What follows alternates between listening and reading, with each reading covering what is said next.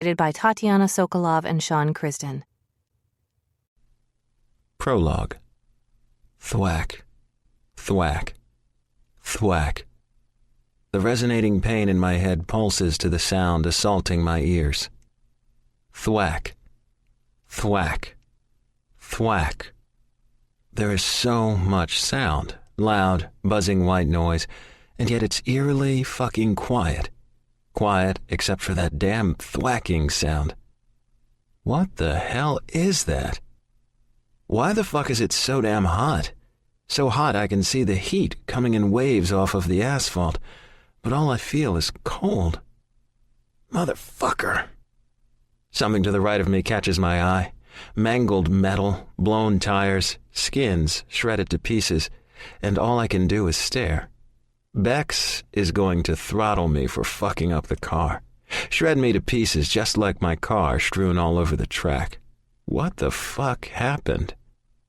A trickle of unease dances at the base of my spine. My heartbeat accelerates. Confusion flickers at the faraway edges of my subconscious. I close my eyes and try to push back the pounding that's suddenly playing percussion to my thoughts.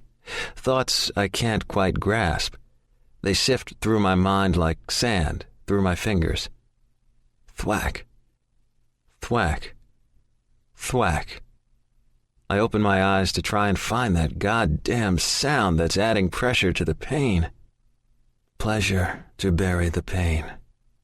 Those words whisper through my mind, and I shake my head to try to comprehend what's going on when I see him. Dark hair in need of a trim, tiny little hands holding a plastic helicopter.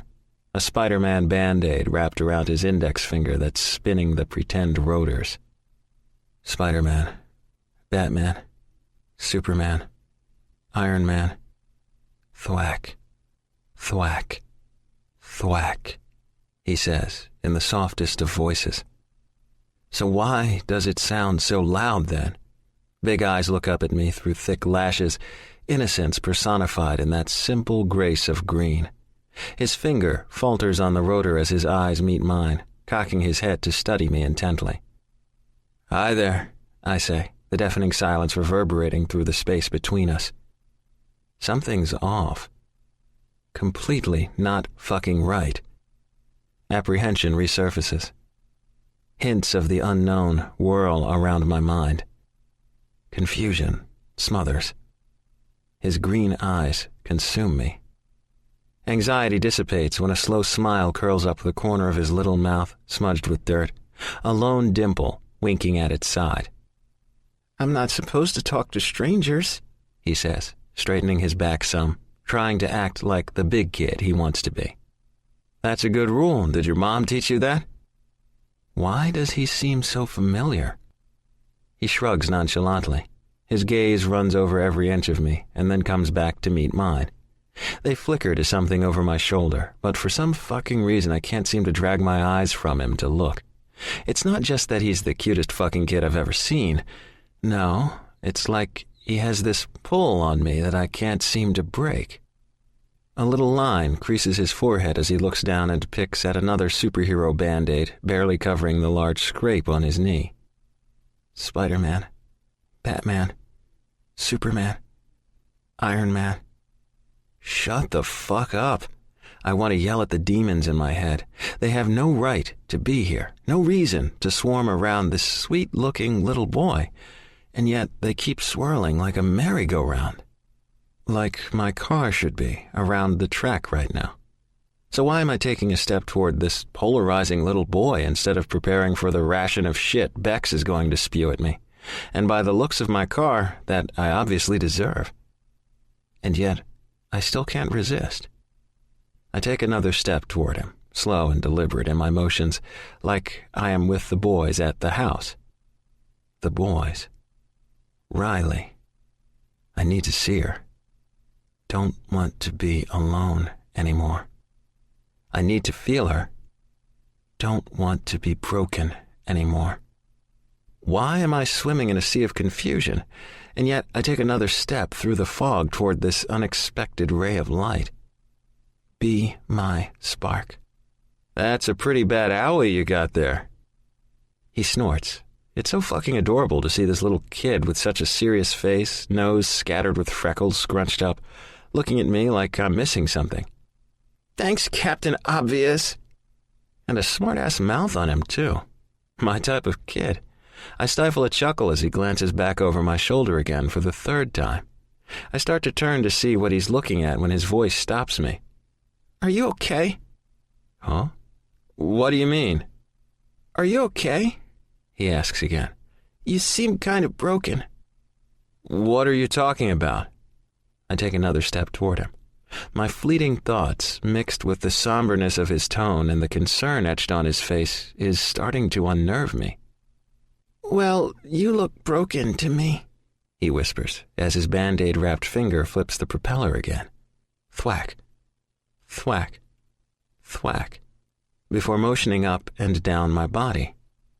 Anxiety creeps up my spine until I look down at my race suit to find it intact, my hands patting up and down to calm the feeling. "No," the words rush out. "I'm okay, buddy. See, nothing's wrong," I say, sighing a quick breath of relief.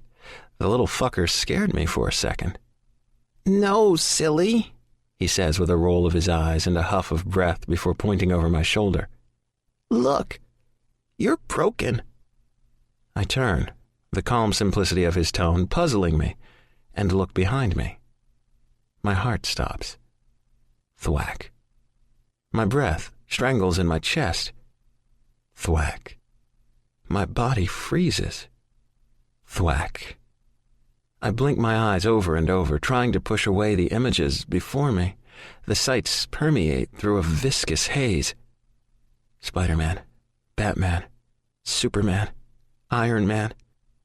Fuck. No. No, no, no. "See?" his angelic voice says beside me. "I told you." No, no, no, no. The air finally punches from my lungs. I force a swallow down my throat that feels like sandpaper. I know, I see it, the chaos right before my eyes, but how is it possible? How am I here and there? Thwack. Thwack. Thwack. I try to move, to fucking run, to get their attention, to tell them I'm right here, that I'm okay, but my feet won't listen to the ricocheting panic in my brain. No, I'm not there, just here. I know I'm okay, know I'm alive, because I can feel my breath catch in my chest when I take a step forward to get a closer look. Fingertips of dread tickle over my scalp because what I see, that can't be. It's just not fucking possible. Spider-Man, Batman, Superman, Iron Man. The gentle whir of the saw pulls me from my ready-to-rage state as the medical crew cuts the driver's helmet down the center. The minute they split it apart, my head feels like it explodes.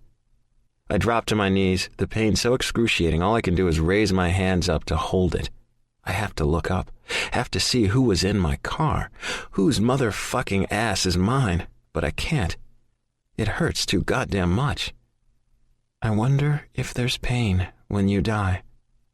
I jolt at the feel of his hand on my shoulder, but the minute it rests there, the pain ceases to exist. What the? I know I have to look. I have to see for myself who is in the car, even though I ultimately know the truth. Disjointed memories fracture and flicker through my mind just like pieces of the splintered mirror in that fucking dive bar. Humpty fucking Dumpty. Fear snakes up my spine, takes hold and reverberates through me. I just can't do it. I can't look up. Don't be such a pussy, Donovan. Instead, I look to my right into his eyes, the unexpected calm in this storm. Am I ask the little boy as my breath clogs my throat. Apprehension over the answer holds my voice hostage. He just looks at me, eyes clear, face serious, lips pursed, freckles dancing, before he squeezes my shoulder. What do you think? I want to shake a fucking answer out of him, but no, I won't. Can't.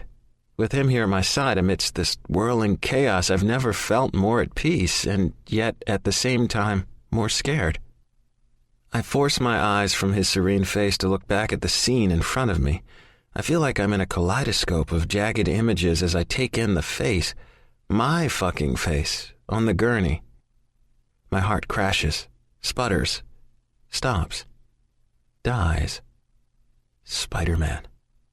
Gray skin, eyes swollen, bruised and closed, lips lax and pale. Batman. Devastation surrenders, desperation consumes, life sputters, and yet my soul clings. Superman. No! I yell at the top of my lungs until my voice falls hoarse. No one turns. No one hears me. Every fucking person is unresponsive. My body and the medics. Iron Man. The body on the gurney, my body, jolts as someone climbs on the stretcher and starts compressions on my chest. Someone fastens the neck brace, lifts my eyelids and checks my pupils. Thwack. Wary faces, defeated eyes, routine movements. Thwack. No! I shout again, panic reigning with every ounce of me. No, I'm right here, I'm okay. Thwack. Tears fall. Disbelief stutters. Possibilities vanish. Hope implodes. My life blurs.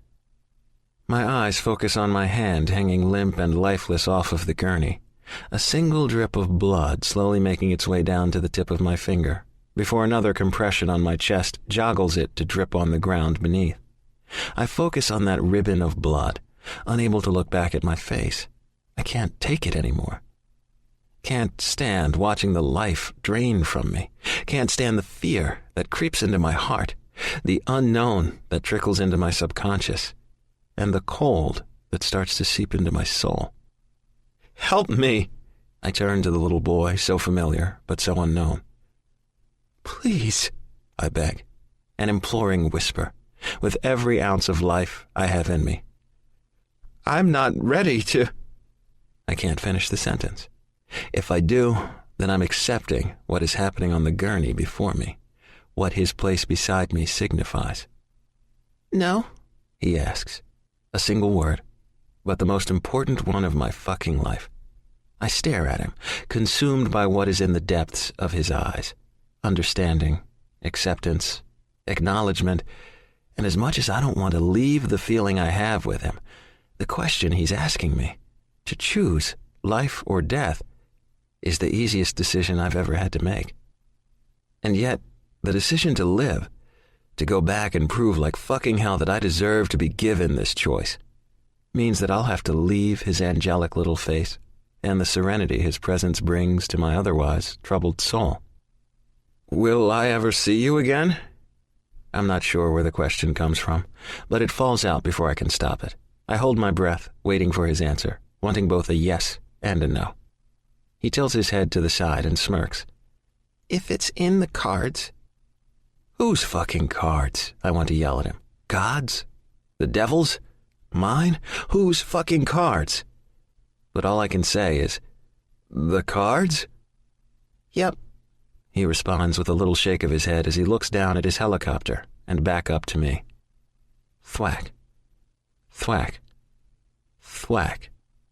The sound becomes louder now, drowning out all noise around me, and yet I can still hear the draw of his breath, still hear the pounding of my heart in my eardrums, can still feel the soft sigh of peace that wraps around my body like a whisper as he places his hand on my shoulder.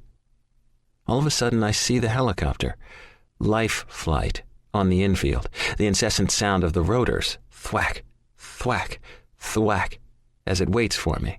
The gurney shunts forward as they start to move quickly toward it. Aren't you going? He asks me. I work a swallow in my throat as I look back at him and give him a subtle, resigned nod of my head. Yeah. It's almost a whisper, fear of the unknown heavy in my tone. Spider-Man, Batman, Superman, Iron Man. Hey, he says, and my eyes come back into focus on his perfect fucking face. He points back to the activity behind me. It looks like your superheroes came this time after all. I whirl around, heart lodged in my throat in confusion meddling with my logic.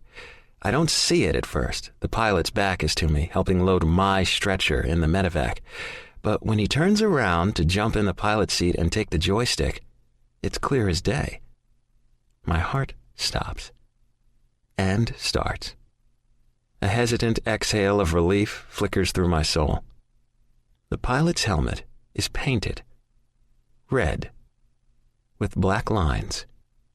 The call sign of Spider-Man emblazoned on the front of it. The little boy in me cheers. The grown man in me sags with relief. I turn back to say goodbye to the little boy, but he's nowhere to be found. How in the hell did he know about the superheroes? I look all around for him, needing the answer, but he's gone. I'm all alone. All alone except for the comfort of those I've waited a lifetime to arrive. My decision's been made. The superheroes finally came. Chapter 1. Numbness slowly seeps through my body. I can't move, can't think, can't bear to pull my eyes from the mangled car on the track. If I look anywhere else, then this will all be real. The helicopter flying overhead will really be carrying the broken body of the man I love. The man I need. The man I can't lose. I close my eyes and just listen, but I can't hear anything. The only thing in my ears is the thumping of my pulse. The only thing besides the blackness that my eyes see, that my heart feels, is the splintered images in my mind. Max melting into Colton, and then Colton fading back to Max. Memories that cause the hope I'm grasping like a lifeline to flicker and flame before dying out, like the darkness smothering the light in my soul. I erase you, Riles. His voice so strong and unwavering fills my head and then dissipates, glittering through my mind like ticker tape. I double over, willing the strangling tears to come or a spark to fire within me, but nothing happens. Just lead dropping through my soul and weighing me down. I force myself to breathe while I try to fool my mind into believing the past 22 minutes never happened, that the car never cartwheeled and pirouetted through the smoke-filled air, that the metal of the car wasn't cut apart by somber-faced medics to extricate Colton's lifeless body. We never made love. The single thought flits through my head. We never had the chance to race after he finally told me the words I'd needed to hear, and that he'd finally accepted, admitted to, and felt for himself. I just want to rewind time and go back to the suite when we were wrapped in each other's arms, when we were connected, overdressed and underdressed, but the horrific sights of the mangled car won't allow it. They have scarred my memory so horribly for a second time that it's not possible for my hope to escape unscathed. Rye, I'm not doing too good here. They're Max's words, seeping into my mind, but it's Colton's voice. It's Colton warning me of what's to come, what I've already lived through once in my life. Oh God, please no. Please no. My heart rings. My resolve falters. Images filter in slow motion. Riley, I need you to concentrate. Look at me. Max's words again. I start to sag, my body giving out like my hope, but arms close around me and give me a shake. Look at me. No, not Max. Not Colton. It's Bex. I find it within myself to focus and meet his eyes, pools of blue fringed with the sudden appearance of lines at their corners. I see fear in them. We need to go to the hospital now, okay? His voice is gentle yet stern. He seems to think that if he talks to me like a child, I won't shatter into the million pieces my soul is already broken into.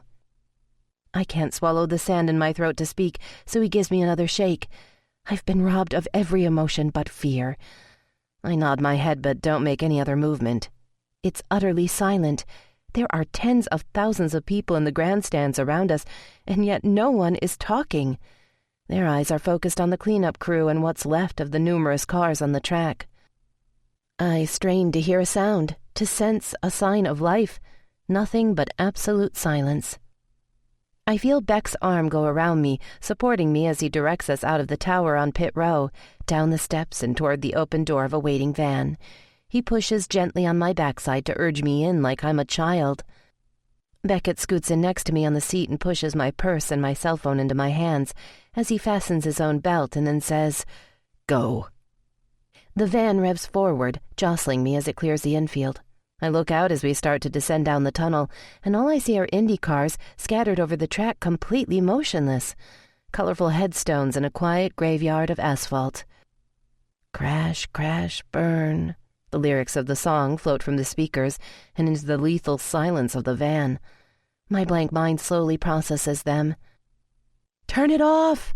I shout with panicked composure, as my hands fist and teeth grit, as the words embed themselves into the reality I'm unsuccessfully trying to block out. Hysteria surfaces. Xander, I whisper. Xander has a dentist appointment on Tuesday. Ricky needs new cleats. Aiden has tutoring starting on Thursday, and Jax didn't put it on the calendar. I look up to find Beckett's eyes, trained on mine. In my periphery, I notice some of the other crew seated behind us, but don't know how they got there. It bubbles up. Beckett, I need my phone. Dana's going to forget, and Xander really needs to go to the dentist, and Scooter Riley, he says in an even tone, but I just shake my head. No, I yell. No, I need my phone. I start to undo my seatbelt, so flustered I don't even realize it's in my hand. I try to scamper over him to reach the sliding door of the moving van.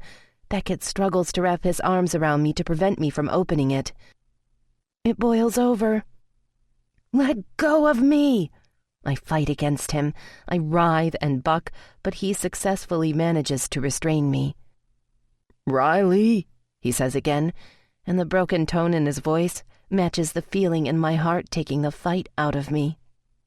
I collapse into the seat, but Beckett keeps me pulled against him, our breathing labored. He grabs my hand and squeezes tightly, the only show of desperation in his stoic countenance, but I don't even have the wherewithal to squeeze it back.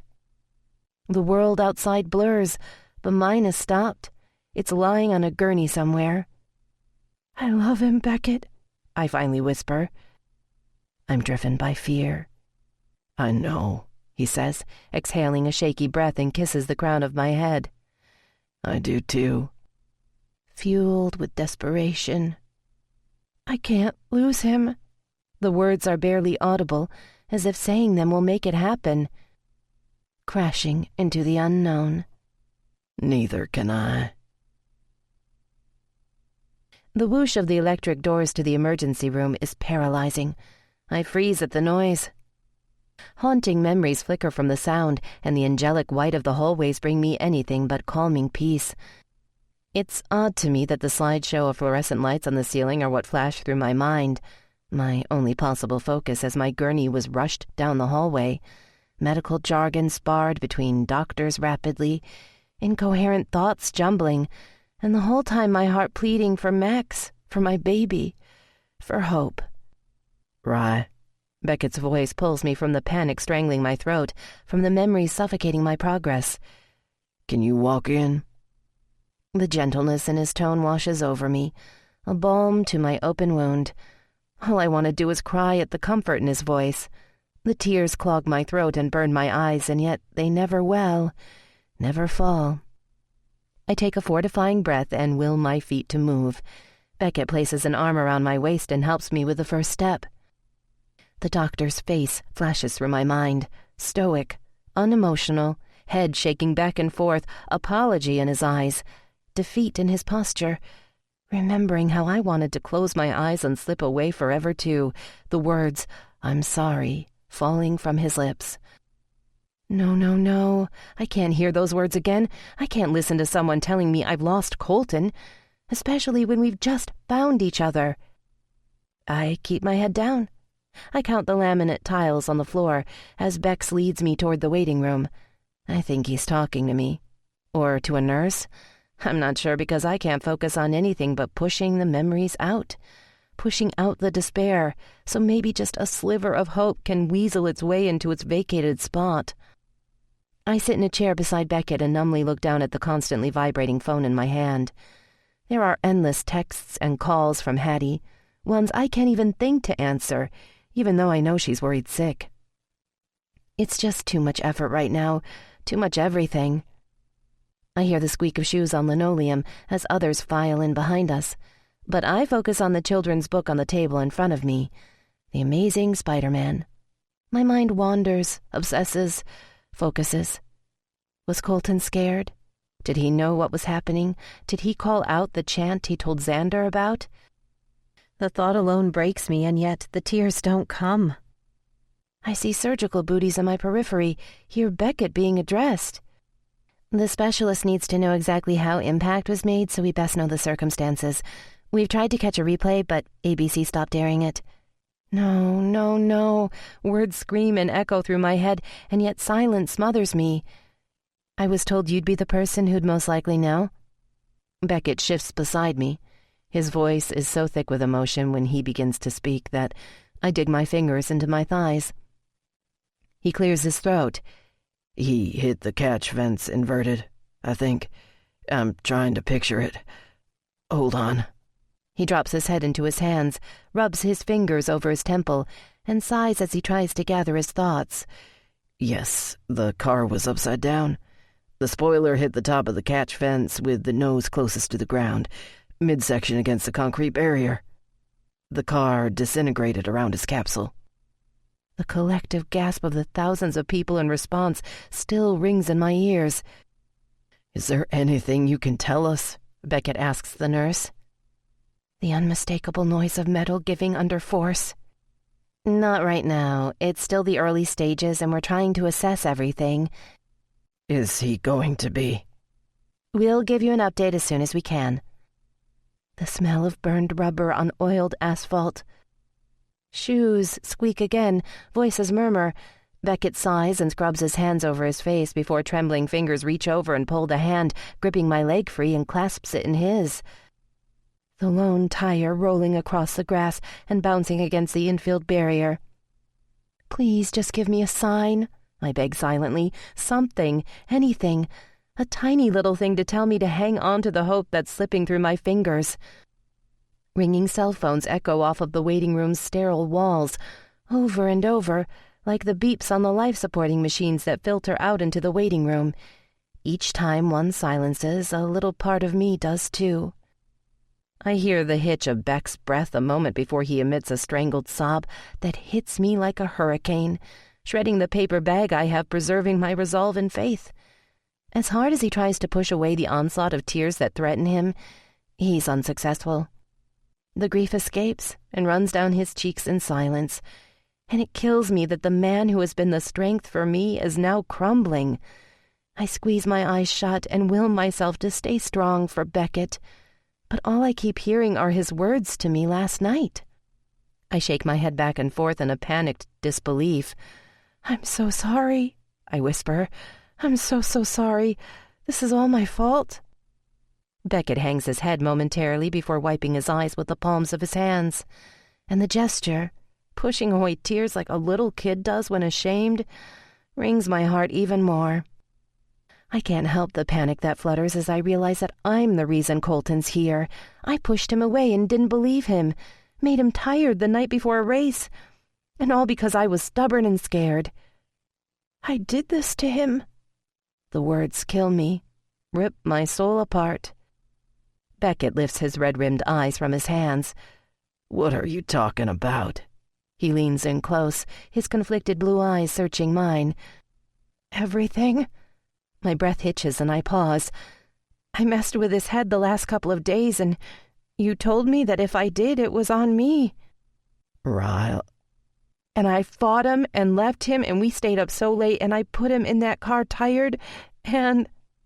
Riley, he finally manages in a harsh tone. I just keep shaking my head at him, eyes burning, emotions overloading. This is not your fault. I jolt as he puts his arms around me and pulls me into him. I fist my hands into the front of his fire suit, the coarseness of its fabric rough against my cheek. It was a crash. He drove into it blind. That's racing. It's not your fault. His voice breaks and falls on deaf ears. His arms are around me, trapping me, and claustrophobia threatens. Suffocation claws. I stand abruptly, needing to move, to release the unease scavenging my soul. I pace to the far end of the waiting room and back. On my second pass, the little boy in the corner chair scoots off his seat to pick up a crayon. The lights on his shoes flash red and grab my attention. I narrow my eyes to look closer, to take in the inverted triangle with the S in the center. Superman. The name feathers through my subconscious, but my attention is drawn to the television as someone changes the channel. I hear Colton's name and I suck in a breath, afraid to look but wanting to see what they're showing. It seems like the whole room stands and moves collectively. A mass of red fire suits, faces conflicted with emotion, focus on the screen. The announcer says there was a crash that halted action for more than an hour. The screen flashes to the image of the cloud of smoke and cars careening off of each other. The angle is different than ours was on the track, and we are able to see more. But as Colton's car comes into the turn, the broadcast cuts the footage.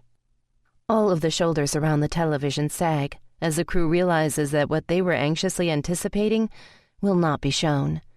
The segment ends with the announcer saying that he is currently being treated at Bayfront. I see Colton's lifeless body on the gurney. Max is beside me in his seat. The similarities of the situation knock the wind out of me. Pain without end. Memories colliding. I turn to see the Westons walk into the waiting room. Colton's regal and commanding mother looks pale and distraught. I swallow the lump in my throat, unable to tear my eyes from the sight of them. Andy supports her gently, guiding her to sit down as Quinlan grips her other hand. Beckett's at their side in a flash, with his arms wrapped around Dorothea and then Quinlan in quick but meaningful embraces. Andy reaches out and grabs Beckett in a longer hug, teeming with heart-wrenching desperation. I overhear a choked sob and almost break from the sound of it. Watching the whole scene unfold causes memories to flicker through my mind of Max's funeral. A miniature pink casket laid atop a full-sized black casket, both blanketed with red roses, remind me of the words I can't hear again. Ashes to ashes, dust to dust. Makes me remember the hollow, empty hugs that do nothing to comfort. The ones that leave you feel oversensitized, raw, when you've already been scraped to the core. I start to pace again amidst the hushed murmurs of how long until there is an update. Faces usually so strong and energetic are etched with lines of concern. And when my feet stop, I'm looking into the eyes of Andy and Dorothea. We just stare at each other, faces mirrors of each other's disbelief and anguish, until Dorothea reaches a trembling hand out for mine. I don't know what. I'm so sorry. I shake my head back and forth as words escape me. We know, sweetheart, she says, as she pulls me into her arms and clings to me, both of us holding each other up. We know. He's strong, is all Andy says, as his hand rubs up and down my back to try and comfort me. But this, hugging his parents, all of us comforting each other, the tear-stained cheeks and muffled sobs, makes it all too real. My hope that this is all a really bad dream is now shattered. I stagger back and try to focus on something, anything to make me feel like I'm not losing it. But I keep seeing Colton's face, the look of absolute certainty as he stood amid all of the chaos of his crew, the same crew that sits around me, heads in hands, lips pulled tight, eyes closed in prayer, and admitted his feelings for me. I have to stop to try and catch my breath. The pain radiating through my chest, in my heart, just won't stop. The television pulls at me again. Something whispers through my mind and I turn to look. A trailer for the new Batman movie. Hope reawakens as my mind reaches into its depths, into the past hour. The Spider-Man book on the table, the Superman shoes, the Batman movie. I try to rationalize that this is all just a coincidence, that seeing 3 of the 4 superheroes is a random occurrence. I try to tell myself that I need the 4th to believe it, that I need Iron Man to complete the circle, to be the sign that Colton will pull through, that he will come back to me. I start searching, eyes flitting around the waiting room as hope looms and readies itself to blossom. If I can just find the final sign. My hands tremble. My optimism lies beneath the surface, cautious to raise its weary head. There is sound toward the hallway, and the noise, the voice, causes every emotion that pulses through me to ignite. And I'm immediately ready to detonate.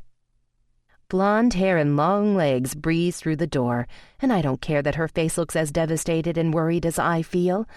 All of my heartache, all of my angst rears up, and it's like a rubber band snapping. Or lightning striking. I'm across the room within seconds, head snapping at the growl I let loose in my fury-filled wake. "Get out!" I scream, so many emotions coursing through me that all I feel is a mass of overwhelming confusion. Tawny's head whips up and her startled eyes meet mine, her enhanced lips set in a perfect O shape.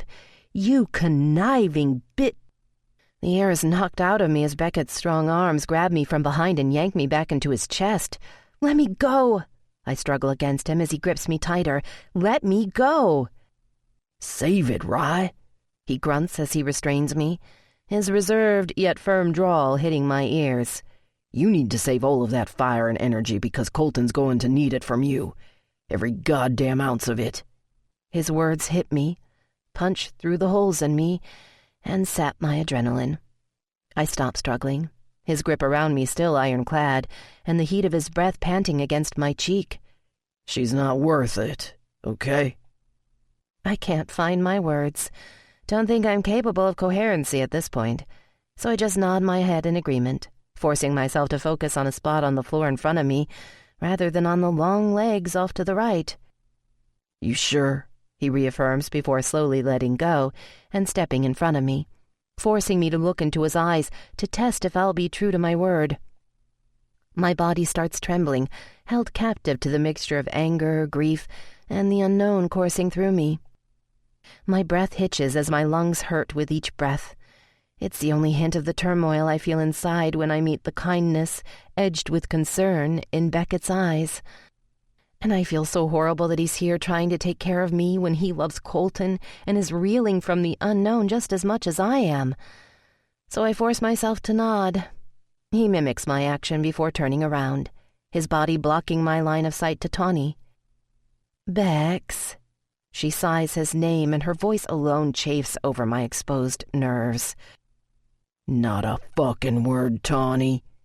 Beckett's voice is low and guarded, audible only to the three of us, despite the numerous pairs of eyes watching the confrontation.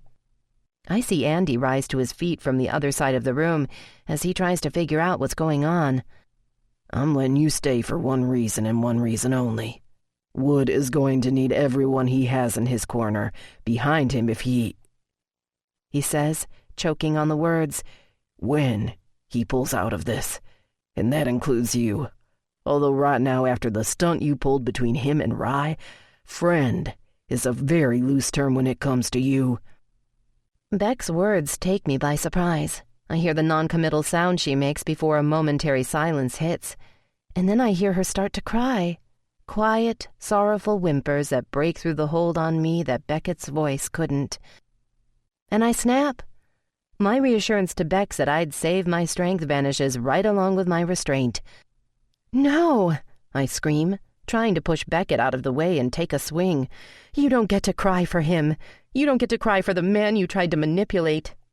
Arms close around me from behind, preventing me from landing my punch, but I don't care. Reality's lost to me. "Get out!"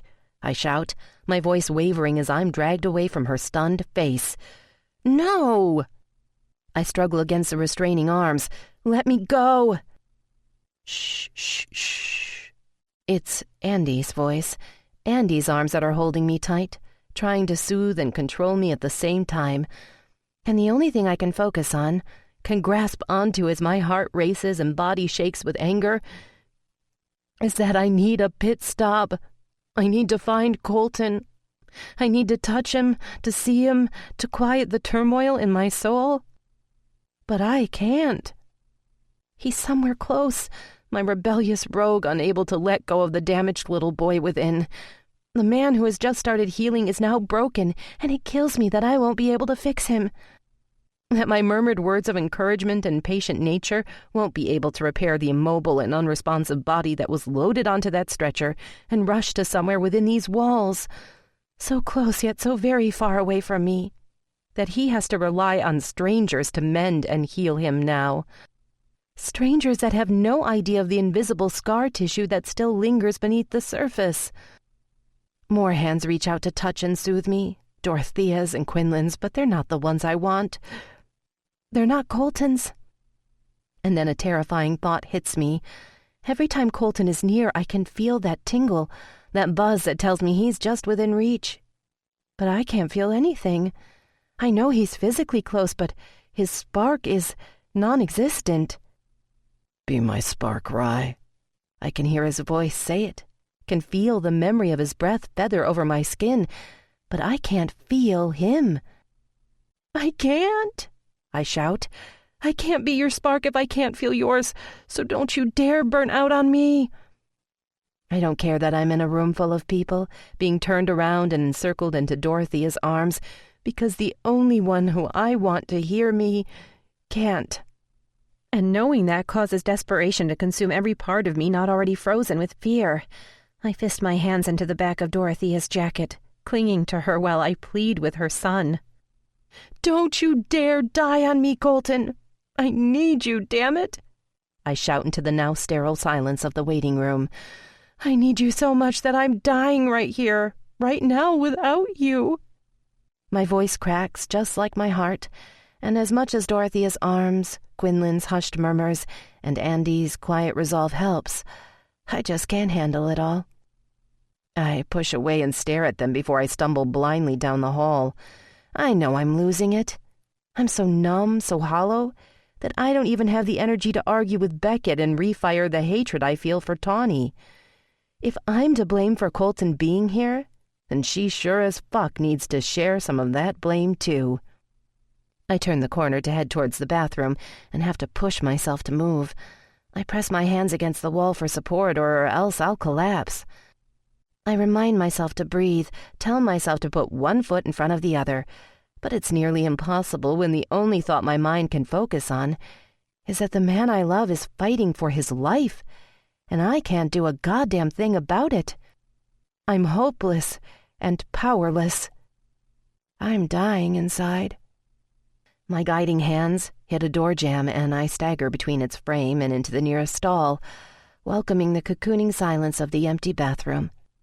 I unbutton my shorts, and when I shimmy them over my hips, my eyes catch sight of the checkered pattern on my panties.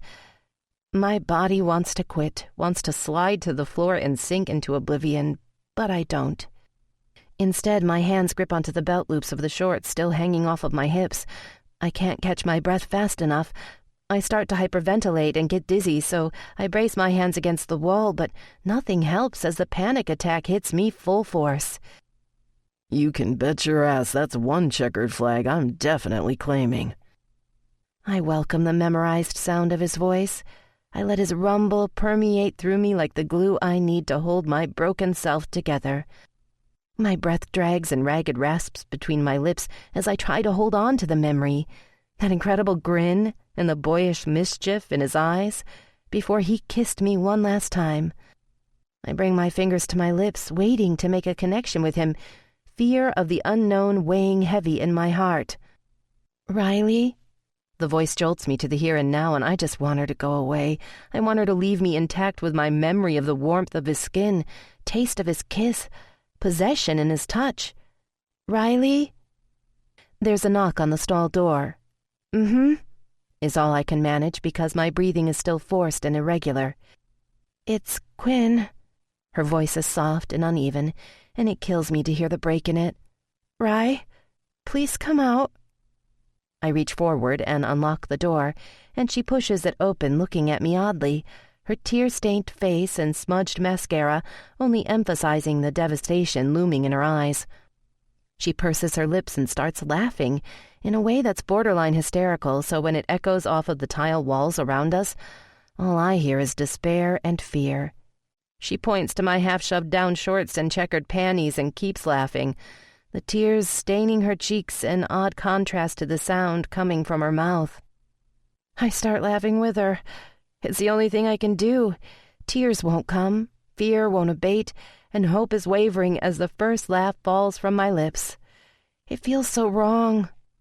Everything is just so wrong, and within an instant, Quinlan, the woman who hated me at first sight, reaches out and wraps her arms around me, while her laughter turns into sobs. gut-wrenching hiccups of unfettered fear. Her tiny frame shakes as her anguish intensifies. "I'm so scared, Riley." It's the only thing she can manage to get out between hitches of breath, but it's all she needs to say because it's exactly how I feel. The defeat in her posture, the fortitude of her grief, the strength in her grip reflects the fear that I'm not able to express. So I cling to her with everything I have, needing that connection more than anything. I hug her and soothe her as best as I can, trying to lose myself in the role of patient counselor I know so well. It's so much easier to assuage someone else's despair than to face my own. She tries to pull away, but I just can't let go. I don't have the wherewithal to walk out the doors and wait for the doctor to report news I'm terrified to hear. I fasten my shorts and look up to meet my own reflection in the mirror. I can see the haunting memories flickering in my eyes. My mind flashes to a shattered rearview mirror, sun reflecting on its blood-specked, jagged edges as Max gurgles his last breath.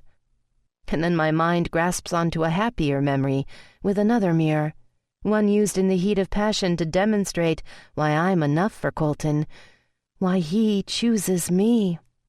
"Come on," she whispers, breaking my trance as she releases me, but moves her hand down to wrap around my waist.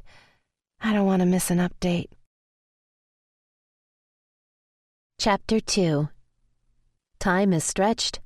Each minute feels like an hour, and each of the 3 hours that have passed feel like an eternity. Each swoosh of the doors has us all startling and then sinking back down. Empty styrofoam cups spill over the wastebasket. Fire suits have been unzipped and tied around waists as the waiting room grows stuffy. Cell phones ring incessantly with people searching for updates, but there's still no news. Beckett sits with Andy. Dorothea has Quinlan on one side of her and Tawny on the other. The waiting room is full of hushed murmurs and the television plays background to my thoughts. I sit by myself, and except for the constant texts from Hattie, I welcome the solitude, so I don't have to comfort or be comforted. The schizophrenia in my mind only getting louder with each passing second. My stomach churns. I'm hungry, but the thought of food makes me nauseous. My head pounds, but I welcome the pain, welcome the drum of it to count to as I try to speed up time, or slow it down, whichever is to the benefit of Colton. The electronic beep of the door, the squeak of shoes. I don't even open my eyes this time. "I have an update on Mr. Donovan." The voice jolts me. Feet shuffle as the guys stand, and an understated anxiety hums through the room in anticipation of what is going to be said. Fear grips me. I can't stand, can't move. I'm so petrified of the words that are going to pass through his lips that I force a swallow down my throat, but remain paralyzed with trepidation. I squeeze my hands, gripping them into the bare flesh of my thighs, trying to use the pain to bury the memories, willing the past to not repeat itself, to not trade one wrecked car with a man that I love for another. He clears his throat and I suck in a breath, praying, hoping, needing some kind of scrap to hold on to. "Let me just say that scans are still ongoing at this point, but from what we can tentatively see, it's obvious that Mr. Donovan has suffered a sudden deceleration injury with an internal organ disruption from the force in which he hit the catch fence. The injury occurs because the body is forcibly stopped, but the organs inside the body remain in motion due to the inertia. From what we can tell—" "English, please," I whisper. My mind tries to comprehend the medical jargon, knowing that if I wasn't swimming in this fog of uncertainty, I'd be able to process it. He stops at my comment, and even though I can't lift my eyes to meet his, I say it louder this time. "English, please, doctor." Fear overwhelms me. I cautiously lift my eyes to meet his, the crew turning to look at me while I stare at the doctor. "We are all very worried here, and while you may understand what you're saying, the terminology is scaring the shit out of us." My voice fades, and he nods kindly. "Our minds are too overwhelmed to process this all right now. It's been a long wait for us while you've been with him, so can you please just tell us in simple terms?" He smiles gently at me, but his eyes are grave.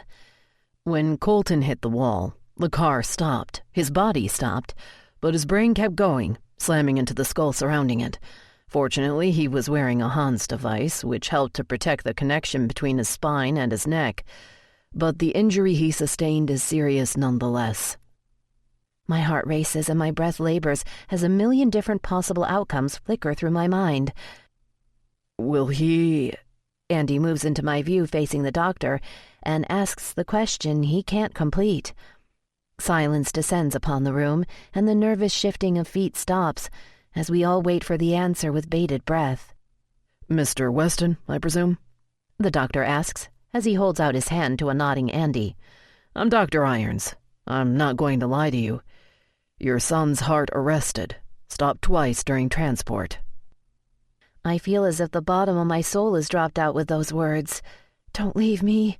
Please don't leave me. I plead silently, willing the words to hit him somewhere within the confines of this hospital. Andy reaches out and squeezes Dorothea's hand. We were able to get his heart regulated after a bit, which is a good sign, as we were afraid that possibly his aorta had torn from the force of the impact. At this point in time, we know that he has a subdural hematoma. The doctor looks up and meets my eyes before continuing. This means that the blood vessels ruptured and the area between his brain and the skull is filling with blood. The situation is twofold because Colton's brain is swelling from the trauma of hitting his skull. At the same time, the pooling blood is putting pressure on his brain because there is nowhere for it to escape to relieve said pressure. Dr. Irons scans the eyes of the crew surrounding him. At this time, he's more stable than not, so we are prepping him for surgery. It's imperative that we go in and relieve the pressure on his brain to try and stop the swelling. I watch Dorothea reach over and cling to Andy for support. The obvious unconditional love for her son pulls on my every emotion. How long is the surgery? Is he conscious? Were there any other injuries? Beckett speaks for the first time, rapidly firing off the questions we are all thinking. Dr. Irons swallows and steeples his fingers in front of him while meeting Beckett's eyes. As for other injuries, just minor ones in comparison to the head injury, he is not conscious, nor has he regained consciousness at this time. He was in the typical comatose state we see with these injuries, mumbling incoherently, struggling against us, in very sporadic bouts. As for everything else, we'll know more when we get into surgery and see how bad the bleed on the brain is. Beckett exhales the breath he's been holding, and I can see his shoulders slump with its release, although I am unsure if it's in relief or resignation. None of the doctor's words have made the dread weighing down the pit of my soul lessen any. Quinlan steps forward and grabs Beck's hand as she glances over at her parents before asking the one thing we all fear. If the swelling doesn't stop with the surgery? Her voice wavers, Beckett pressing a brotherly kiss onto the top of her head in encouragement. What does that mean? What I'm trying to say is, you're talking brain injury here, so what is the prognosis? Her breath hitches with a swallowed sob. What are Colton's chances? The doctor sighs aloud and looks at Quinlan. At this time, before we go into surgery and see if there's any damage, I'm not comfortable giving one. The strangled gasp that comes from Andy breaks the silence. Dr. Irons steps forward and places a hand on his shoulder until Andy looks up and meets his eyes. We are doing absolutely everything we can. We are very practiced in this sort of thing and are giving your son every benefit of that training. Please understand that I'm not giving a percentage because it's a lost cause, but rather because I need to see more to know what we're up against. Once I know, then we can establish a game plan and go from there. Andy nods subtly at him, rubbing a hand over his eyes, and Dr. Irons looks up and scans the faces of everyone in the room. He is strong and healthy, and that's always a good thing to have on our side. It's more than obvious Colton is loved by many people. Please know I carry that knowledge into the operating room with me. With that, he gives a tight smile, then turns and leaves the room. Upon his departure, no one moves. We are all still in shock. All still letting the severity of his words slither into the holes poked through our resolve. People slowly start moving and shifting as thoughts meld and emotions attempt to settle. But I'm unable to. He's alive. Not dead like Max. Alive. The dull ache of relief I feel is nothing compared to the sharp stab of the unknown, and it's not enough to assuage the fear seated deep in the depths of my soul. I start to feel the leeching claws of claustrophobia burn over my skin. I blow out a long breath, trying to abate the sweat beating on my upper lip and sliding down the line of my spine. My breath slips from my lungs without replenishing my body.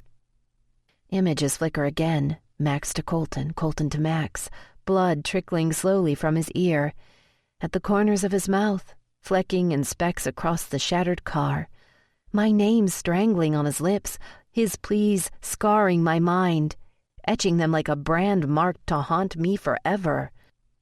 The sprinkling of unease turns into a downpour of panic. I need fresh air. I need a break from the oppression that is smothering this goddamn waiting room. I need color and vibrancy, something full of vigor and life like Colton, something other than the monochromatic colors and overwhelming memories. I push myself up and all but run out of the waiting room, ignoring Beckett's call after me.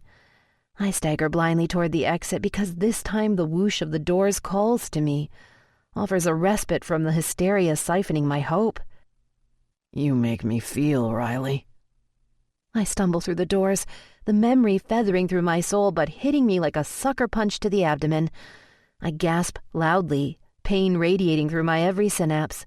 I draw in a ragged breath, needing something, anything to help recoup the faith I need to face a reality that Colton might not make it through the surgery, the night, the morning. I shake my head to rid the poison eating my thoughts when I turn the corner of the building and am thrown into a maelstrom. I swear there are over 100 cameras that flash all at once. The roar of questions thunders so loudly that I'm blasted by a tidal wave of noise. I'm surrounded immediately, my back pressed against the wall as microphones and cameras are shoved in my face, documenting my slowly depleting grip on reality. Is it true they're issuing Colton his last rites? Words trap in my throat. What is the status between you and Mr. Donovan? Anger intensifies, but I'm overwhelmed by the deluge. Is it true that Colton's on his deathbed and his parents are at his side? My lips open and close, my fists clench, eyes burn, soul tears, and my faith in humanity crumbles. I know I look like a deer in the headlights, but I'm trapped. I know that if I thought I felt the claws of claustrophobia inside, I feel the cinch of my windpipe as the hands of the media squeeze the air from me. My breath comes in short, sharp bouts. The blue sky spins above as my mind warps it into a lazy eddy. Blackness starts to seep through as my conscience fades. Just as I'm about to sink into the welcoming oblivion, strong arms wrap around me and prevent my crash to the ground. My weight slams into Sammy's like a freight train, and memories spear through my mind of the last time I fell into the arms of a man. Bittersweet images flicker of lost auction paddles and jammed closet doors, vibrant green eyes, and an arrogant, self-assured grin. Rogue, rebel, reckless. Sammy's voice breaks through my clouded mind as he chastises the press. Back off, he grunts as he supports my dead weight, arm around my waist. We'll give an update when we have one. Flashes reignite the sky. Again the whoosh of doors, but this time I don't cringe. The beast on the inside is much more palpable than the one outside. My breath begins to even some and my heart decelerates.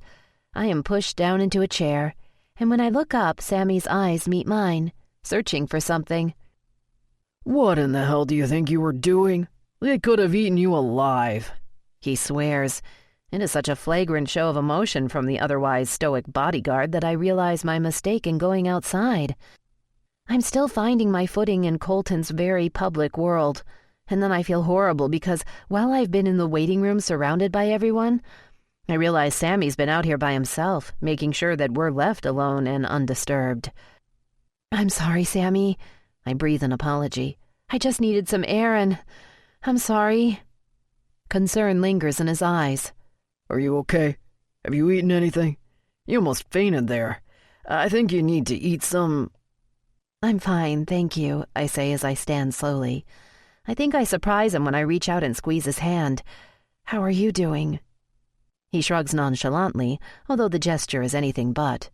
As long as he is okay, then I'll be fine. He nods at me as he turns to reclaim his post at the hospital doors before I can say anything else. My eyes track his movements for a moment, the callous comments from the press reverberating through my mind, while I build up the courage to walk back to the waiting room. I close my eyes for a moment. I will myself to feel anything other than the numbness that consumes my soul. I try to pull from my depths of despair the sound of his laugh, the taste of his kiss, even his stubborn nature and staunch resolve, anything to cinch together the seams of my heart that Colton's love stitched back together. Not inconsequential, Riley. You could never be inconsequential. The memory whispers through my mind and is like flint re-sparking to life tiny flickers of hope. I take a deep breath and will my feet to move forward down the long corridor to where everyone else waits impatiently. I am just passing the nurses' station when I hear Colton's name mentioned by two nurses whose backs are facing me. I slow my stride, trying to catch any bit of information I can. I try to force my mind from fretting that we're being lied to about the gravity of the situation when I hear the words that punched the air from my lungs. Makes my heart stop. Causes a shiver to ricochet through my body. Who's in OR1 with Mr. Donovan? Dr. Irons is lead on the case. Well, hell, if there's anyone I'd want operating on me in this circumstance, it sure as hell would be Iron Man. Spider-Man. I gasp. The nurses turn to take notice of me. The taller of the two steps forward and angles her head at me. Can I help you, miss? Batman. What did you just call Dr. Irons? Superman. She looks at me, a slight crease in her brow. You mean our nickname for Dr. Irons? Iron Man. All I can do is nod my head because my throat chokes with hope. Oh, he's known around here as Iron Man, sweetie. Do you need something? Spider-Man, Batman, Superman, Iron Man. I just shake my head again, then take the 3 steps toward the waiting room, but sag against a wall and slide down to the floor as I become overwhelmed with hope, overpowered by the presence of Colton's beloved superheroes. A childhood obsession now turned into an adult's grasp on hope. I rest my face on my bent knees as I cling to the notion that this coincidence is more than just that, a coincidence. I rock my head back and forth, their names falling from my lips in a hushed chant that I know for the first time ever has been uttered with absolute reverence. Colton used to say that in his sleep as a little boy. Andy's voice startles me as he slides down the wall next to me, a heavy exhale falling from his lips. I shift some so I can look over at him. He looks years older in the hours since the race started this morning. His eyes hold a quiet grief, and his mouth tries to lift in a soft smile, but fails miserably. The man I've only known to be full of life has been sapped of his exuberance. I haven't heard that in forever. Actually forgot about it until I just heard you say it. He chuckles softly, reaches out and pats my knee as he stretches his legs out in front of him. Andy? His name is a murmur on my lips as I watch him struggle with emotion. I desperately want to tell him about the signs, the random occurrence of his son's dearly loved superheroes, but worry he'll think I'm losing my grip on reality, just as I fear Beckett thinks I am. As I worry I might be. I'm surprised he told you about them. It used to be this secret code he'd chant as a little boy when he had a nightmare or was scared. He would never elaborate, would never explain why those 4 superheroes were so comforting to him. He looks over at me, the soft smile falling. Dottie and I could only ever imagine what he was hoping those superheroes would save him from. The words drift between us and settle in questions we both want to ask but neither say aloud. What does Andy know that I don't, and vice versa? He dabs the back of his hand at his eyes and exhales a shaky sigh. He's strong, Andy. He's going to be... He has to be okay, I finally say, when I trust the resolve in my voice. He just nods his head. We see a set of doctors running past us, and my heart lodges in my throat. Worried it's because of Colton. He scrubs a hand over his face, and I watch the love fill his eyes. The first time I ever saw him, he broke my heart and stole it all with one single look. I nod my head at him to continue, because more than anything I understand that statement, for his son did the same thing to mine. He captured it, stole it, broke it, healed it, and forever owns it. I was on set working in my trailer on a scene rewrite. It had been a long night. Quinn was sick and had been up all night. He shakes his head and meets my eyes for a moment before looking back down to focus them on the band of his watch that he's fiddling with. I was late for a call time.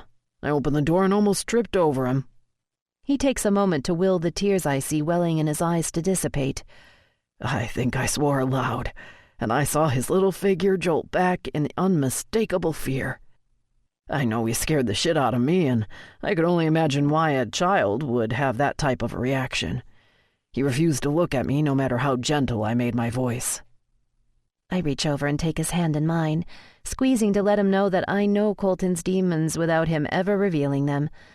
I may not know the specifics, but I have seen enough to get the gist. I sat on the ground next to him and just waited for him to understand that I wasn't going to hurt him. I sang the only song I could think of. He laughs. Puff the Magic Dragon. On the second time through, he lifted his head up and finally looked at me. Sweet Christ, he stole my breath. He had the hugest green eyes and this pale little face, and they looked up at me with such fear, such foreboding, that it took everything I had not to wrap my arms around and comfort him.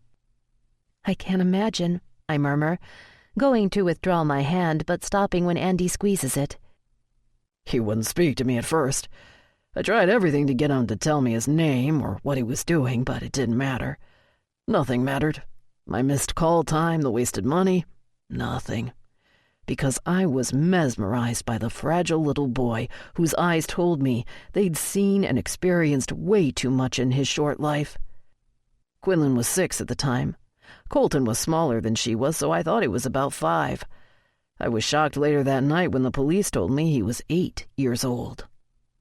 I forced the swallow that stuck in my throat down as I listened to the first moments in Colton's life when he was given unconditional love, the first time he was given a life of possibilities rather than one of fear. I eventually asked him if he was hungry, and those eyes of his got as big as saucers.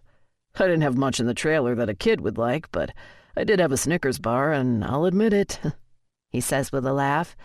I really wanted him to like me, so I figured what kid couldn't be bribed with candy? I smile with him, the connection not lost on me that Colton eats a Snickers before every race, that he ate a Snickers bar today. My chest tightens at the thought. Was that really only hours ago? It feels like days. You know, Dottie and I had talked about the possibility of more kids, but had decided Quinlan was enough for us. Well, I should say that she would have had more, and I was content with just one.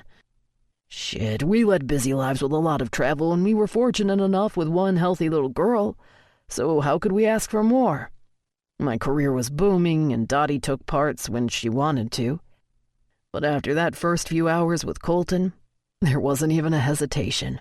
How could I walk away from those eyes, and the smile I knew was hiding somewhere beneath the fear and shame?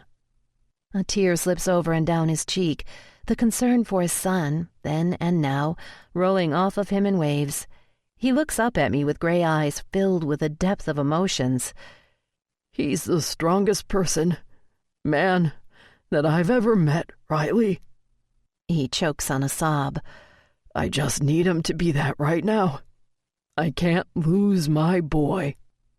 His words tear at places so deep inside of me, for I understand the anguish of a parent scared they're losing their child. The deep-seated fear you don't want to acknowledge, but that squeezes at every part of your heart. Sympathy swamps me for this man that gave Colton everything, and yet the numbness inside me incarcerates my tears. None of us can, Andy. He's the center of our world, I whisper in a broken voice. Andy angles his head to the side and looks over and studies me for a moment. I fear every time he gets in that car. Every goddamn time. But it's the only place I see him free of the burden of his past, see him outrun the demons that haunt him. He squeezes my hand until I look back up to see the sincerity in his eyes. The only time, that is, until recently. Until I see him talk about, worry about, interact with you. My breath catches. Tears well for the first time, but don't fall. After having Max's mom, Claire, hate me for so long, the unspoken approval from Colton's father is monumental. I hiccup a breath, trying to contain the tornado of emotions whirling through me. I love him. It's all I can manage to say. Then it's all I can think about. I love him, and I might not ever get to really show him now that he's admitted to feeling the same way about me. And now I stand on the precipice of circumstances so out of my control that I fear I might not ever get the chance to. Andy's voice pulls me from my rising panic attack. Colton told me you encouraged him to find out about his birth mother. I look down and draw absent circles on my knee with my fingertip, weary that this conversation can go one of two ways. Andy can be grateful that I'm trying to help his son heal, or he can be upset and think I'm trying to drive a wedge between them. Thank you for that. He exhales softly. I think he's always been missing a piece, and maybe knowing about her will help fill that for him. Just the fact he's talking about it, asking about it, is a huge step. He reaches out and places an arm around my shoulder and pulls me toward him so my head rests on his shoulder. So, thank you for helping him find himself in more ways than one. I nod my head in acknowledgement, his confession causing words to escape me. We sit together like this for some time, accepting and pulling comfort from each other, when all we feel is emptiness inside.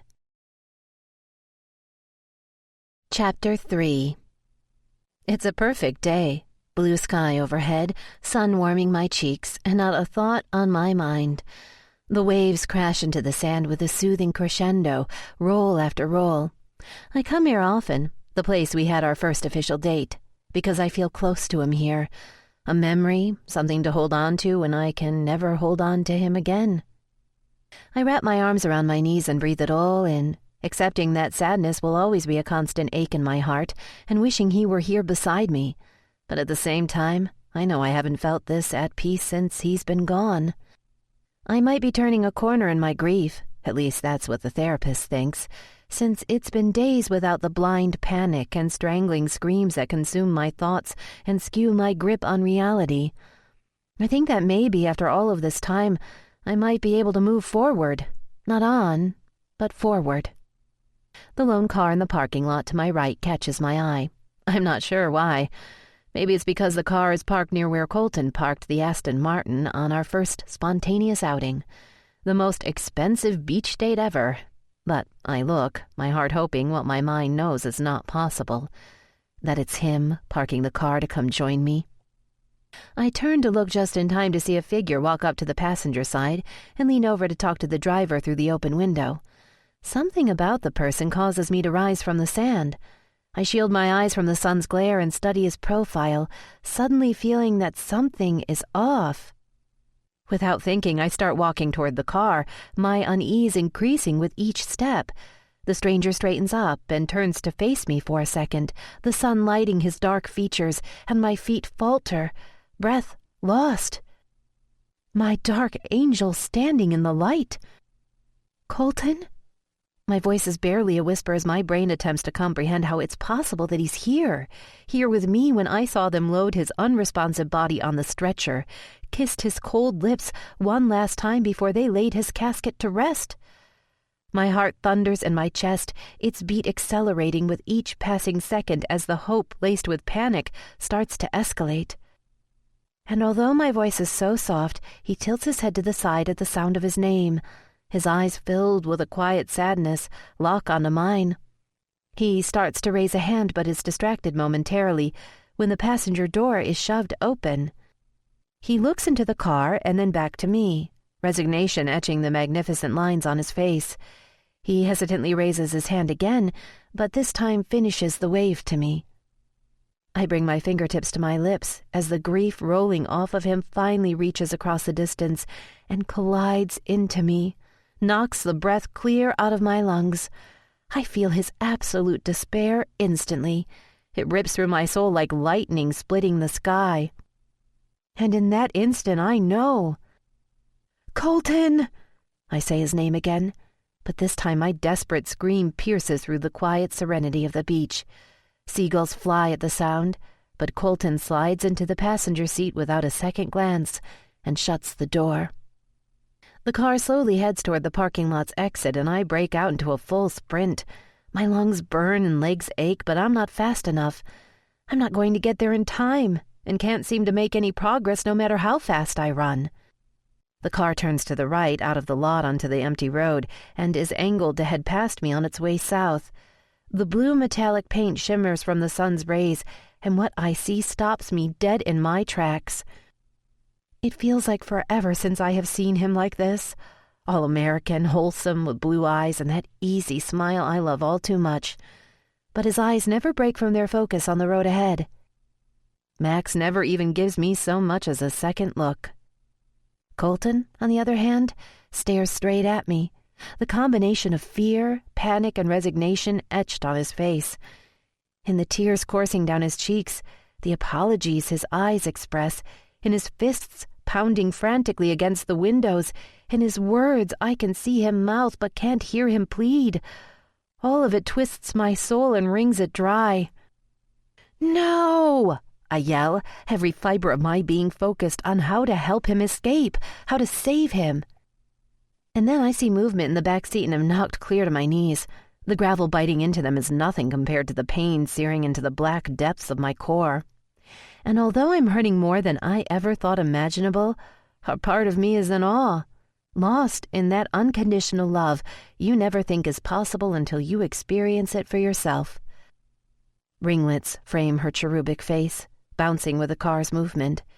She smiles softly at Max, completely oblivious to the violent protests from Colton in the seat in front of her.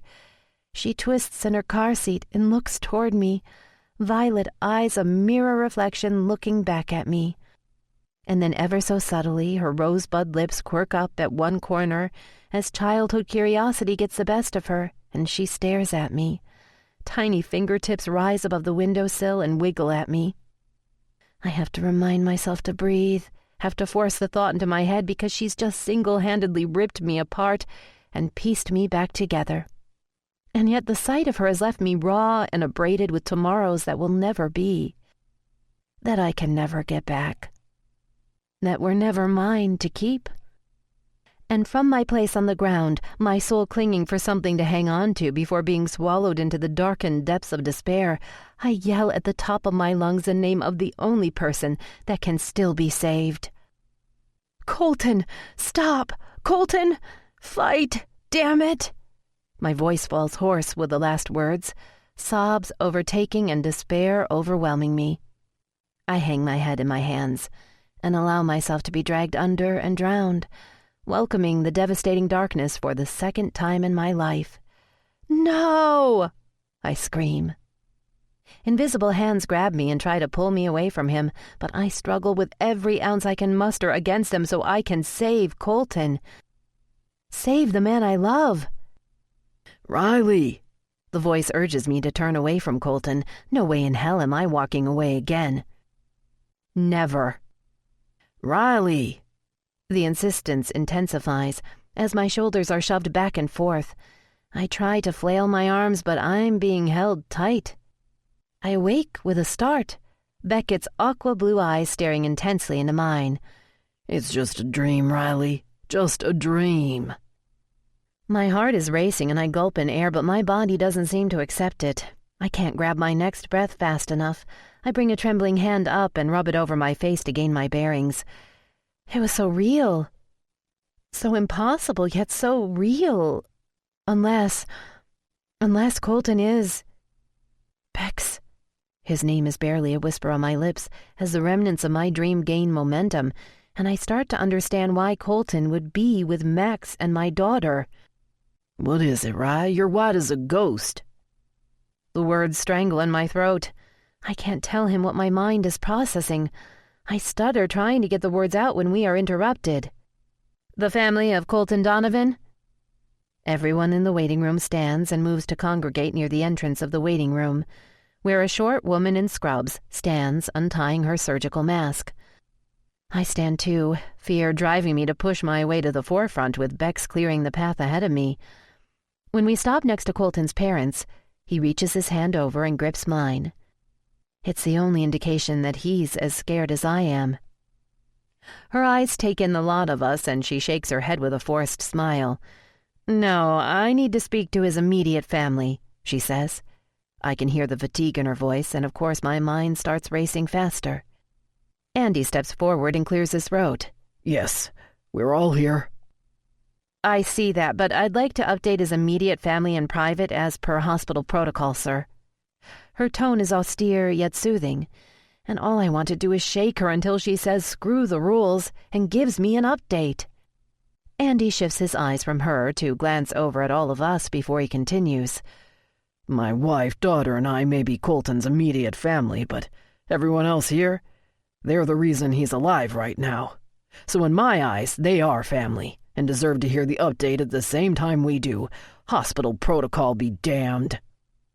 A look of slight shock flickers across her features, and in this moment, I can see why all of those years ago the police officers in the hospital didn't question Andy when he told them Colton was going home with him for the night. She nods slowly at him, lips pursed. "My name is Dr. Bighetti, and I teamed up in the operating room with Dr. Irons on your son's case." In my periphery, I see most of the guys nod their heads, bodies leaning forward to make sure they hear everything. Dorothea steps up next to her husband, Quinlan on the opposite side, and grabs his hand like Bex is clutching mine. "Colton made it through surgery and is currently being moved to the ICU." A collective gasp fills the room. My heart thunders at an accelerated pace, and my head dizzies with the news. He's still alive, still fighting. I'm scared, and he's scarred, but we're both still fighting. Dr. Bighetti puts her hands up to quiet the murmuring among us. Now, there are still a lot of unknowns at this point. The bleeding and swelling were quite extensive, and we had to remove a small section of Colton's skull to relieve the pressure on his brain. At this time, the swelling seems to be under control, but I need to reiterate the words, "at this time." Anything can happen in these cases, and the next 24 hours are extremely crucial in telling us which way Colton's body will decide to go. I feel Beckett sway next to me, and I detangle our hands and wrap my arms around his waist, and take comfort in the fact we are all here, feeling the same way. That this time I'm not alone in watching the man I love struggle to survive. And as much as I have hope that the outcome will be positive, I also need to prepare you for the fact that there may be possible peripheral damage that is unknown until he wakes up. "Thank you."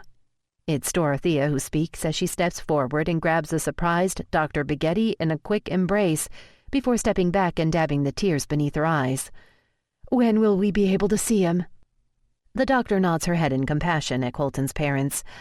"Like I said, right now they are getting him situated and checking his vitals in the ICU. After a bit, you'll be able to see him." She looks over toward Andy. "And this time, I must follow hospital policy that only immediate family will be allowed to visit with him." He nods his head. "Your son is very strong and is putting up one hell of a fight. It's obvious he has a strong will to live, and every little bit helps." "Thank you so very much." Andy exhales before grabbing Dorothea and Quinlan in a tight embrace. His hands fist at their backs and express just an iota of the angst mixed with relief vibrating beneath his surface. As the doctor walks away, her words hit me, and I close my eyes to focus on the positive, to focus on the fact that Colton is fighting like hell to come back to us, to come back to me. All of us, crew and family, have been moved to a different waiting room since we were taking up all of the space in the emergency area. This one's on a different floor, closer to the ICU and to Colton. The room's a serene light blue, but I'm nowhere near calm. Colton is near. The thought alone has me hyperventilating. I'm not immediate family, so I'm not going to get to see him. And that alone makes every breath an effort. Leaves every emotion raw, nerves bared as if my skin has been peeled back and exposed to a fire hose. Each thought focused on how much I need to see him for my own slipping sanity. I stand and face a wall of windows overlooking a courtyard below. The parking lot beyond is swarming with media trucks and camera crews, all trying to get something more on the story than the station next to them. I watch them absently, the mass becoming one big blur. You were a spark of solid color to me in a world that's always been one big mixed blur of it. I'm so lost in my thoughts that I jolt when someone places their hand on my shoulder. I turn my head and meet the grief-stricken eyes of Colton's mother. We stare at each other for a moment. No words are spoken, but so much is exchanged. She's just come from seeing Colton. I want to ask her how he is, what he looks like, if he's as bad as the images I have in my mind. I open my mouth to speak, but close it because I can't find the words to express myself. Dorothea's eyes well, and her bottom lip trembles with unshed tears. She starts to say and then drifts off, bringing her hand to her mouth and shaking her head. After a moment, she begins again. I can't stand seeing him like that. My throat feels like it's closing as I try to swallow. I reach my hand up to my shoulder and squeeze hers, the only solace I can even remotely offer. He has to be okay. The same words I've uttered over and over today that fix nothing, but I say them nonetheless. Yes, she says with a determined nod as she takes in the circus of the parking lot. I haven't had nearly enough time with him. I missed the first 8 years of his life, so I'm owed extra ones for not getting the chance to save him sooner. God can't be that cruel to rob him of what he deserves. She looks over toward me on her last words, and the quiet strength of this mother fighting for her son is unmistakable. I won't allow it. And the commanding woman that had slipped momentarily is back in control. Mom? The sob is hiccuped as Quinlan re-enters the waiting room. We both turn to face her as she walks towards us, all eyes in the room on her. I watch Dorothea's face shift gears as she goes from fierce protector to maternal soother. She pulls Quinlan into her arms and kisses the top of her head, squeezing her own eyes shut tight as she whispers words of encouragement that she fears are lies. I feel like a voyeur, wanting my own mother more than anything right now, when Dorothea looks up at me over the crown of Quinlan's head. Her voice is a hushed murmur, but it stops my breath.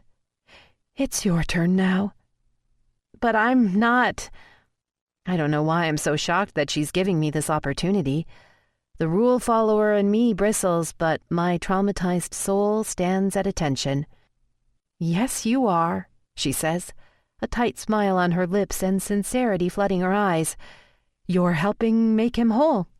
The one thing I've never been able to do as a mother, and that kills me. But at the same time, the fact that he's found it in you...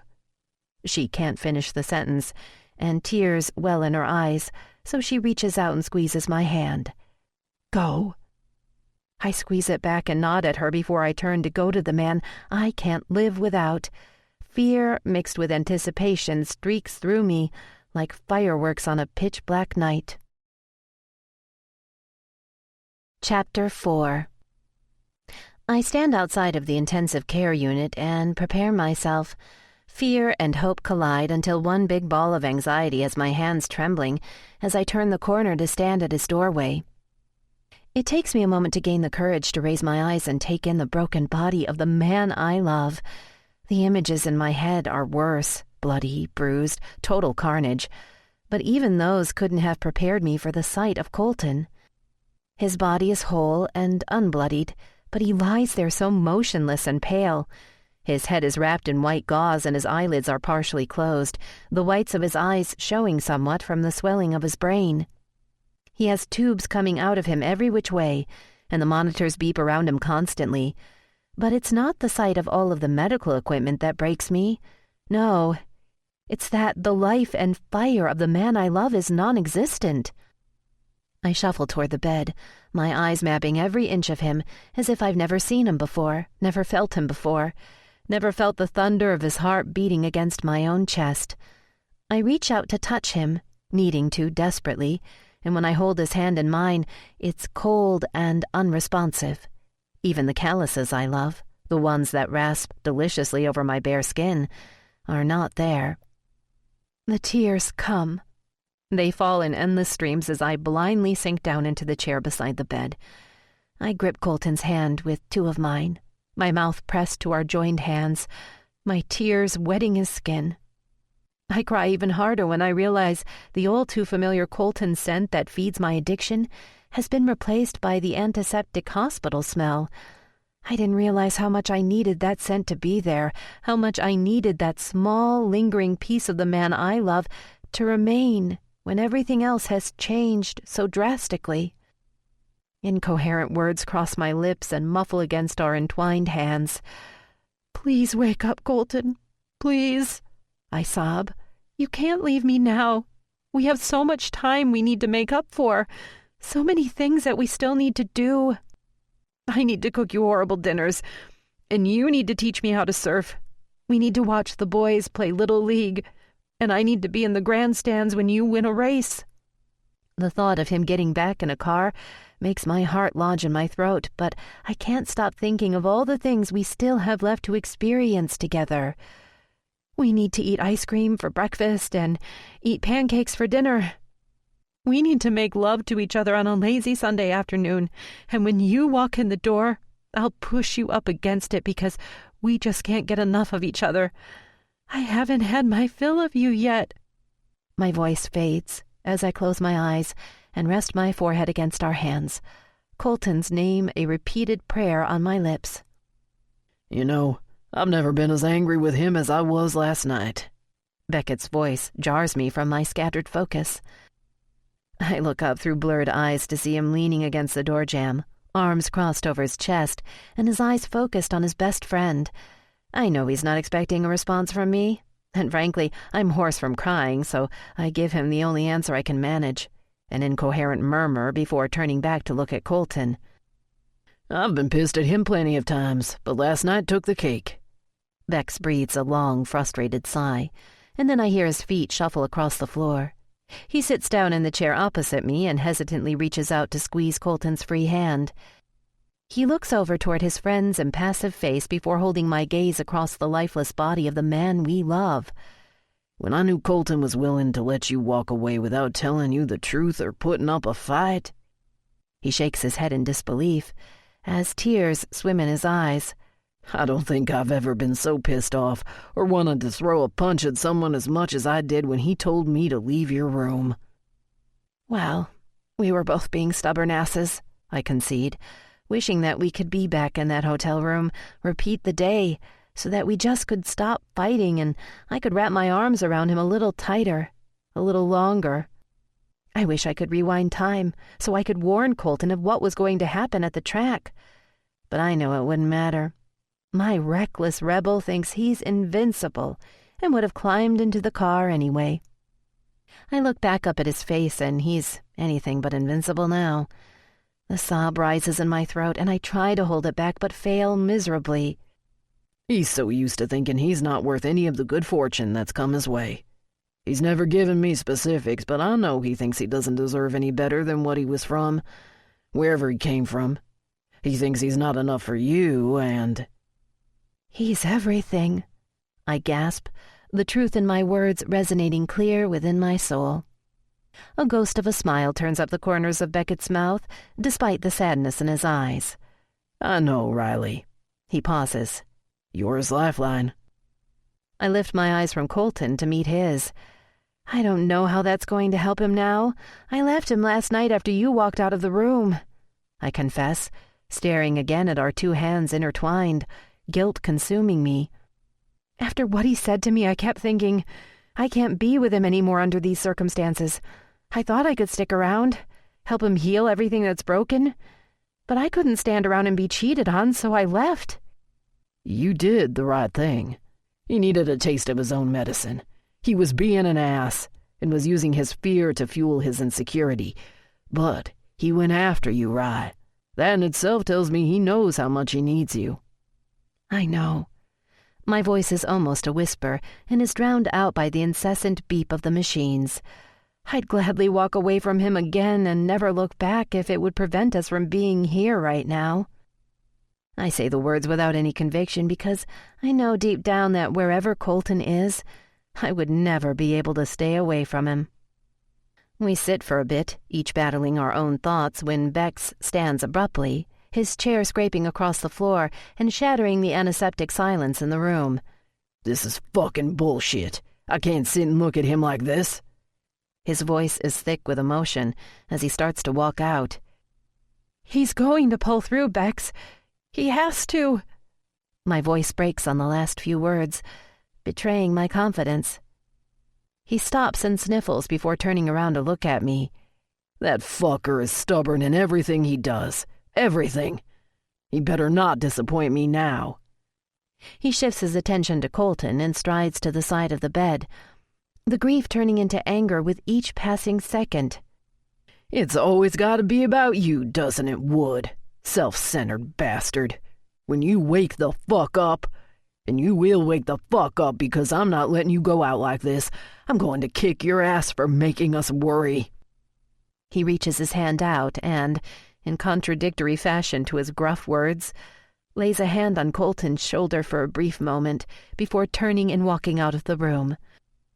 I'm left alone with the man I love, the weight of the unknown pressing down upon us, but hope finally starting to bleed through the edges of the pain. Chapter 5. Colton. I can feel the car, the engine's rumbling in my chest that tells me I'm alive, before I even see it slingshot out of the backside of the turn. I focus on my hands. They're shaking, fucking trembling. I can't hold on to the wheel, to my thoughts, to fucking anything at all. The wheel shudders beneath my goddamn fingers that can't quite grip to control the fucking chaos unraveling around me. The confidence I own in a place that's always been my salvation is fucking gone. Dust in the motherfucking wind. What the fuck is going on? The sound of metal giving, fucking shredding, mixed with the squeal of rubber sliding across asphalt echoes all around me. Jameson's car slams into mine, and with the impact, the jolt of my body, the theft of my thoughts, my memories crash and collide like our cars do. The thought of Riley sucker punches me first. The fucking ray of light against my goddamn darkness. The sun shining through this crash-crazed haze of smoke. The one and only exception to my fucking rule. How can I hear her sobs through my headset and yet see her doubled over in shock from a distance?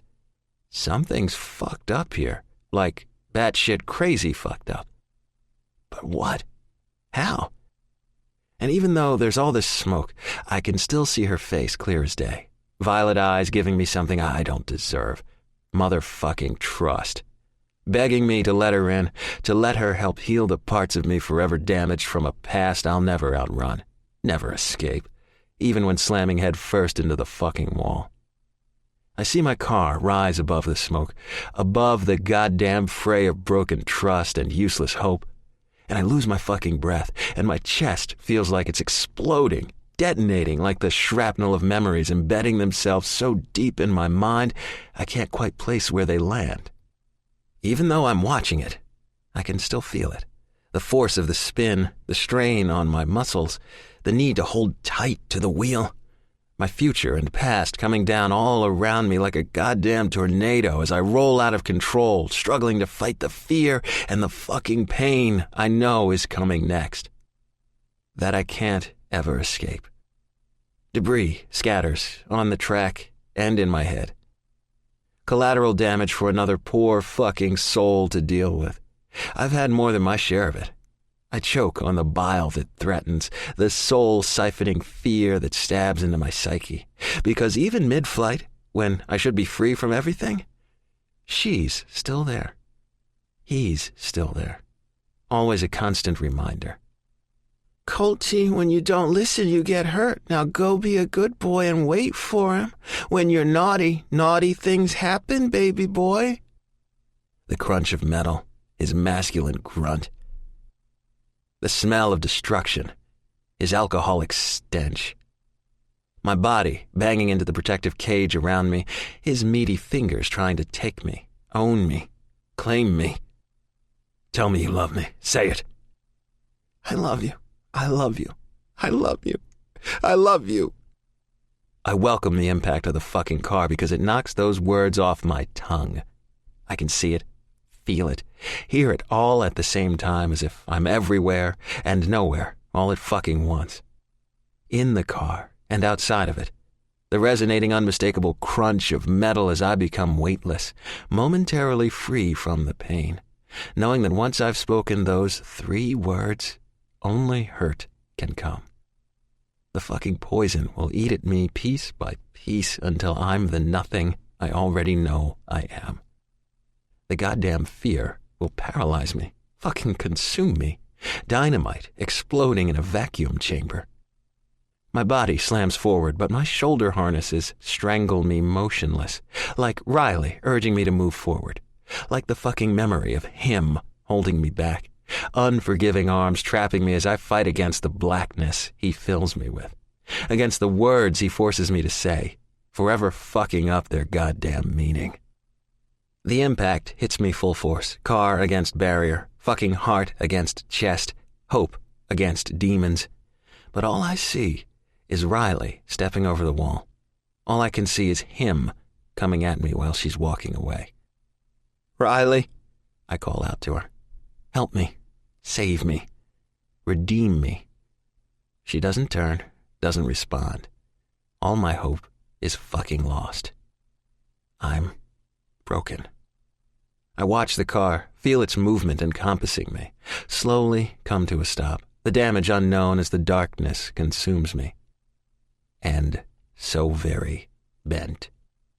My final exhale of resistance, from him, for her, as the fight leaves me. Spider-Man, Batman, Superman, Iron Man.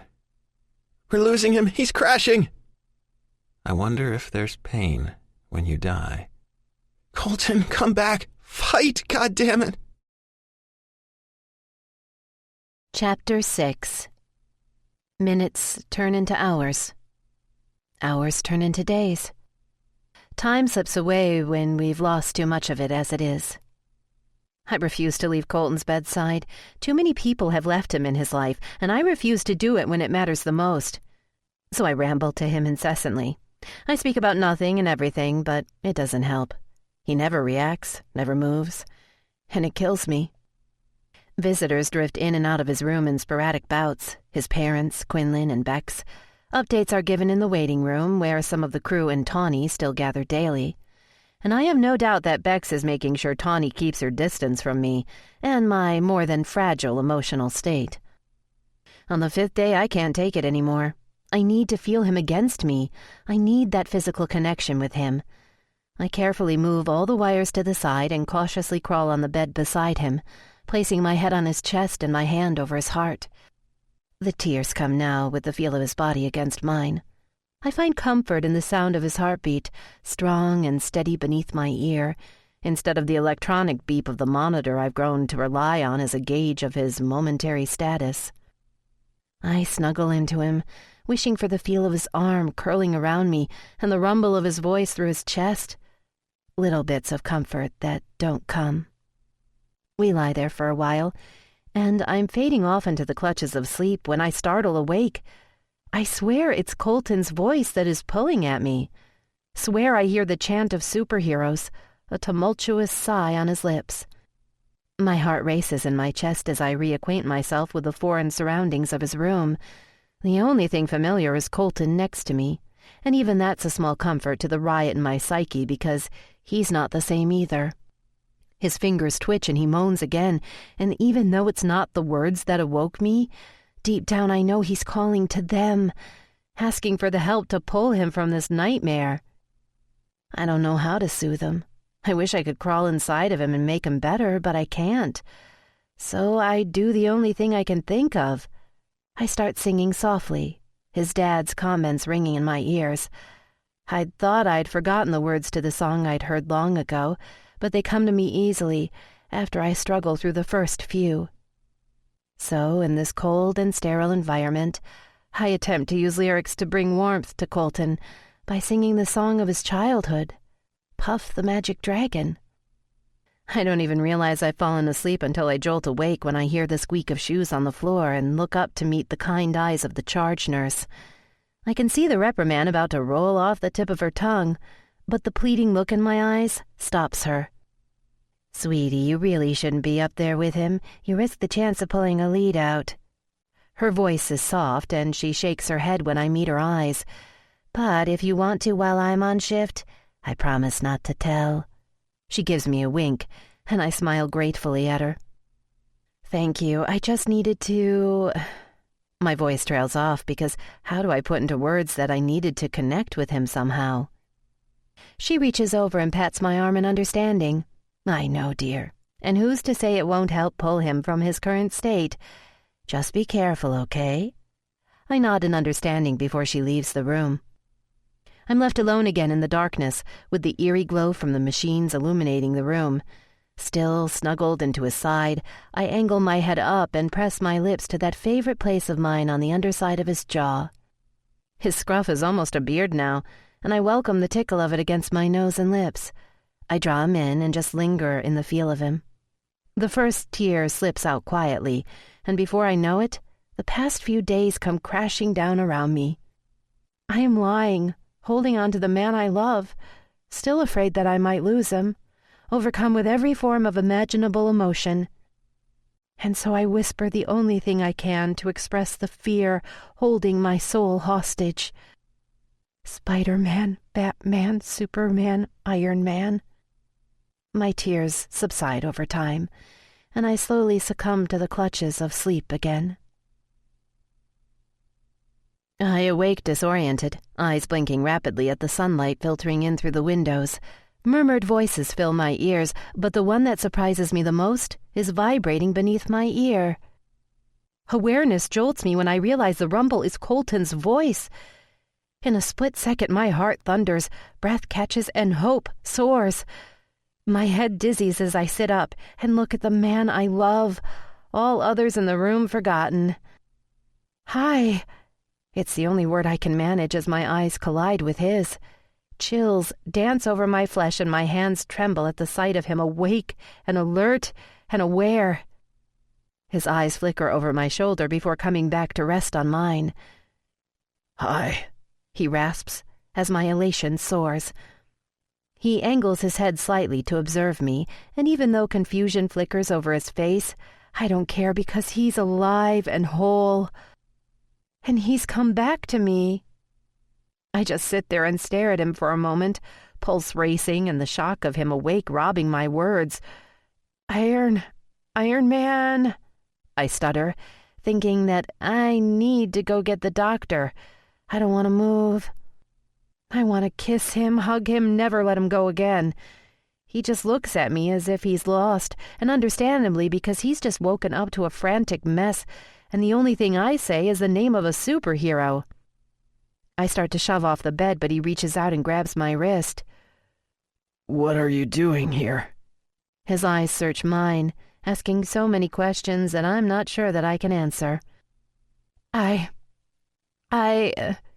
You were in an accident, I stutter, trying to explain, hoping the trepidation snaking up my spine and digging its claws into my neck are just from the overload of emotions over the past few days. You crashed during the race. Your head? You've been out for a week. My voice fades as I see his eyes narrow and his head angles to the side. I can see him trying to work through the memories in his head, so I give him the time to do that. His eyes glance back over my shoulder again, and it's now that I remember there were voices in the room, more than one person, but something about the look on his face makes me afraid to look away. Colton? You left me.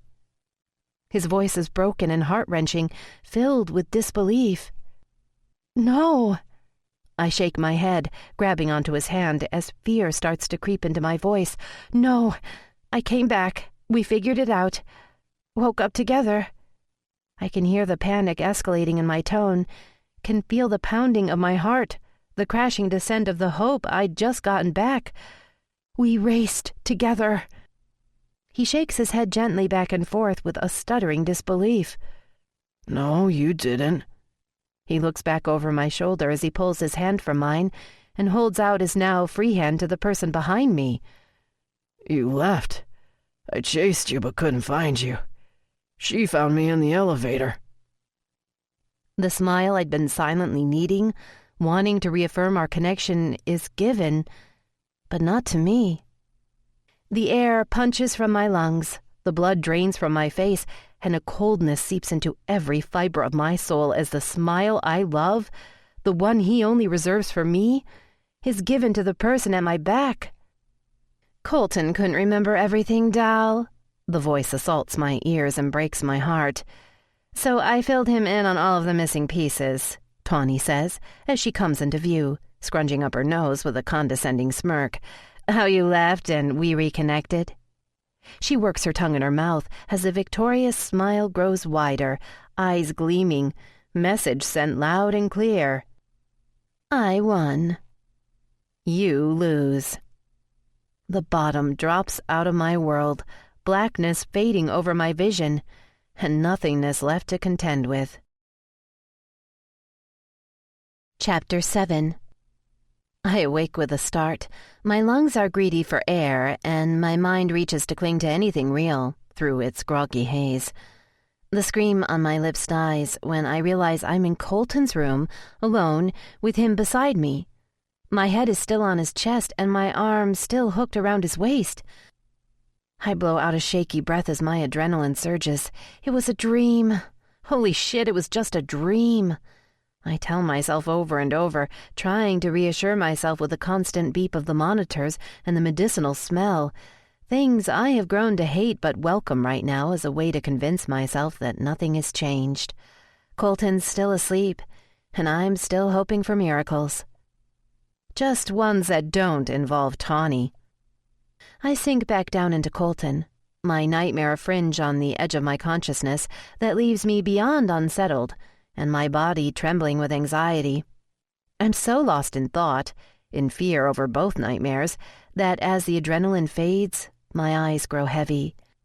I'm so lost to the welcoming peace of sleep that when a hand smooths down my hair and stills on my back, I sink into the soothing feeling of it in my hazy, dreamlike state. I nestle closer, accepting the warmth offered and the serenity that comes with it. And then it hits me. I snap my head up to meet Colton's. The sob that chokes in my throat is nothing compared to the tumble in my heart and awakening in my soul. When our eyes meet, I'm frozen, so many thoughts flitting through my mind. The most prevalent one is that he came back to me. Colton is awake and alive and back with me. Our eyes remain locked, and I can see the confusion flicker through his at a lightning pace and the unknown warring within. Hi there, I offer on a shaky smile, and I'm not sure why a part of me is nervous. Colton licks his lips and closes his eyes momentarily, which causes me to panic that he's been pulled back under. To my relief, he reopens them with a squint and parts his mouth to speak, but nothing comes out. Shh, shh, I tell him, reaching out and resting my finger on his lips. There was an accident. His brow furrows as he tries to lift his hand but can't, as if it's a dead weight. He tries to angle his eyes up to figure out the thick bandages surrounding his head. You had surgery. His eyes widen with trepidation, and I mentally chastise myself for fumbling over my words and not being clearer. The monitor beside me beeps at an accelerated pace, the noise dominating the room. You're okay now. You came back to me. I can see him struggle to comprehend, and I wait for something to spark in his eyes, but there is nothing. I'm going to get the nurse. I reach out to pull myself off the bed, and Colton's hand that's lying on the mattress clasps around my wrist. He shakes his head and winces with the movement. I immediately reach out to him and cradle his face with one hand, his skin paling and beads of sweat appearing on the bridge of his nose. Don't move, okay? My voice breaks when I say it, as my eyes travel the lines of his face, searching to see if he's heard anything, as if I would know if he had. He nods just barely and whispers in an almost absent voice, "Hurts."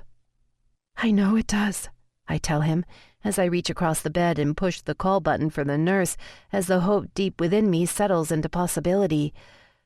Let me get a nurse to help with the pain, okay? Right. His voice breaks again as the fear in it splinters in my heart. I do the only thing I know might reassure him. I lean forward and brush my lips to his cheek and just hold them there momentarily while I control the rush of emotions that hit me like a tsunami. Tears drip down my cheeks and onto his as the silent sobs surge through me. I hear a soft sigh, and when I pull back, his eyes are closed and his mind lost to the blackness behind them once again. "Is everything okay?" The nurse pulls me from my moment.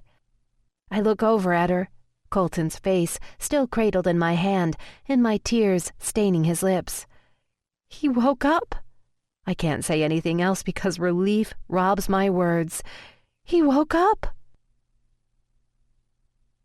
Colton comes in and out of consciousness a couple more times over the next few days, small moments of lucidity among a haze of confusion.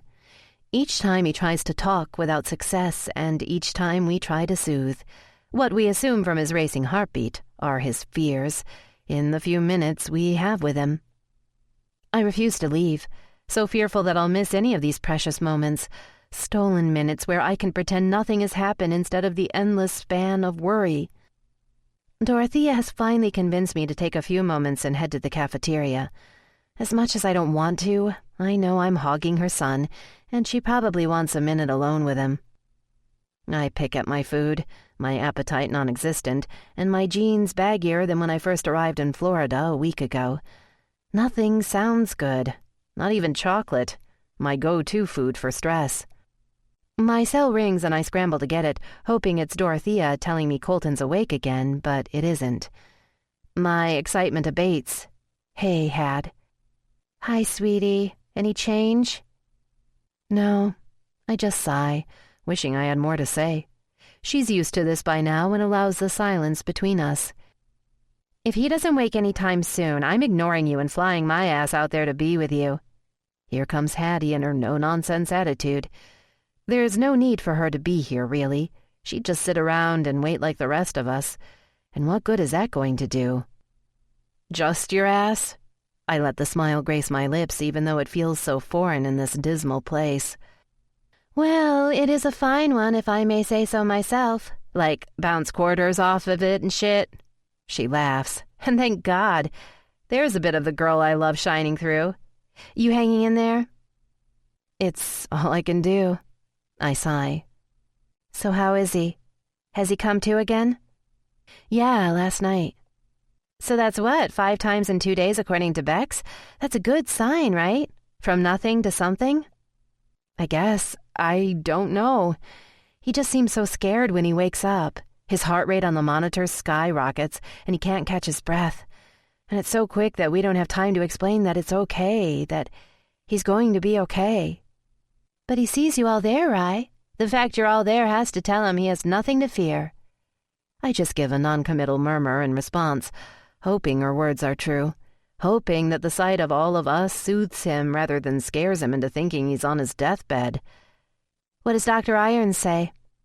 I breathe in deeply, afraid if I say it, my fears might come true. "He says Colton seems stable, that the more often he wakes up the better, but until he starts talking in full sentences, he won't know if any part of his brain is affected by everything." "Okay," she says, drawing the word out so that it's almost a question, asking me what I fear without asking. "What are you not telling me, Rye?" I push the food around on my plate some, scattered thoughts focusing for bouts of time. I work a swallow in my throat before drawing in a shaky breath. "He says sometimes motor skills might be temporarily affected." "And?" Silence hangs as she waits for me to continue. "Put your fork down and talk to me. Tell me what you're really worried about. No bullshit. You're not a lesbian, so stop beating around the damn bush." Her attempt to make me laugh results in a soft chuckle turned audible exhale of breath. "He said that he might not remember much. Sometimes in cases like these, the patient may have temporary to permanent memory loss." "And you're afraid he might not remember what happened? Good and bad, right?" I don't respond, feeling stupid and validated in my fears at the same time. She takes my lack of a reply as my answer. "Well, he obviously remembers you because he didn't freak out when you were lying in bed with him the first time, right? He grabbed your hand, stroked your hair. That has to tell you he knows who you are." "Yeah. I've just found him, though, Hattie. And the thought of losing him, even if it's in the figurative sense, scares the shit out of me."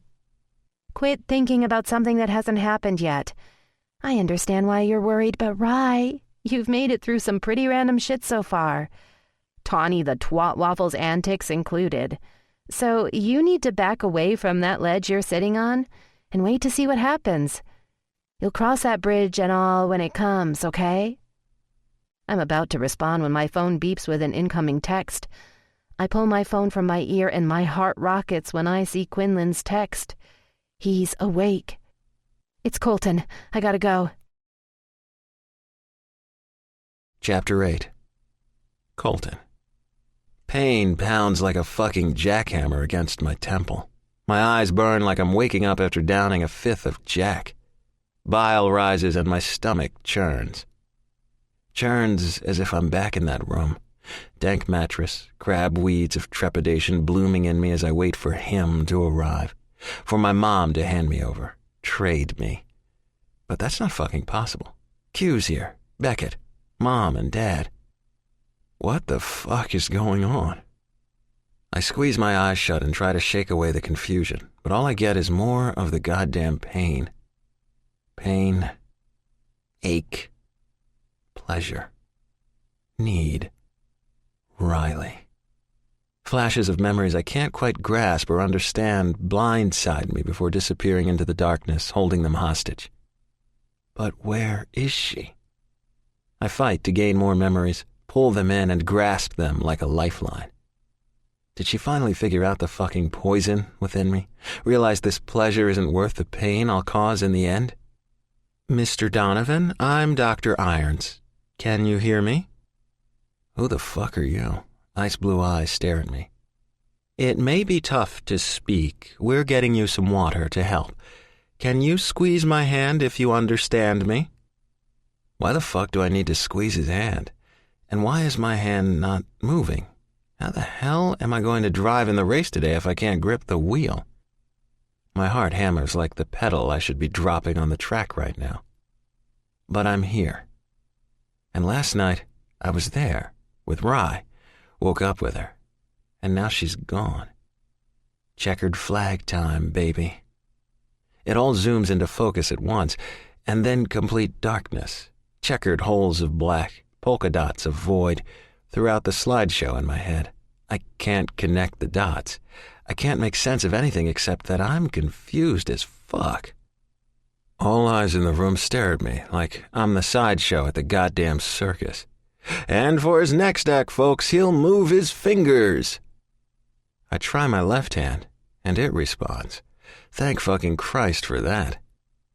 My mind flashes back, crunching metal, flashing sparks, engulfing smoke, crashing, tumbling, free-falling, jolting. It looks like your superheroes came this time, after all. My mind tries to figure out what the fuck that means, but comes up empty. Riley's gone. She doesn't love the broken in me, after all. I try to shake the bullshit lies from my head, but groan as the pain hits me. Max. Me. She left. Can't do this again. I can't believe I was selfish enough to even ask her to. Colton. The doc is talking again. You were in a bad accident. You're lucky to be alive. A bad accident? The flickering images in my head start to make more sense, but gaps of time are still missing. I try to speak, but my mouth's so dry all that comes out is a croak. You injured your head. He smiles at me, but I'm wary. Never look a gift horse in the mouth. He may have given me life again, but the fucking reason for living isn't here. She's smart enough to leave because I just can't give her what she needs. Stability, a life without racing, the promise of forever. The nurse is bringing you some water to wet your throat. He notes something on his tablet. I know this might be scary for you, son, but you're going to be okay. The tough part's over. Now we need to get you on the road to recovery. The road to recovery? Thanks, Captain Obvious. More like the speedway to hell. Faces fill my immediate space. Mom kissing my cheek, tears coursing down her face. Dad hiding his emotion, but the look in his eyes tells me he's a fucking wreck. Quinn beside herself. Bex muttering something about being a selfish bastard. This must be pretty fucking serious. And yet, I still feel numb, empty, incomplete. Riley. After a few moments, they slowly back away at my mom's insistence to give me space, to let me breathe. And the air I've just gotten back is robbed again. I turn to look at the vague blur I notice in my periphery, and there she stands. Curls piled on top of her head, face without makeup, hollow, tear-stained cheeks, eyes welled with tears, perfect fucking lips in a startled O standing in the doorway. She looks like she's been through hell, but she's the most beautiful thing I've ever fucking seen. Call me a pussy, but I swear to God she's the only air my body can breathe. Fuck if she's not everything I need and nothing that I deserve. Her hands are fiddling with her cell phone, my lucky shirt hanging off her shoulders, and I can see the trepidation in her eyes as they flit around everywhere but at me. Breathe, Donovan. Fucking breathe. She didn't leave. She's still here. The neutralizer to the acid that eats my soul. Her eyes finally find and lock onto mine. All I see is my future, my salvation, my singular chance at redemption. But her eyes? Fuck, they flicker with such conflicting emotions. Relief, optimism, anxiety, fear, and so many more unknown. And it's the unknown I focus on. The unspoken words telling me all of this is tearing her apart, that it's not fair for me to put her through this again. But racing is my life, something I need as much as I need the air that I breathe. Ironic, considering she's my fucking air, but it's the only way I can survive and outrun the demons that chase me. The black ooze that seeps in every crack of my soul, making sure it can never be eradicated. I can't be selfish and ask her to stand by me when all I want is to be the most self-centered bastard on the face of the earth. Urge her to go, but beg her to stay. But how can I let her go when she owns every single part of me? I'll gladly suffocate so that she can breathe freely, without worry, without the constant fucking fear. Be selfless for the first time ever, when all I've been my entire life is self-serving. I should have told her, got over the fucking fear that consumes my soul, but I couldn't, and now she doesn't know. I, Spider-Man, you. Words scream through my head but choke in my throat. The words I don't know if I'll ever be healed enough to say. She robbed me of that all those years ago. And now I'll pay for it. By letting my one fucking chance go. Then I hear the sob wrench from her throat. Hear the disbelief and torment in that singular sound as her shoulders shake and her posture sags. And I know what I want and what is best for her are two completely different things. Chapter 9. Out of nowhere, the sob tears from my throat at the sight of him, lucid and groggily alert. My damaged man that is the most beautiful sight I've ever seen. My heart tumbles even further, if that's even possible, and we just stare as the noise and excitement in the room abates, everyone taking a step back and silently watching our exchange. Yet my feet are frozen in place as I try to read the emotions racing rapid fire through Colton's eyes. He seems apologetic and maybe unsettled, but there's also an underlying emotion I can't place that has trepidation eating at the corners of my mind. A nurse whisks past me, brushing my shoulder and breaking Colton's hold on me. She brings a straw from a cup of water to his mouth, and he sips eagerly until it's gone. "Well, you're a thirsty one, aren't you?" she teases before adding, "I'll go get you some more, but let's make sure this stays down before we waterlog you, okay?" I try to quiet my hiccuping draws of breath but can't seem to calm my anxiety. I feel Quinlan's arm go around my shoulder as she sniffles herself, but I don't even acknowledge her. I can't bear for my eyes to focus on anything but the tear-blurred vision in front of me. The nurse reaches over and takes a chart from Dr. Irons and leaves. I haven't moved yet. I can't seem to. I just stare at Colton as Dr. Irons examines him, tracking his eyes, testing his reflexes, feeling the strength in his grip as he squeezes. I notice he asks Colton to repeat the grip test for his right hand a couple of times, and I can see panic flicker over Colton's features. I can't drag my eyes away. I trace over every inch of him, so very afraid I'll miss something, anything, about these first few moments. "Well, all seems quite well," Dr. Irons says eventually, after he examines him some more. "How are you feeling, Colton?" I watch his throat work a swallow and his eyes close with a wince before opening them again. I take a step forward, wanting to help take the pain away. He glances around at everyone in the room while he finds his voice. "My head hurts," he rasps. "And?" He looks down to his right hand and then back up, confusion apparent in his eyes. "Happened. How long?" Dr. Irons sits down on the edge of the bed next to him and begins to explain about the crash, the operation, and the amount of time he has been in a coma. "As for your hand, that could be a result of some residual swelling still in your brain. We'll just have to watch it and see how it progresses over time." Colton nods at him, concentration etched on his face. "Can you tell me the last thing that you remember?" I suck in a breath as Colton blows one out. He swallows again and licks his lips. "I remember knocking 4 times. His voice comes out, his vocal cords scraping over gravel. "What else?" Andy asks. Colton looks over at his dad and subtly nods his head at him before squeezing his eyes shut in concentration. "It's like snippets in my head. Certain things are clear," he rasps before swallowing and then opens his eyes to look at Dr. Irons. "Others, they're vague.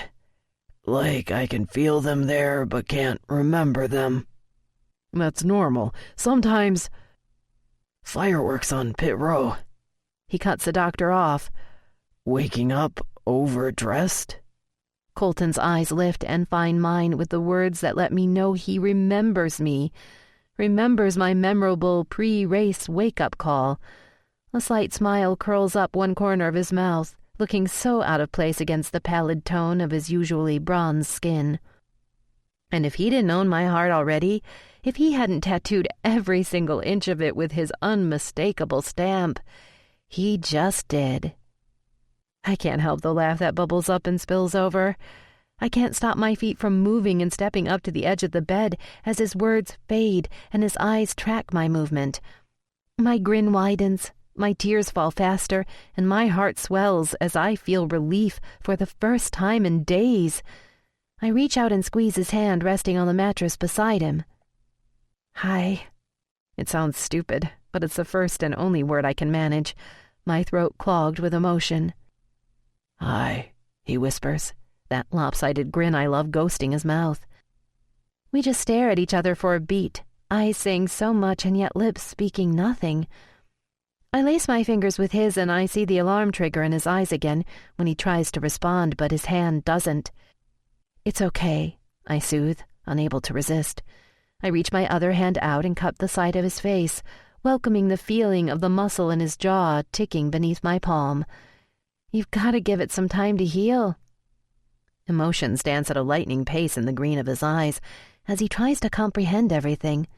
And in this moment, the ache in my chest transforms from the fear of the unknown to sympathy over watching the man I love struggle with the knowledge that his usually virile, responsive body is anything but. "Riley's right," Dr. Irons says, breaking the connection between us. "You need to give it some time. What else do you remember, Colton? You woke up underdressed and knocked 4 times, he prompts, his face masking the mystification he must feel over not understanding the meaning behind these statements. "Then what?" "No," Colton says, wincing when he shakes his head instinctively. "First knocking and then waking up."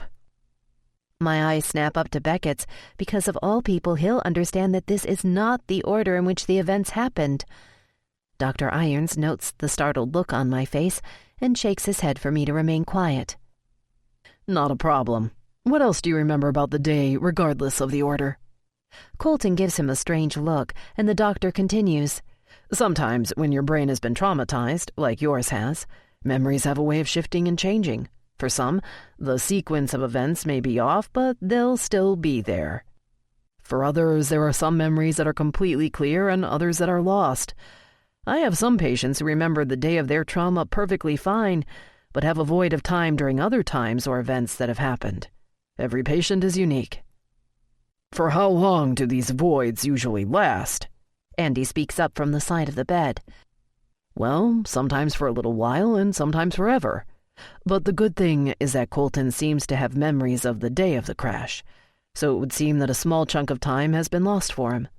As days pass, he may realize he doesn't remember other things, because really, until he is reminded of something, he doesn't even know he's missing it.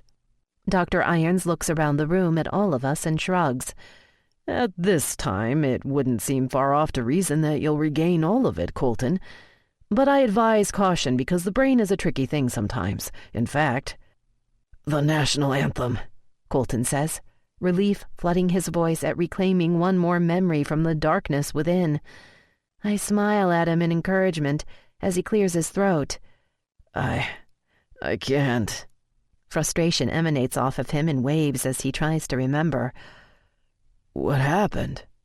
He blows out a breath and looks around at everyone in the room before scrubbing his left hand over his face.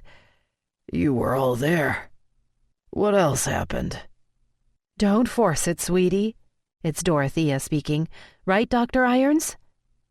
We all look over at Dr. Irons, who nods his head in agreement, but when we look back at Colton, he's fallen asleep.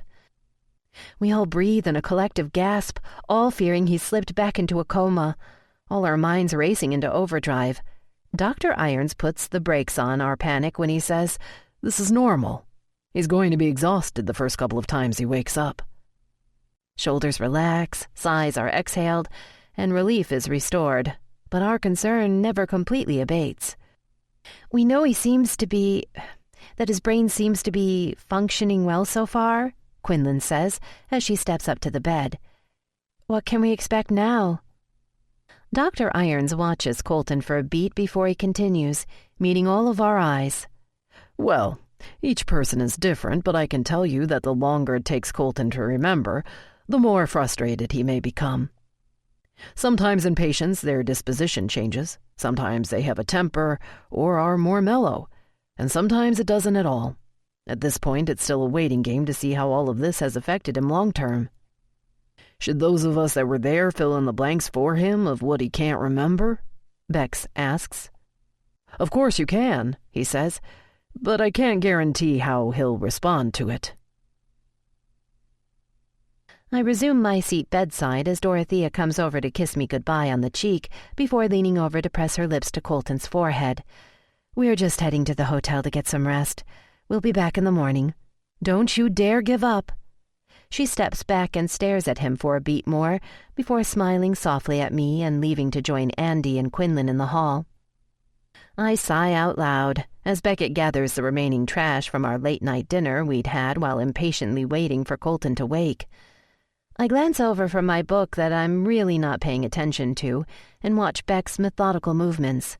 I can see the toll the past week has taken on him in the bruises beneath his eyes and the scruff on his usually clean-shaven face. He seems lost. How you doing?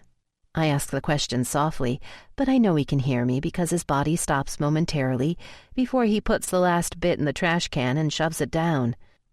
He turns and leans his hip against a counter behind him and just shrugs as our eyes meet. You know, he drawls out in his slow, resonating tone that I've come to love, in the 16 years we've known each other, this is the longest we've ever gone without talking. He shrugs again and stares out the window for a moment at the media trucks in the parking lot. He may be a demanding smartass, but I miss him. Call me a pussy, but I kinda like the guy. I can't help the smile that spreads on my lips. Me too, I murmur. Me too. Bex walks over to me and presses a kiss to the top of my head. I'm going to head back to the hotel. I've got to take a shower, check in with my brother, and then I'll be back, okay? A growing adoration for Bex blooms within, the ever-true best friend. Why don't you stay there tonight and get a good night's sleep, in a real bed instead of the crappy chairs in the waiting room? He chuckles derisively and shakes his head at me. Pot calling the kettle black, huh? I know, but I just can't. And besides, I've been sleeping in these crappy chairs in here. I pat the seat of the one I'm sitting on. At least this has more padding than those out there. I angle my head and watch him mull it over. I promise to call if he wakes up. He exhales loudly and gives me a reluctant look. Okay, but you'll call? Of course. I watch Beck's leave and welcome the unique silence of the hospital room. I sit and watch Colton, feeling truly blessed indeed that he's here and whole in front of me, that he didn't forget me, when it could be so much worse. I send a silent prayer up as time passes, knowing I have to start following through with the various barters I made to the great beyond to get Colton to come back to me. I field a couple of texts from Hattie, check in on the boys and see how Ricky's math test went today, before texting Bex goodnight and telling him Colton's still out.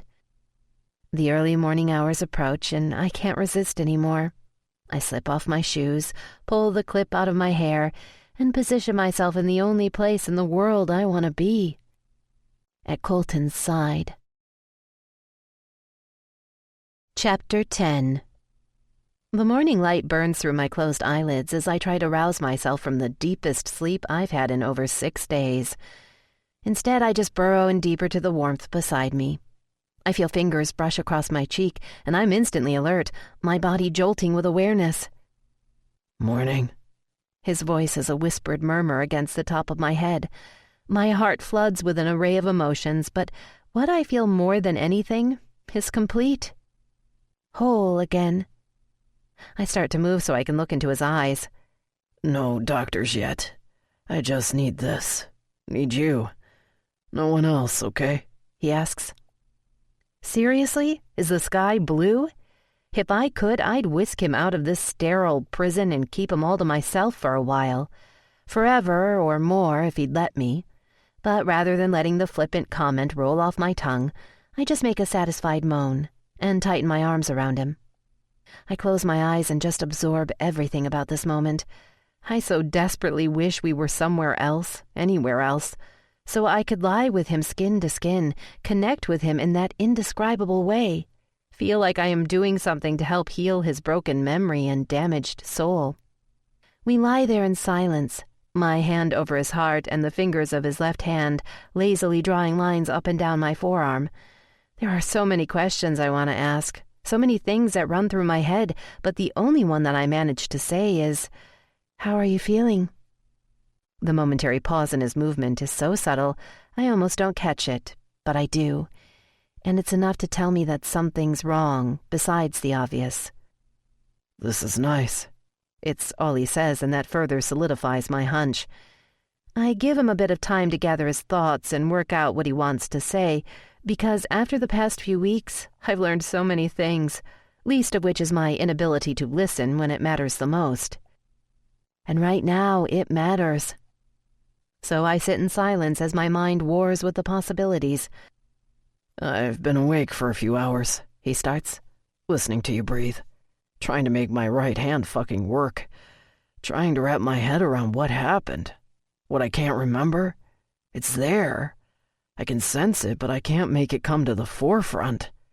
He trails off. What do you remember? I ask. I desperately want to turn, to look into his eyes and read the fear and frustration that is most likely marring them, but I don't.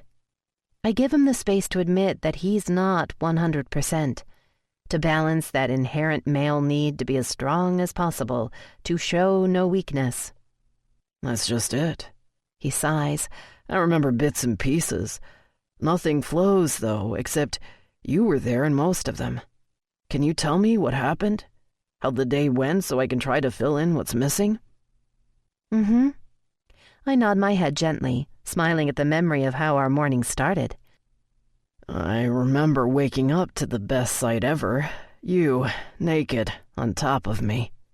He sighs in appreciation that causes parts within me that have been ignored over the past week to stir to life. I don't even fight the smile that spreads across my lips when I feel his growing arousal beneath the sheet next to me. Glad I'm not the only one affected by the memory. Bex came in without knocking, and I was pissed at him for that.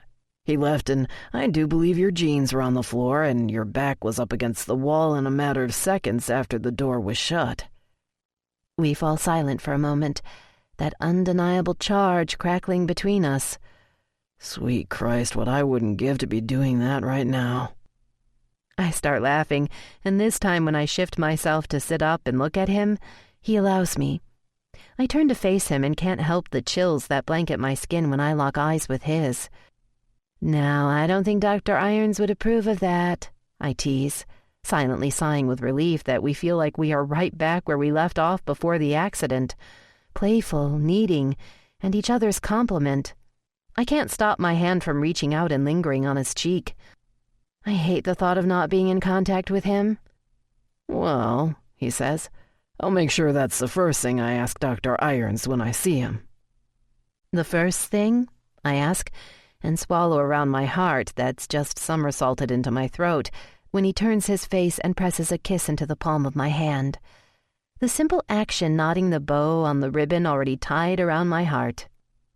A man has to have his priorities, he smirks.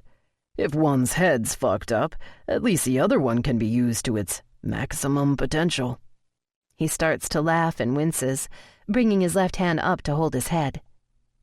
Alarm shoots through me, and I immediately reach out to push the call button, but his hand reaches out and stops me. And it takes a second for me to register that it's his right hand he's just used. I think Colton realizes it at the same time. He works a swallow down his throat, his eyes shifting to watch his hand as he releases my arm. I follow his gaze to see his fingers tremor violently as he unsuccessfully tries to make a fist. I notice a sheen of sweat appear on his forehead below the bandage as he wills his fingers to tighten. When I can't bear to watch him struggle anymore, I reach out and grab his hand in mine and start massaging it, willing it to move myself. It's a start, I reassure him. Baby steps, okay? All I want to do is wrap him in my arms and take away all of his pain and frustration. But he seems so fragile that I fear touching him, despite how much it would lessen the lingering unease that tiptoes in my head. My usual optimism has been put through the ringer these past few weeks, and I just can't seem to shake the feeling that this isn't the worst of it, that something else is lurking on the horizon, waiting to knock us down again. What else do you remember? I prompt, wanting to get his mind off of his hand. He gives me his recollections of the day. Little pieces are missing here and there. The details aren't too major, but I do notice that the closer he gets to the start of the race, the bigger the voids are, and each piece of the puzzle seems to get harder and harder to recall, as if he has to grab each memory and physically pull it from its vault. Giving him a moment to rest, I return from the in-suite bathroom to put away the mouthwash he'd requested. I find Colton looking out the window, shaking his head at the media circus below. I remember being in the trailer. The knock on the door. His eyes angle over to me, salacious thoughts dancing within his glints of green as I return to my seat on the bed beside him. A certain checkered flag I never got to claim. He purses his lips and just stares at me. And resistance is futile. It always is when it comes to my willpower and Colton. I lean in, doing what I've wanted to do desperately, giving in to the need to feel that connection with him, to feed my one and only addiction, and brush my lips against his.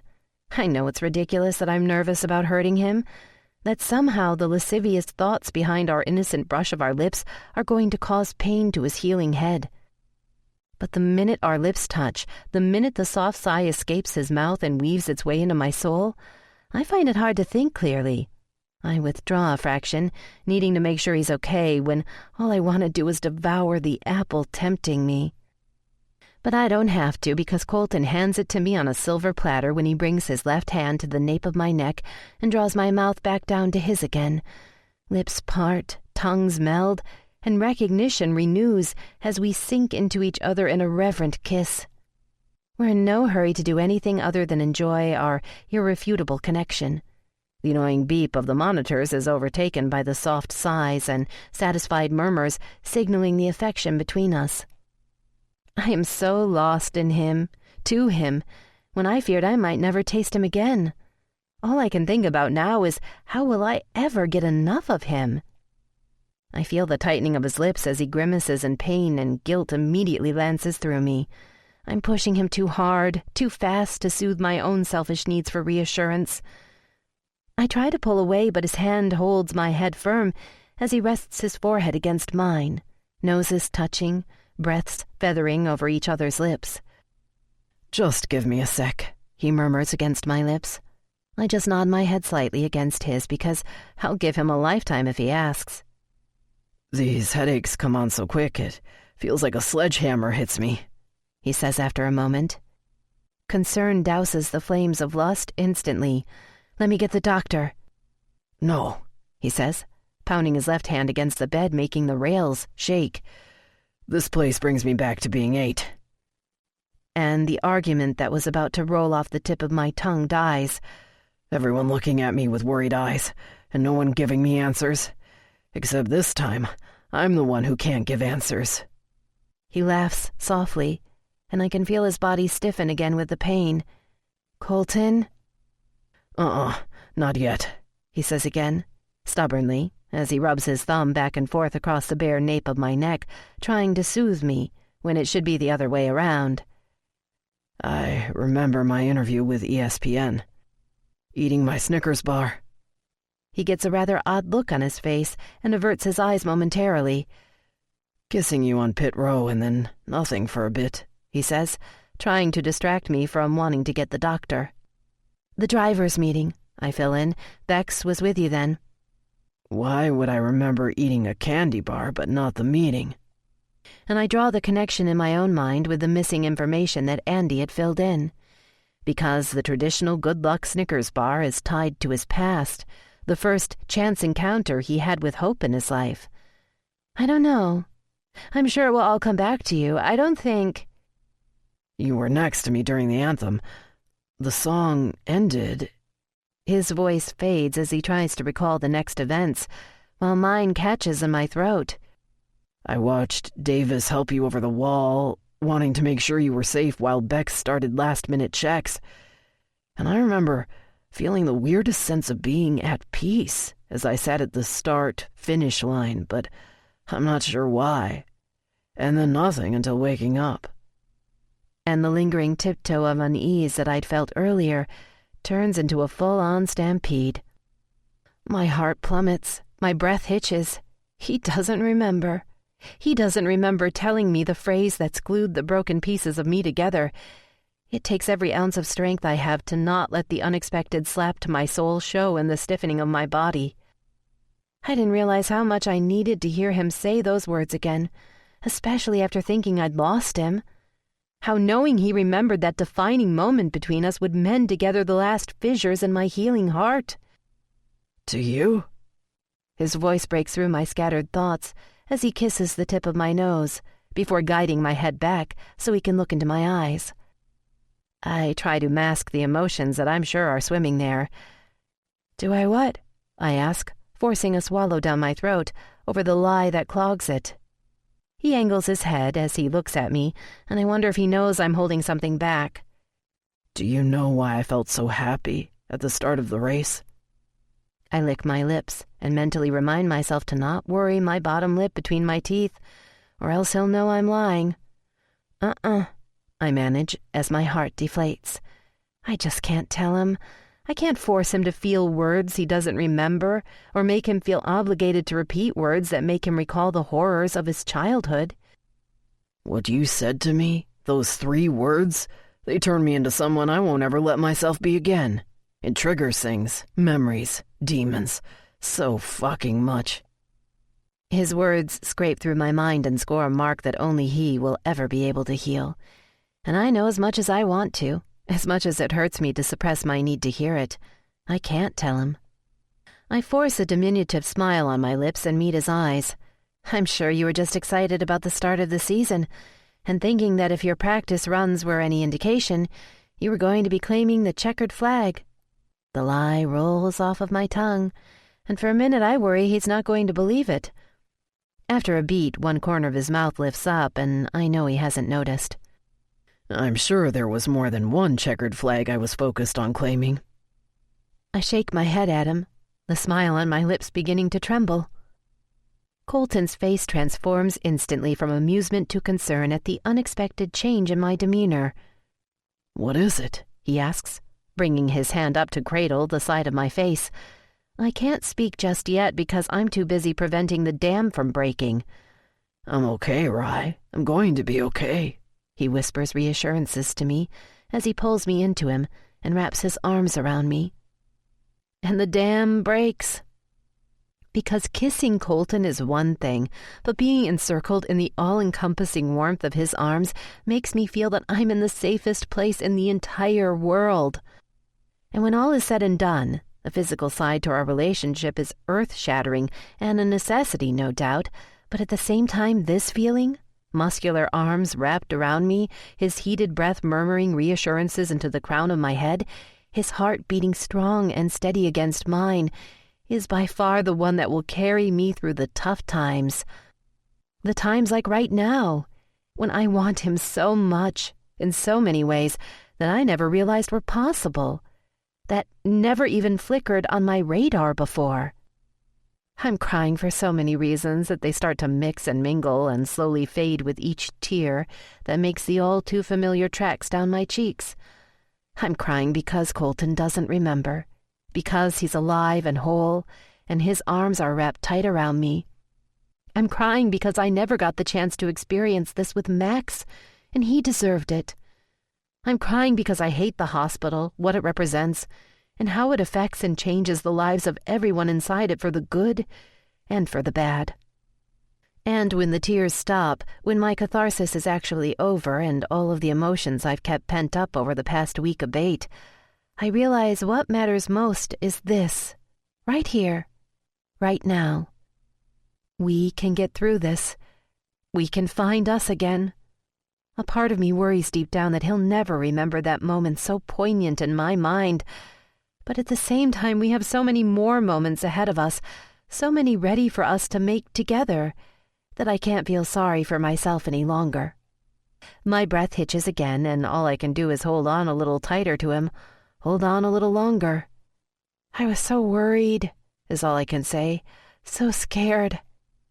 "Spider-Man, Batman, Superman, Iron Man," he whispers in what seems almost a reflex. I know. I nod and pull back from him so I can look him in the eyes as I wipe away the tears from my cheeks. I called to them to help you. "I'm sorry that you ever had to." He says the words with such honesty that all I can do is stare into his eyes and see the truth beneath them, that his apology knows how truly scared I was. I lean in and press my lips gently to his one more time, unable to resist, wanting him to feel the sense of relief finally settling in my soul, wanting to prove to him that I can be the strong one while he heals, that it's okay for him to let me. "Well, looky here. Sleeping Beauty finally woke his ugly ass up." We break from our kiss at the sound of Beckett's voice, heat flooding my cheeks. I was just going to call you. "Really? Is that what you were doing?" he teases as he approaches the bed. "Kiss a lot of frogs? Because it looks to me like the comatose prince here has you under his spell." I can't hold back the laugh that bubbles up. You're right. I'm not sorry at all. I reach out and squeeze the hand he offers me. But I was going to call you next. "No worries. I know you would have." He turns and looks at Colton, his smile the brightest I've seen since race day. "Aren't you a sight for sore eyes? Welcome to the land of the living, man." And I know he sounds tough, but I catch the break in his voice and the water beating at the corners of his eyes when he focuses on Colton. He reaches out and cuffs his shoulder. "Shit, that freakish-looking shaved patch on your head might just knock you back down to the realm of good-looking people. How's it feel leaving the land of I'm a fucking god?" "Fuck off, this coming from the land of I'm a fucking comedian." Beckett barks out a laugh with a shake of his head. "At least in my land, we don't have to modify door casings to allow overinflated egos to walk through. This is the kind of welcome back to the world I get. I feel the love, dude. I think I prefer the drugs they're giving me to hold me under rather than wake up and listen to this shit. Colton squeezes my hand and his eyes dart over to mine before returning back to Beckett.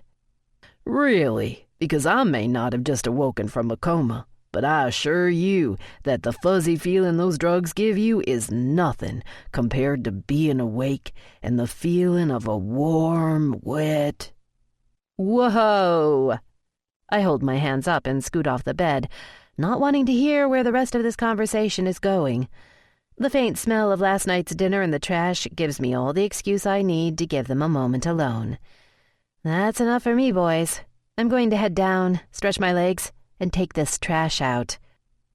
All right, come on, Bex says, holding his hands out to the side of him. I was going to say bath. A warm, wet bath. He laughs loudly, and then I hear Colton's laugh, and I feel like the world that had been shifted off its axis has just been righted somewhat. Yeah, I chide as I pull the liner from the trash can. I know I always use the adjectives warm and wet when referring to a bath. I shake my head and catch Colton's gaze for a beat. Be back in a couple of minutes. Chapter 11. My heart feels so much lighter as I walk down the corridor back toward Colton's room. I've texted his parents and Quinlan about him being awake again, and I'm sure they'll be here momentarily. I head to the end of the hall, where the staff at the hospital has so graciously placed Colton's room. His room is more private than most of the others, so he can stay out of the sight of other hospital visitors. And there's less chance of the media getting a coveted picture of him. I'm just about to enter his room when I realize he might want some water. I turn around, not paying attention, and almost run head-on into the one person I have no desire to see. Ever. At all. Tawny. We both startle when we see each other, and of course I'm looking ragged from intermittent sleep and days-old clothes, while she is looking perfectly polished and camera-ready. And I have to give her credit. She's kept her distance since Bex gave her the dressing down in the waiting room.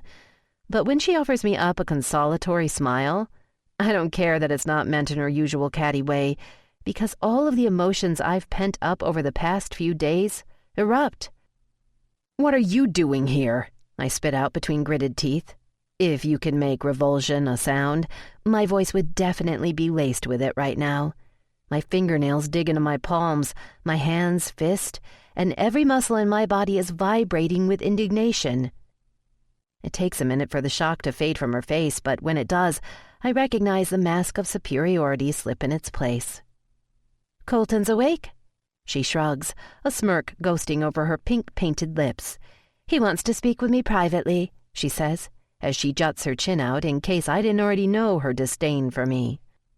Anything that's Colton's business is my business. "Keep dreaming, doll." "Wipe the smug look off your face, Tawny." "Are we feeling a little guilty for fucking with Colton's head the night before a race? Everyone knows you were playing your little games with him. That you made him tired, that you..." The air whooshes out of her when my hands grip her arms and shove her up against the wall, fury sheathed and calm. "Let me make something perfectly clear to you, Tawny. I'm only going to say it once, but it's best you listen. Understood?" I watch her swallow, and her breath comes out in a shaky shudder as she nods. Her eyes flicker around the hallway, but there is no one around to come to her rescue. I lean in closer, fire in my veins and ice in my voice. "You are the reason that Colton is here, not me. You. There's a special place in hell for women like you, women who fuck with other women's men. And if you keep your shit up, rest assured one of those spots is going to have your name written all over it." I squeeze her arms a little harder, a silent warning that I'm just getting warmed up. "Here's how this is going to play out, just in case you haven't gotten that new watch and are still living in the past. Colton's no longer on the market. He's mine and I'm his. Is that clear?" I don't care that she doesn't respond because I'm on a roll, and nothing's going to stop me. I see her eyes widen and I continue. "Second, if you ever try to insinuate or imply to anyone that there is anything more between you and Colton than a business relationship with family ties, you're going to have to deal with me, and I guarantee that it's not going to be pretty. You haven't seen anything yet, doll. I protect what's mine without a second thought to collateral damage. She tries to shrug her shoulders out of my grip, and that just causes me to lean in closer and squeeze a little tighter. You will treat me with respect and keep your gaggle of whoring friends away as well. Despite my hands holding her hostage, she regains some of her composure and responds, "Or what?" I continue on as if she never speaks. You will keep your relationship with Colton completely professional and will keep your tits and other assets out of his face. Is that clear enough? Or do I need to spell it out for you?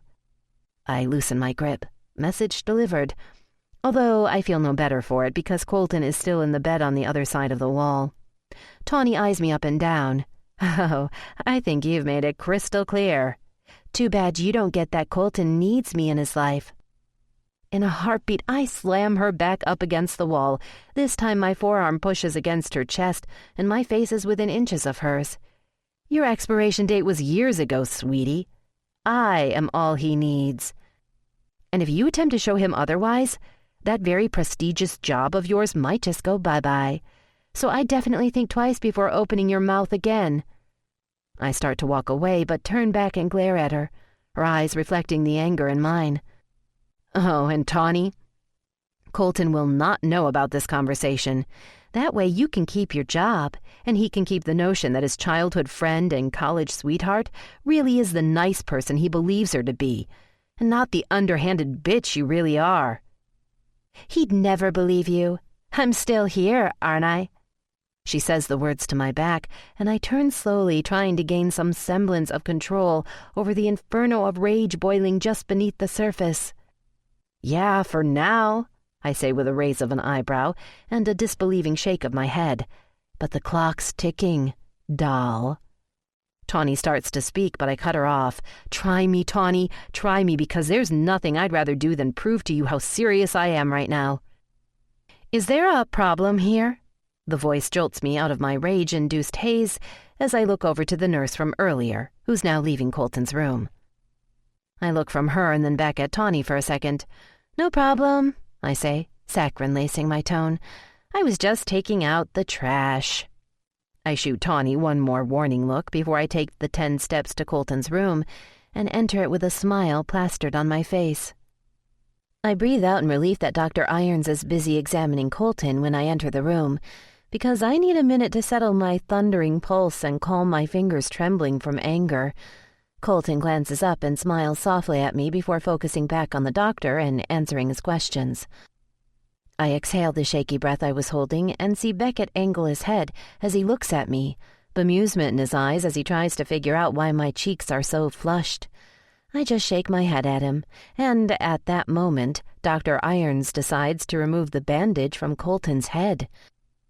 I have to withhold the gasp that instinctively wants to escape from my lips at the sight. There is a shaved patch of hair with a 2-inch diameter circle of staples on the upper portion of the right side of his skull. It's still swollen, and the silver staples, juxtaposed against the pink incision with the dark red of the dried blood, make a ghastly contrast.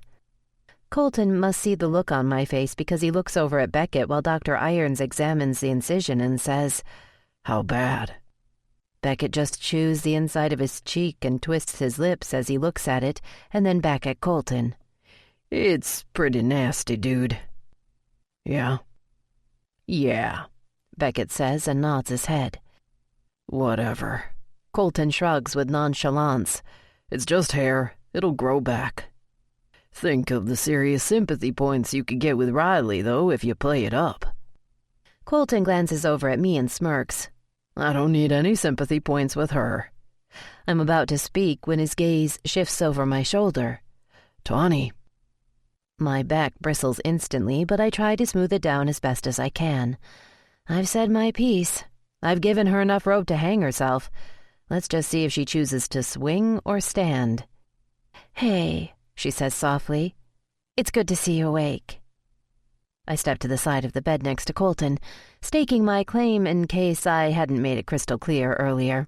and reach out to squeeze his right hand, noting its strength has still not returned. "It's good to be awake," Colton replies, as he winces at Dr. Iron's intrusive fingertips against his scalp and hisses in a breath of air. "Give me a minute, okay?" "Sure." We all stand there quietly watching Colton until the exam is over and the doctor steps back. "So, what other questions do you have, Colton? Because I'm sure you have some besides what we spoke about earlier." Colton looks over to me, and I'm sure he sees the dare in my eyes because mirth begins to dance in his. He works his tongue in his cheek as his grin widens with a lift of his eyebrows.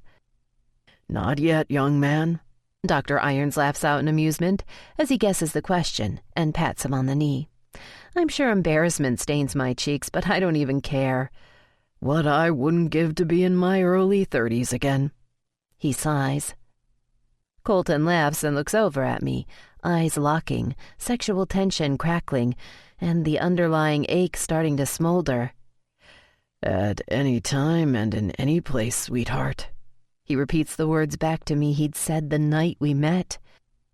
Everyone else in the room ceases to exist. My insides coil with craving from his words and the salacious look in his eyes. The muscle in his jaw ticks as he stares at me for a beat before looking back at Dr. Irons. He shrugs in mock apology as a mischievous grin lifts one corner of his mouth. "Sorry, Doc, but you gave me a rule, and that just tempts me to break it that much more." Dr. Irons shakes his head at Colton. "So noted, son. But the ramifications of—" He continues on in warning about needing to watch the pressure of blood flowing through the major arteries in his brain while they heal, and thus certain strenuous activities can cause that pressure to be stronger than is safe at this stage of healing. "Anything else?"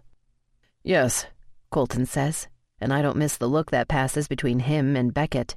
He pulls his eyes back to the doctor's and says, "When will I be cleared to race again?" Of all the questions I had expected him to ask, it wasn't that. And of course I'm stupid for hoping that on the off chance Colton might not want to race again. But hearing him actually say it causes panic to course through me. As much as I try to hide the mini anxiety attack his words have evoked, my body instinctively tenses, my hands jerking tight around his hand, while my breath audibly catches in my throat. Colton averts his eyes from Dr. Irons momentarily to look into mine. Obviously, Dr. Irons senses my discomfort, because he waits a beat before answering.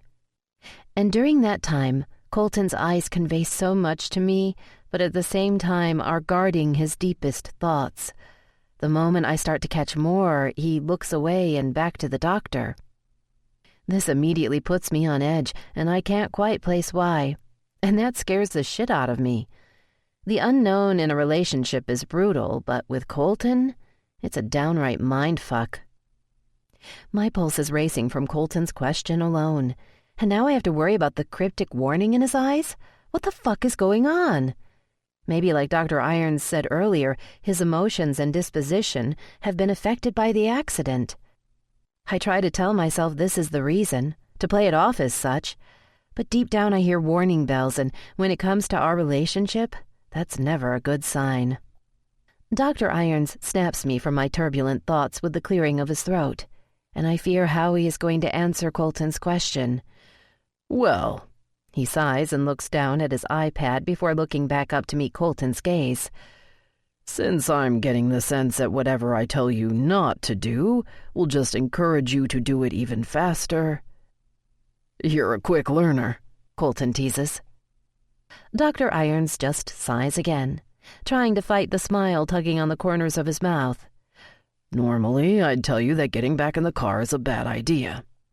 That your brain has been jarred around enough, and even when your skull is fully healed, it will still have a weak spot where the bone has reconnected, and that could be dangerous. But I know no matter what I say, you're going to be back on the track, aren't you?" I have no option but to sit down now, because despite how calm I appear on the outside, my insides have just been shredded by Dr. Irons' correct assumption. Colton blows out a long breath and looks out the window for a bit, and for just a moment I notice the chink in his armor. It's fleeting, but it's there nonetheless. He may never admit it, but he's scared to get in the car again. Scared to recall the moments during the crash that he can't remember right now. Afraid he might get hurt again. And he's so consumed by his thoughts that he doesn't notice that he's withdrawn his hand from mine. "You're right," he finally says, and chills immediately blanket my body. "I will. I have no other choice. But I'll follow your advice and wait until I'm medically cleared. I'll have my doctors in California connect with you to make sure nothing is missed." Dr. Irons swallows and nods his head. "Okay. Well, I'm going to bank on the fact that you're a sensible guy. Well, as sensible as one can be that drives 200 miles an hour for a living." Colton smiles at the comment. "I'll be back to check on you later." Dr. Irons leaves us, and for a moment there is an awkward silence between the four of us. I imagine it's because all of us are secretly wondering what it's going to be like when he hops back in the race car, but no one says anything. Dread weighs heavy on me, and I have no clue how I'm going to be able to handle it, how I'm going to be able to watch him climb inside a car nearly identical to the one he almost died in. Colton breaks the startled silence. "Bex?" "Yeah?" Bex steps forward and stares at his friend. "Make sure to tell Eddie that he needs to get my records from Dr. Irons so we can study my injury. See how we can make it complement the Hans even better."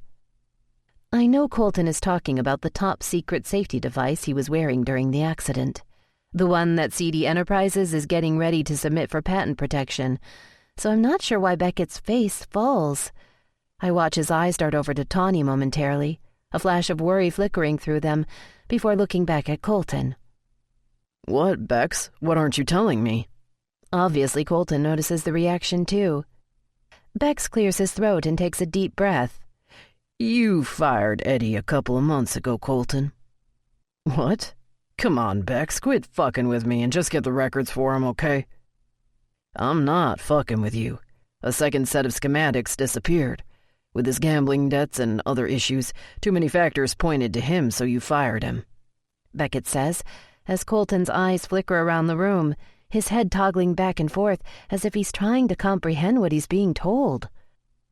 "Seriously?" When Bex just nods, Colton looks over at Tawny and she nods too.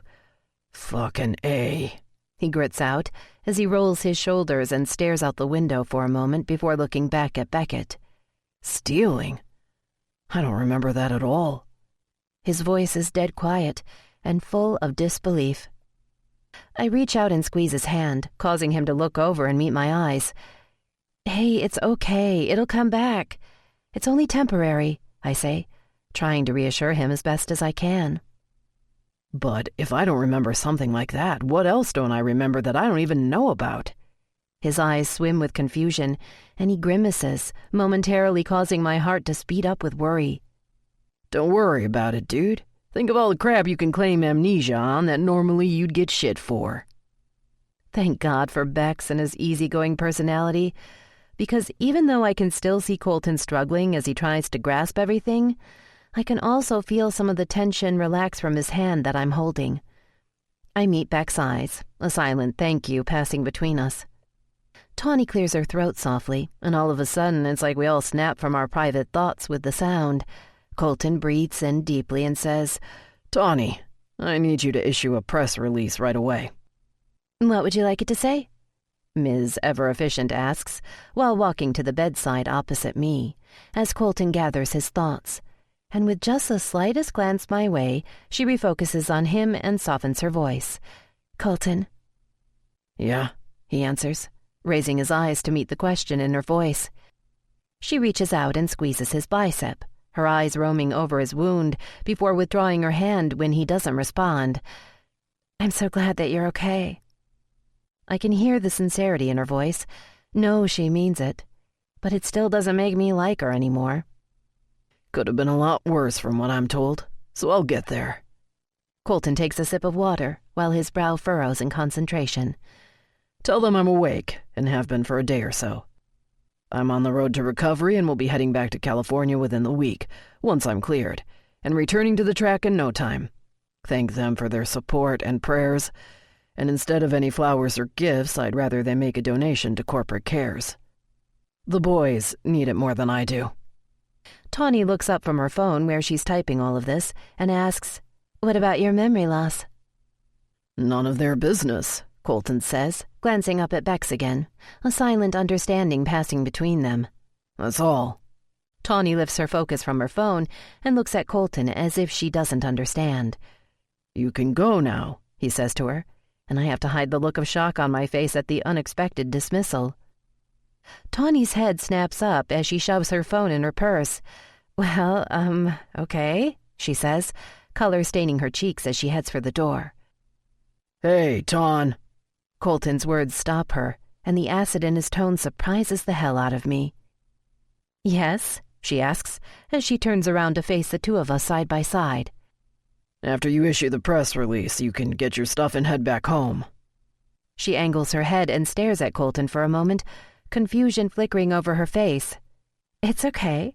It's better if I stay here and deal with the media." No, Colton says. I don't think you understand what I'm saying. Tawny's tongue darts out and wets her bottom lip as nerves start to eat at her. She takes a step toward the bed as he begins to explain. We've known each other, most of our lives? Long enough for you to know that I don't like being fucked with. Colton leans forward as her eyes widen, and I hold my breath in disbelief at the ice in his voice. You fucked with me, T. And more importantly, you fucked with Riley. Now that I most definitely remember. Game over. Pack your shit. You're fired. I hear Beckett suck in a breath. At the same time, Tawny sputters out, What? Colton, you... Save it. Colton holds up a hand to stop her and shakes his head in disappointment. Save your ridiculous excuses and go before you make things any worse for yourself. She just stares at him, blinking away the tears before glancing over at Beckett, spinning on her heels, and rushing out of the room. I watch her leave, trying to fathom what it would be like to be in her shoes, to lose both your job and the man you've believed is yours. And as I hear Colton breathe out a huge sigh beside me, I actually feel sorry for her. Well, not really. Chapter 12. A muffled sound pulls me from my sleep, and I'm so tired, so wanting to sink into the blinding oblivion because I've had so little sleep over the past 2 weeks that I keep my eyes closed and write it off as the purr of the jet's engine. But because I'm now awake, when I hear it a second time, I know I'm wrong. I open my eyes, startled at what I see, the sight of my reckless bad boy, eyes squeezed tight, teeth biting his bottom lip, and face painted with the grief that courses down his cheeks, coming completely undone in disciplined silence. I'm momentarily frozen with uncertainty. I'm uncertain because I felt a disconnect between us in the past few days. On the one hand, I felt like he was trying to push me away, keep me at arm's length, by keeping all discussions superficial. By saying his head hurts, that he needed sleep, the minute I brought up any serious subject. And then there were the odd moments when he thought I wasn't paying attention to him, when I'd notice him looking at me from the reflection in the room's window with a look of pained reverence, one of longing laced with sadness, and that singular look always caused chills to dance over my flesh.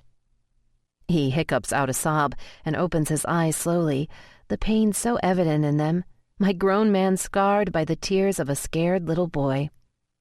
He looks away momentarily, and I can see him trying to collect himself, but only ends up squeezing his eyes shut and crying even harder. "Colton?" I shift from my reclined position, starting to reach out but then pulling back in uncertainty because the absolute desolation reflected in his eyes. My hesitation is answered by Colton looking at my hand and shaking his head as if one touch from me will crumble him. And yet I can't resist. I never can when it comes to Colton. I can't let him suffer in silence from whatever is eating his soul and shadowing his face. I have to connect with him, comfort him the only way that has seemed to work over the past few weeks. I unbuckle my seatbelt and cross the distance between us, my eyes asking if it's okay to make the connection with him. I don't let him answer, don't give him another chance to push me away, but rather settle across his lap. I wrap my arms around him as best I can, nestle my head in the crook of his neck, and just hold on in reassuring silence. Hold on as his chest shudders and breath hitches, as his tears fall, either cleansing his soul or foreshadowing impending devastation. Chapter 13. I don't need a goddamn wheelchair. It's the fourth time he said it, and it's the only thing he's said to me since waking up on the airplane. I bite my lip and watch him struggle as he glares at the nurse when she pushes the chair once again to the back of his knees, without saying a word to her difficult patient. I can see him starting to tire from the exertion of getting out of the car and walking the 5 feet or so toward the front door before stopping and resting a hand on the retaining wall. The strain is so obvious that I'm not surprised when he eventually gives in and sits down.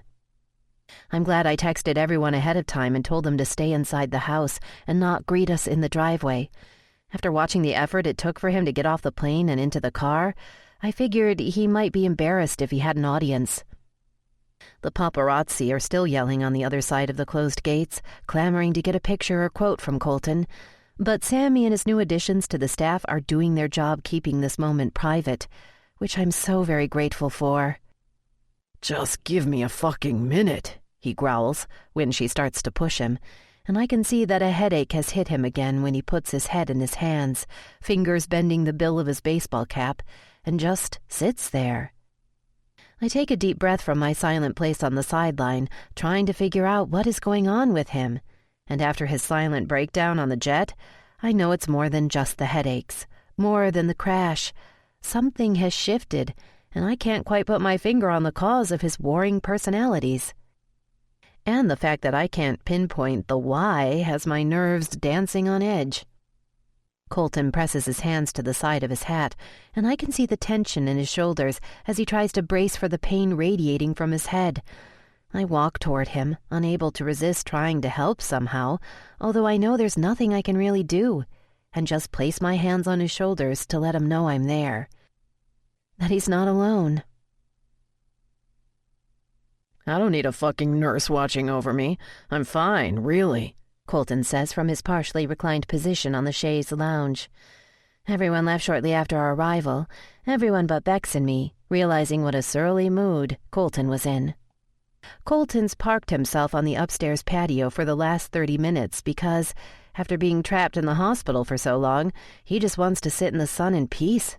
A peace he's not getting since he's been arguing with everyone about how he's perfectly fine and just wants to be left alone. Bex folds his arms across his chest. We know you're hard-headed and all, but you took quite a hit. We're not going to leave you. Leave me the fuck alone, Daniels, Colton barks, annoyance evident in his tone as Bex steps toward him. If I wanted your 2 cents, I would have asked. Well, crack open the piggy bank because I'm going to give you a whole fucking $1's worth, he says as he leans in closer to Colton. Your head hurts? You want to be a prick because you've been locked up in a goddamn hospital? You want sympathy that you're not getting? Well, too fucking bad. You almost died, Colton. Died. So shut the fuck up and quit being an asshole to the people that care about you the most. Bex shakes his head at him in exasperation, while Colton just pulls his hat down lower over his forehead and sulks. When Bex speaks next, his voice is the quiet, calculating calm he used with me when we were in the hotel room the night before the accident. You don't want sponge baths from Nurse Ratchet downstairs. I get that too. But you have a choice to make because it's either her, me, or Riley washing your balls every night till you're cleared by the docs. I know who I'd choose, and it sure as fuck isn't me or the large, gruff German woman in the kitchen. I love you, dude, but my friendship draws the line when it comes to touching your junk. Bex leans back, his arms still crossed and his eyebrows raised. He shrugs his shoulders to reiterate the question. When Colton doesn't speak, but rather remains ornery and stares Bex down from beneath the brim of his cap, I step up, tired, cranky, and wanting time alone with Colton, to try and right our world again. I'm staying, Colton. No questions asked. I'm not leaving you here by yourself. I just hold up my hands when he starts to argue. Stubborn asshole. If you want to keep acting like one of the boys when they throw a tantrum, then I'll start treating you like one." For the first time since we've been out on the patio, Colton raises his eyes to meet mine. "I think it's time everyone leaves." His voice is low and full of spite. I walk closer, wanting him to know that he can push all he wants, but I'm not backing down. I throw his own words back in his face, words I'm not even sure he remembers. "We can do this the easy way or the hard way, Ace, but rest assured, it's going to be my way." I make sure Beck's locked the front door on his way out before grabbing the plate of cheese and crackers to head back upstairs. I find Colton in the same location on the chaise lounge, but he's taken his hat off, head leaned back, eyes closed. I stop in the doorway and watch him. I take in the shaved patch that's starting to grow back over his nasty scar. I note the furrow in his forehead that tells me he's anything but at peace. I enter the patio quietly. The song Hard to Love is playing softly on the radio, and I'm grateful that it masks my footsteps so I don't wake him as I set his pain meds and plate of food down on the table next to him. "You can go now, too." His gruff voice startles me. His unexpected words throw me. My temper simmers. I look over at him and can't do anything other than shake my head in sputtering disbelief because his eyes are still closed. Everything over the past couple of days hits me like a kaleidoscope of memories. The distance and avoidance. This is about more than being irritated from being confined during his recovery. Is there something you need to get off your chest? A lone seagull squawks overhead as I wait for the answer, trying to prepare for whatever he's going to say to me. He's gone from crying without explanation to telling me to leave. Not a good sign at all. "I don't need your goddamn pity. Don't you have a house full of little boys that need you to help fulfill that inherent trait of yours to hover and smother?"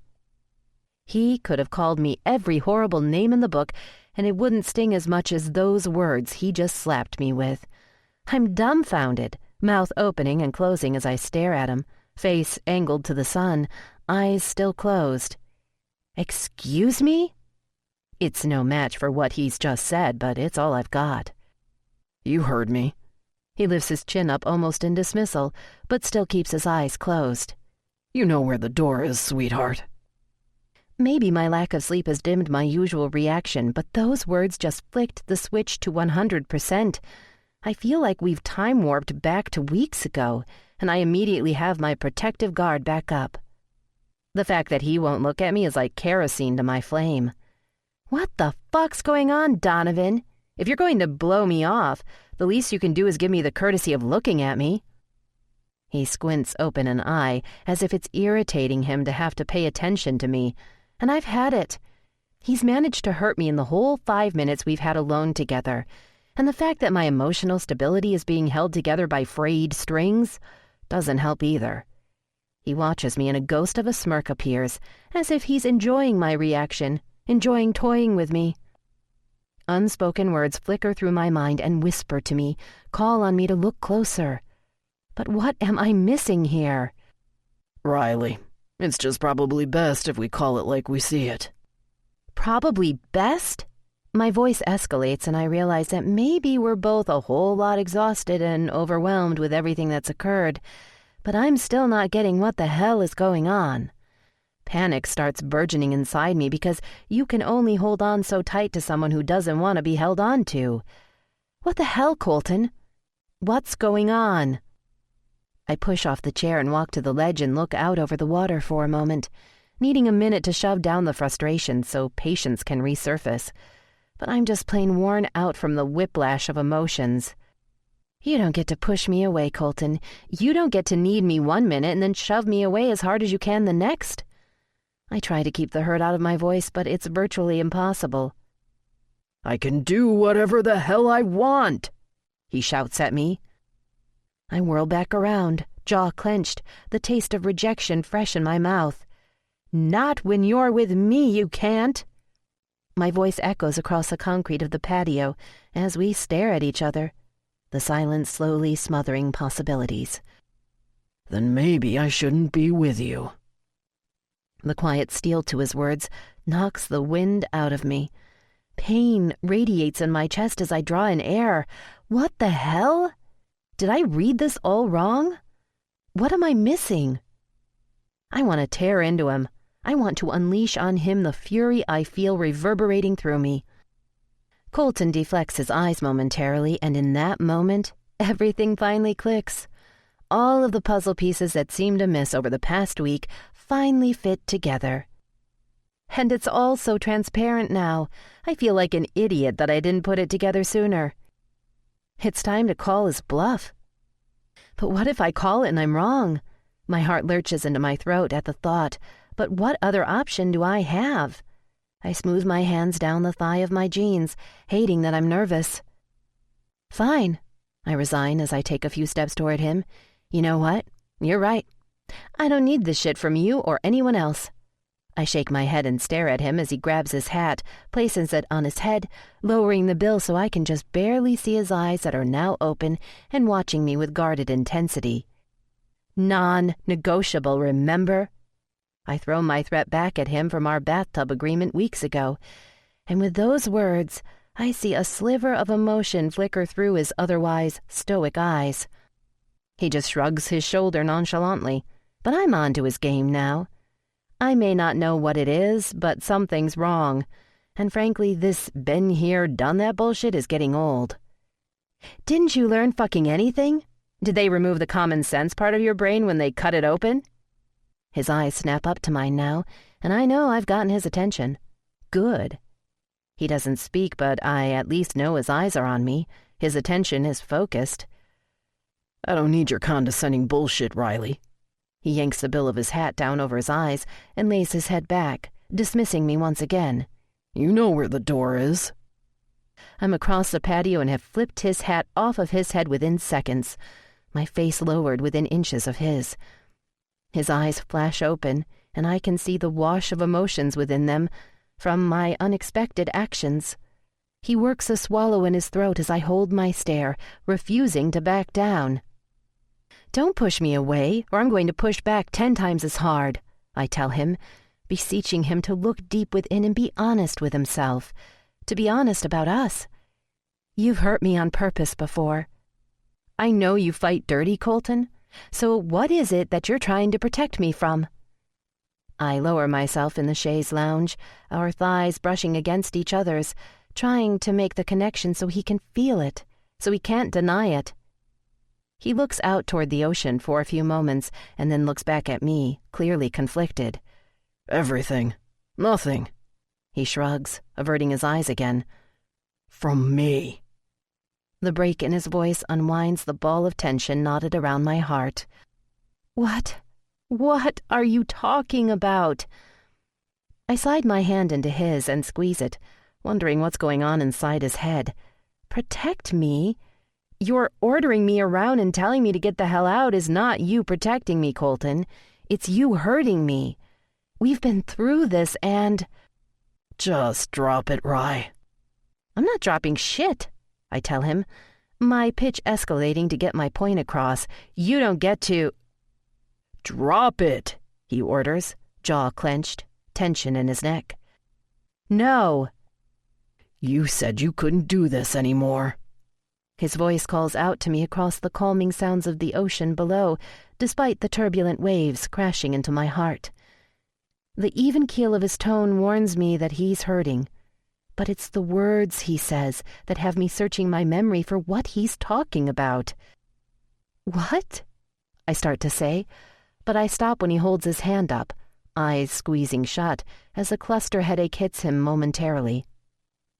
And of course I feel guilty for pushing him on this, but he's crazy if he thinks I'm going anywhere. I want to reach out and soothe him, try to take the pain away, but know that nothing I can do will help. So I sit and rub my thumb absently over the back of his tensing hand. When I was out, I heard you tell Bex that you couldn't do this anymore, that you'd gladly walk out.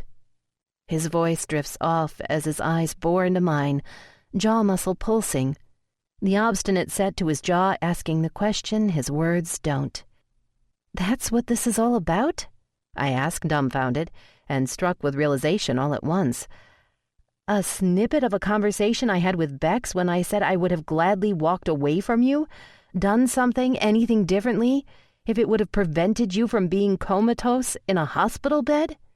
I can see how his mind has altered bits and pieces of my conversation with Beckett, but he's never asked me about it, never communicated, and that fact, more than the misunderstanding, upsets me.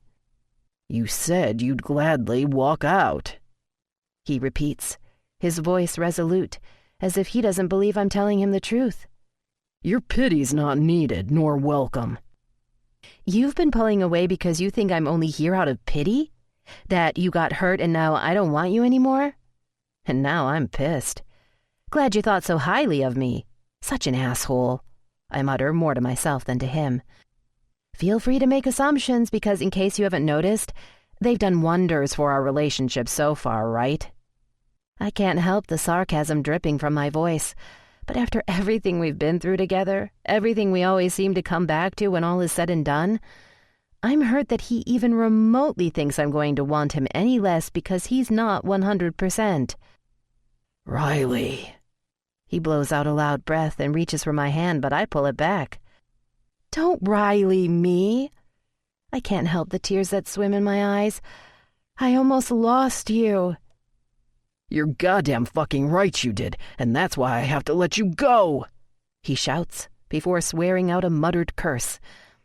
He laces his fingers at the back of his neck and then pulls his elbows down, trying to staunch some of his anger. My eyes flash up to meet his, my breath choking on confusion. I heard you on the phone with Hattie the other night when you thought I was asleep. Heard you tell her that you're not sure you'll be able to watch me get back in the car again. I can't be made to choose between you and racing, he says, anguish so palpable it rolls off him in waves and crashes into the desperation emanating off of me. I need both of you, Riley. The desolation of his voice strikes chords deep within me, his fear transparent. Both of you. And now I get it. It's not that he thinks I don't want him because he's hurt. It's that I won't want him in the future because I'll fear for every minute of every second that he's in that car, as well as the minutes leading up to it. I had no idea he'd heard my conversation. A conversation with Hattie that was so candid.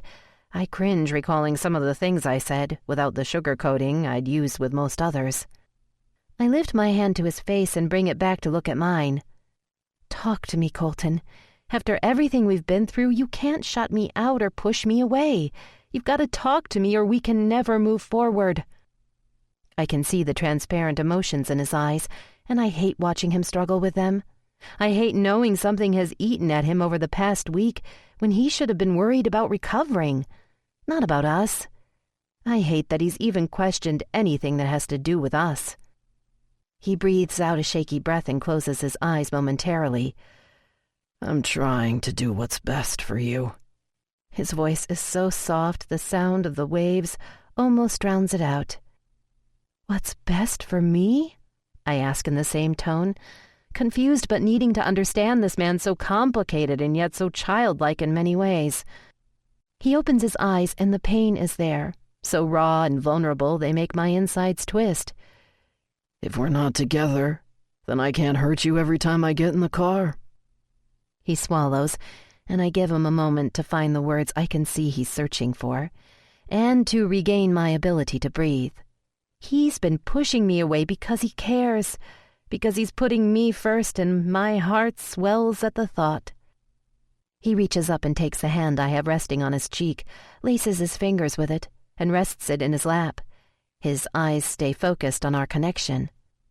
I told you that you make me a better man, and I'm trying so fucking hard to be that for you, but I'm failing miserably. A better man would let you go so that you don't have to relive what happened to Max and my crash every time I get in the car. He'd do what's best for you. It takes a moment to find my voice because what Colton just said to me, those words, are equivalent to him telling me he races me. They represent such an evolvement in him as a man. I can't stop the tear that slides down my cheek. I give in to necessity. I lean in and press my lips to his, to taste and take just a small reassurance that he's here and alive, that the man I thought and hoped he was underneath all of the scars and hurt really is there, really is this beautifully damaged man whose lips are pressed against mine. I withdraw a fraction and look into his eyes. What's best for me? Don't you know what's best for me is you, Colton? Every single part of you. The stubborn, the wild and reckless, the fun-loving, the serious, and even the broken parts of you, I tell him, pressing my lips to his between every word. All of those parts of you I will never be able to find in someone else. Those are what I need. What I want. You, baby. Only you. This is what love is, I want to scream at him. Shake him until he understands that this is real love, not the unfettered pain and abuse of his past, not his mom's twisted version of it. This is love, me and him, making it work. One being strong when the other's weak, thinking of the other first when they know their partner is going to feel pain. But I can't say it. I can't scare him into remembering what he felt for me or said to me. And as much as it cripples me that I can't say I race you to him, I can show him by standing by his side, by holding his hand, by being strong when he needs me the most, by being silent when all I want to do is tell him. He just stares at me, teeth scraping over his bottom lip, and complete reverence in his eyes.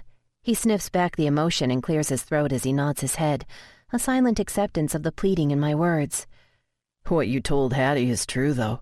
It's going to kill you every time I get in the car. I'm not going to lie. It is going to kill me. But I'll figure out how to handle it when we get to that point, I tell him, although I already feel the fear that stains the fringes of my psyche at the thought. We'll figure it out, I correct myself, and the most adorable smile curls one corner of his mouth, melting my heart. He just nods his head, his eyes conveying the words I want to hear, and for now, it's enough for me, because when you have everything right before you, you'll accept anything just to keep it there. I'm not any good at this, he says, and I can see the concern fill his eyes, etch across his features. No one is, I tell him, squeezing our linked fingers. Relationships aren't easy. They're hard and can be brutal at times, but those are the times you learn the most about yourself. And when they're right, I pause, making sure his eyes are steadfast on mine. They can be like coming home, finding the rest of your soul. I avert my eyes, suddenly embarrassed by my introspective comments and my hopeless romantic tendencies. He squeezes my hand, but I keep my face toward the sun, hoping the color staining my cheeks isn't noticeable. My mind races with the possibilities for us if he can just find it within himself to let me have a permanent place there. The silence is okay now because the empty space between us is floating with potential instead of misunderstanding. And on this patio, bathed by sunlight, we are lost in thought because we're accepting the fact that there are tomorrows for us to experience together. And that's a good place to be. As my mind wanders, I see the plate of food and pain meds on the table next to us. Hey, you need to take your pills, I say, finally turning toward him and meeting his eyes. He reaches out and cups the side of my face, brushing the pad of his thumb over my bottom lip. I draw in a shaky, affected breath as he angles his head and watches me. You're the only medicine I need, Riley. I can't help the smile spreading across my lips, or the sarcastic comment that slides off my tongue. I guess the doctors didn't mess with your ability to deliver smooth one-liners, did they? Nope, he says with a devilish smirk that has me leaning into him the same time he does, so that we meet in the center. Our lips brush ever so gently, once, then twice, before he parts his lips and slides his tongue between mine. Our tongues dance, our hands caress, and our hearts swell as we settle into the tenderness of the kiss. He brings his other hand up to cup my face, and I can feel it trembling as he tries to keep it there. I lift my hand up to hold on to the outside of his and help him hold it against my cheek. Desire coils deep in my belly, and as much as I know I can't sate my body's yearning, per doctor's orders, it doesn't mean I don't want to desperately. When we connect through intimacy, It's more than just the mind-blowing orgasm at the hands of the oh-so-skillful Colton, but rather something I can't exactly put words to. It's almost as if, when we connect, there is a contentment that weaves its way deep down in my soul and completes me, binds us, and I miss that feeling.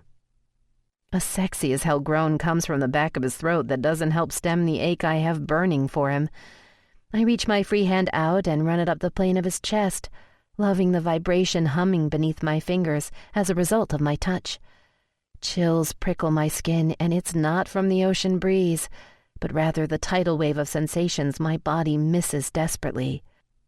"Fuck, I'm dying to be in you, Rye," he whispers against my lips, as every nerve in my body stands at attention and begs to be taken, branded, and remade his all over again. And I am so close to saying, "Fuck the doctor's orders," that my hand is sliding down his torso to slip beneath his waistband, when I feel his body tense and his breath hiss out. I'm immediately swamped with guilt over my lack of willpower to take the temptation so readily at my fingertips, and I switch to high alert. A bad one? The grimace on Colton's face remains, eyes squeezed shut, as he just nods his head softly and shifts backward in the chair until he's reclined. I reach for the medicine and put them in his hands. I guess I'm not the only medicine he needs after all. Chapter 14. I wander the halls of the Malibu house, worry over Colton, homesickness for the boys, and missing Hattie, all robbing me of sleep. This has been the longest I've been away from any of them. And as much as I love Colton, I'm needing that connection with my life. I need their energy that always lifts my soul and feeds my spirit. I've missed Xander's deposition, Ricky's first home run, Aiden being called into the principal's office for stopping a fight rather than starting one. I feel like a bad mother neglecting her children. Not finding solace, I climb the stairs for the umpteenth time to check on him, to make sure he's still knocked out from the cocktail of medications Dr. Irons prescribed on the phone earlier, when Colton's headache would not let up. I'm still worried. I think I subconsciously fear falling asleep because I might miss something he needs.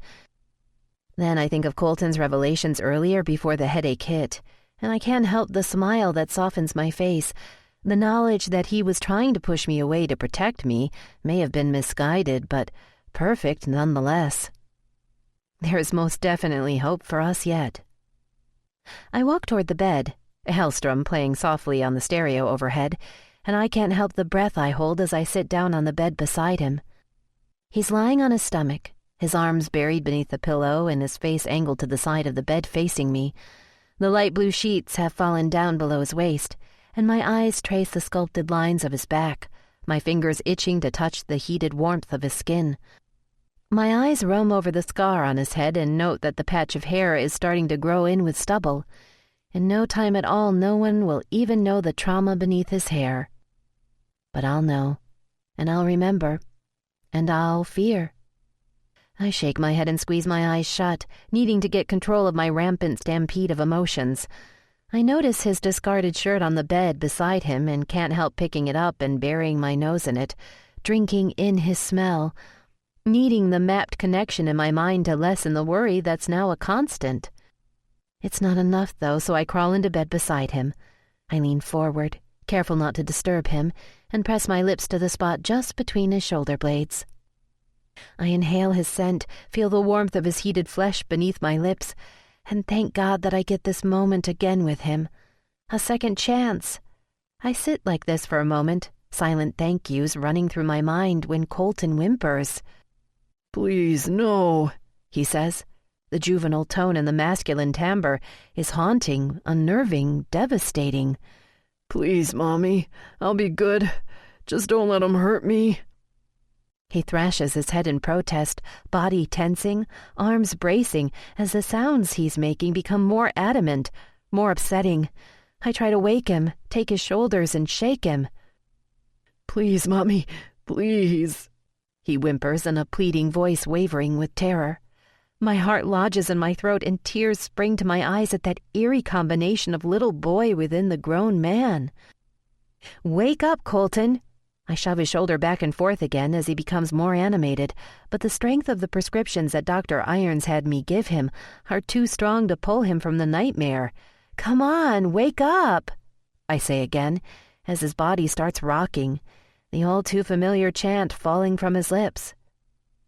I hiccup a sob as he shifts again, voice silenced, and rolls onto his back. He shifts a couple more times, and I'm relieved that his nightmare seems to have left him. He still seems uneasy, though, so I crawl up beside him and lay my head on his chest, leg hooked over his, and rest my hand on his frantically beating heart. And I do the one thing I can in hopes of soothing him. I sing. I sing of little boys and imaginary dragons, of believing in something unbelievable, of forgetting and moving on. My dad used to sing that to me when I had nightmares. His rasp of a voice scares the crap out of me. I didn't even know he had woken up. He places an arm around me and pulls me in closer to him. "I know," I whisper into the moonlit room. "And you were." Silence hangs between us as he blows out a soft breath. I can tell his dreams are still on his mind, so I grant him the silence to work through them. He presses a kiss onto the top of my head and keeps his mouth there. When he speaks, I can feel the heat from his breath as he murmurs into my hair. "I was scared. I remember the vague sense of being scared those last few seconds in the car as I was flipping through the air." And it's the first time he's admitted to me anything to confirm my fears in regards to the crash. I run my hand over his chest. "I was too." "I know," he says, as his hand finds its way beneath the waistband of my panties and cups my bare ass, pulling me up his body so my eyes can meet his. "I'm sorry you had to go through that again." I can see the apology in his eyes, in the lines etched in his forehead, and I'm unable to speak, tears clogging in my throat at his acknowledgement of my feelings, so I show him the next best way I know how. I lean in and brush my lips against his. His lips part as I slip my tongue between them, a soft groan rumbling in the back of his throat, spurring me on to taste the one and only fix to my addiction. My hands run over his stubbled jaw to the back of his neck, and I take in the intoxicating mixture I've grown to crave. His taste, his feel, his virility. His hands cradle my face, fingers tangled in my curls as he draws my face back momentarily, so we're inches apart, our breath whispering against each other's, and eyes divulging emotions we've previously kept guarded under lock and key. I can feel the pulse of his clenched jaw beneath my palms as he struggles with words. "Rye, he says, and my breath catches. My soul hopes with bated breath. And I mentally finish the sentence for him, fill in the two words that complete it, complete us, express the words that I see in his eyes and feel in the reverence of his touch. He works a swallow down his throat and finishes, "Thank you for staying." There's nowhere else I'd rather be. I can see the words I breathe out sink in and register as he pulls me toward him, guiding my body to shift and settle in a straddle over his lap while his mouth crashes to mine. And it does crash. A frenzy of passion explodes as my need collides with his desperation. Hands roam, tongues delve, and emotions intensify as we refamiliarize ourselves with the lines and curves of one another. Colton runs his left hand down my back and grips the flesh on my hip as I rock over the ridge of his boxer brief-clad erection. Sensation swells within, creating an ache so powerful, so intense, it borders on painful. My body craves the all-consuming pleasure I know only he can evoke. I swallow his groan as I am engulfed in the emotion, the connection between us, in this moment.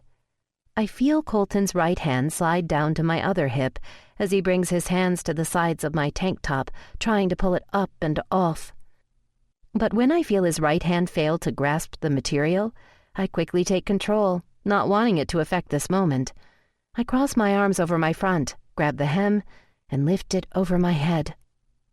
I sit astride him, bare except for a scant pair of panties, as his eyes scrape over the lines of my body. Raw male appreciation apparent in his gaze. Unfettered lust. Undeniable hunger. He reaches back out to touch, to dance fingertips up my rib cage, enabling him to guide my face back to his so that he can take, taste, tempt. I moan at the feeling of my breasts pillowing against his firm chest, hardened nipples hypersensitive to the touch. Colton urges my hips back and forth again, and the sensation rocks me, nerves ready to detonate. I angle my body back, lost in the feeling when his mouth finds my breast, warm heat against chilled flesh. I want him, need him, desire him like I never thought possible. Our breaths pant and hearts race as we act on the instinct that has pulled us together since day one. And it's in this moment that I feel his hand flex and hear the warning of Dr. Irons flash through my head.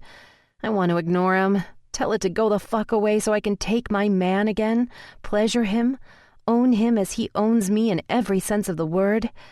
But I can't risk it.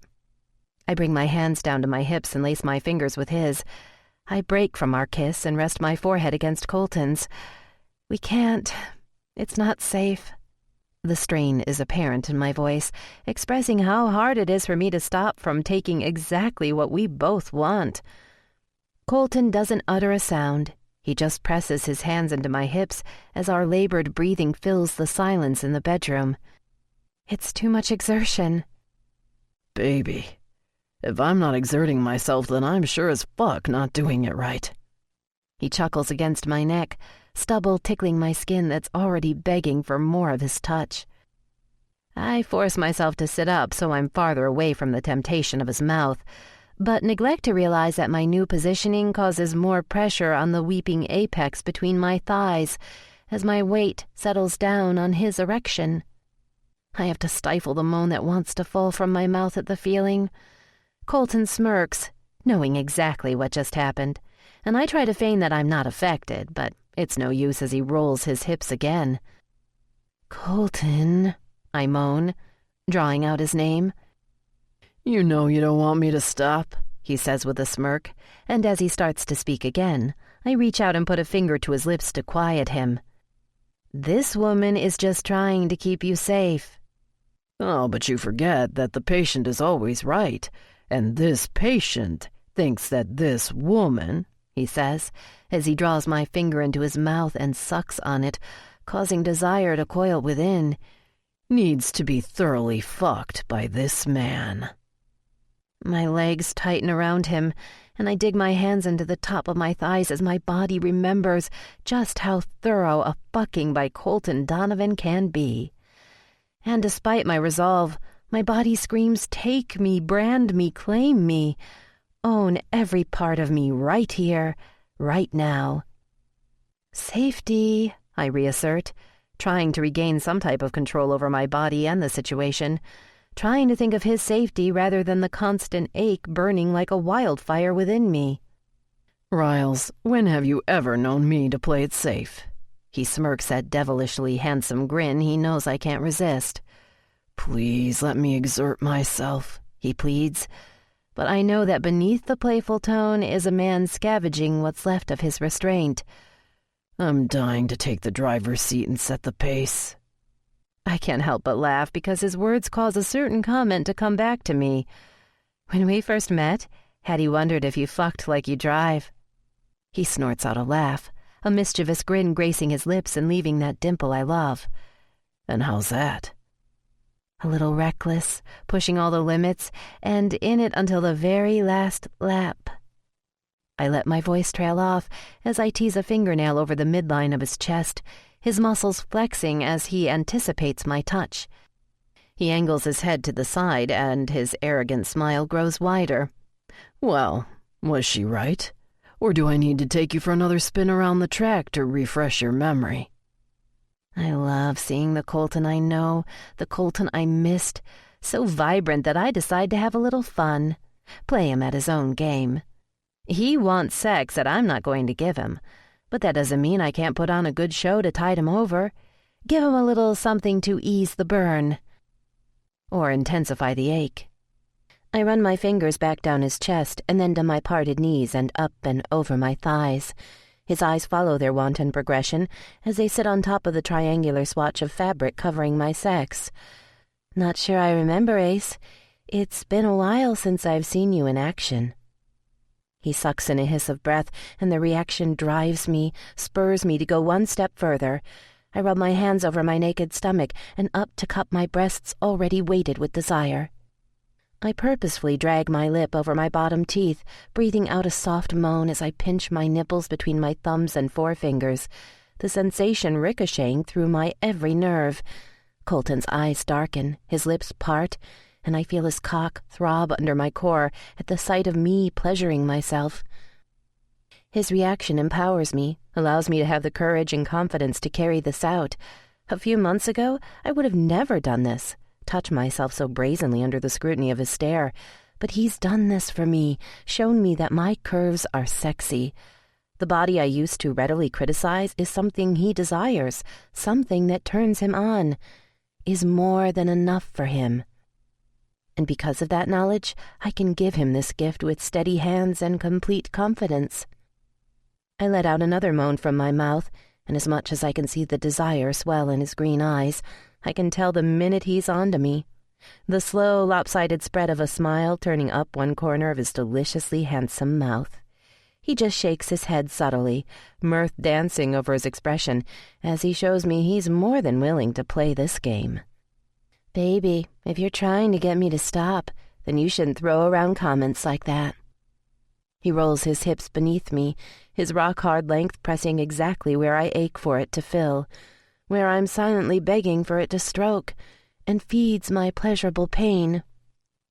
I try to stifle the reaction on my lips, try to play coy, but it's no use when he does it again. My mouth falls lax, a satisfied purr comes from deep within my throat, and my hands fall without thought to press against the outside of my damp panties, needing something to stifle the urge to take what I so desperately need, so desperately want. Him. When his hips settle, my fingers dig into the flesh of my thighs to prevent me from taking what I want, fingers ripping down boxer briefs, taking his steeled length in my hands, guiding him into me, stretching me to sublime satisfaction. I gain enough composure to raise my eyes back up and lock onto his, to feign that I have a tight hold on the control that's begging to be snapped. He reaches a hand up and draws a line down the middle of my chest at an excruciatingly slow pace, his smirk spreading to both corners when my nipples pebble from his touch, proving that despite my strong facade, I'm affected by him in every possible way. "Well, if you think I fuck like I drive, you should see me drop the hammer and race you to the finish line."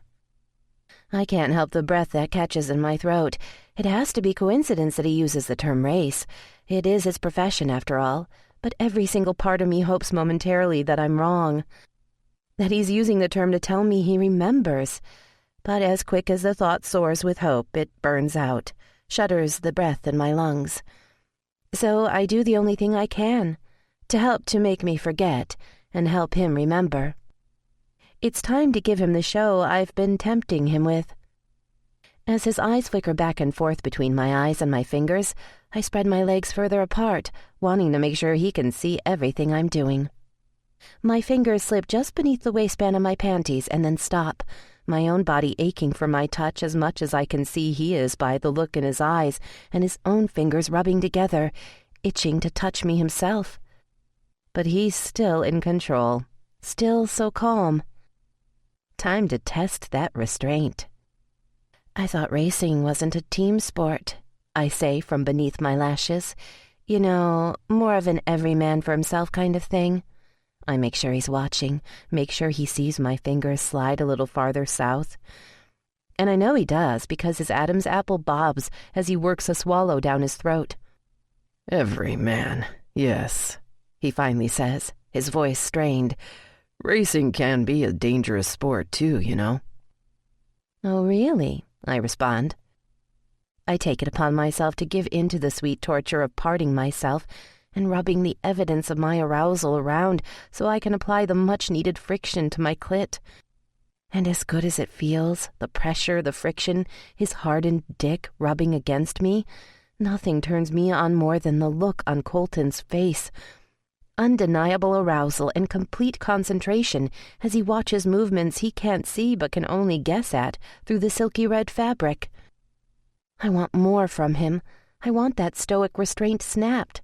And so I give in to the feeling, into the eroticism of the moment, of him watching me while I pleasure myself, and I do the one thing I know will help push him over the edge, pull that hair-string trigger I know he has so tightly wound.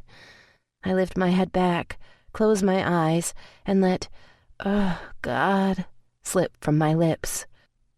Sweet Jesus, he swears, restraint snapped right along with the strings of fabric holding my panties together. I keep my head back, knowing he's watching me move my fingers, absorb the pleasure, because there is something unexpectedly liberating about him stripping my clothes so he can see. I am unbound, unashamed, and utterly his for the taking, both physically and mentally. I feel my pulse quicken. Warmth spreads through me like a tidal wave of sensation that I willingly want to be drowned in. Colton groans out in front of me, and I come back into the present, lift my head up, and open my eyes to find his trained on the delta between my thighs. I hiss a moan as I bring my hand out for him to see the evidence of my arousal glistening on my fingers. I struggle to control the burning fire spreading through me, igniting places I didn't even know exist, and try to find my voice. Well, Ace, danger can be overrated. It seems I know how to handle a slick track perfectly well, I purr, unable to fight the smirk that plays as his fingers dig deeper into the flesh at my hips. I keep my eyes locked and taunting on his as I bring my fingers up to my lips and suck slowly before withdrawing them. The muscle in his jaw ticks. His dick pulses beneath me in reaction. His breath rasps out. Slippery and wet, huh?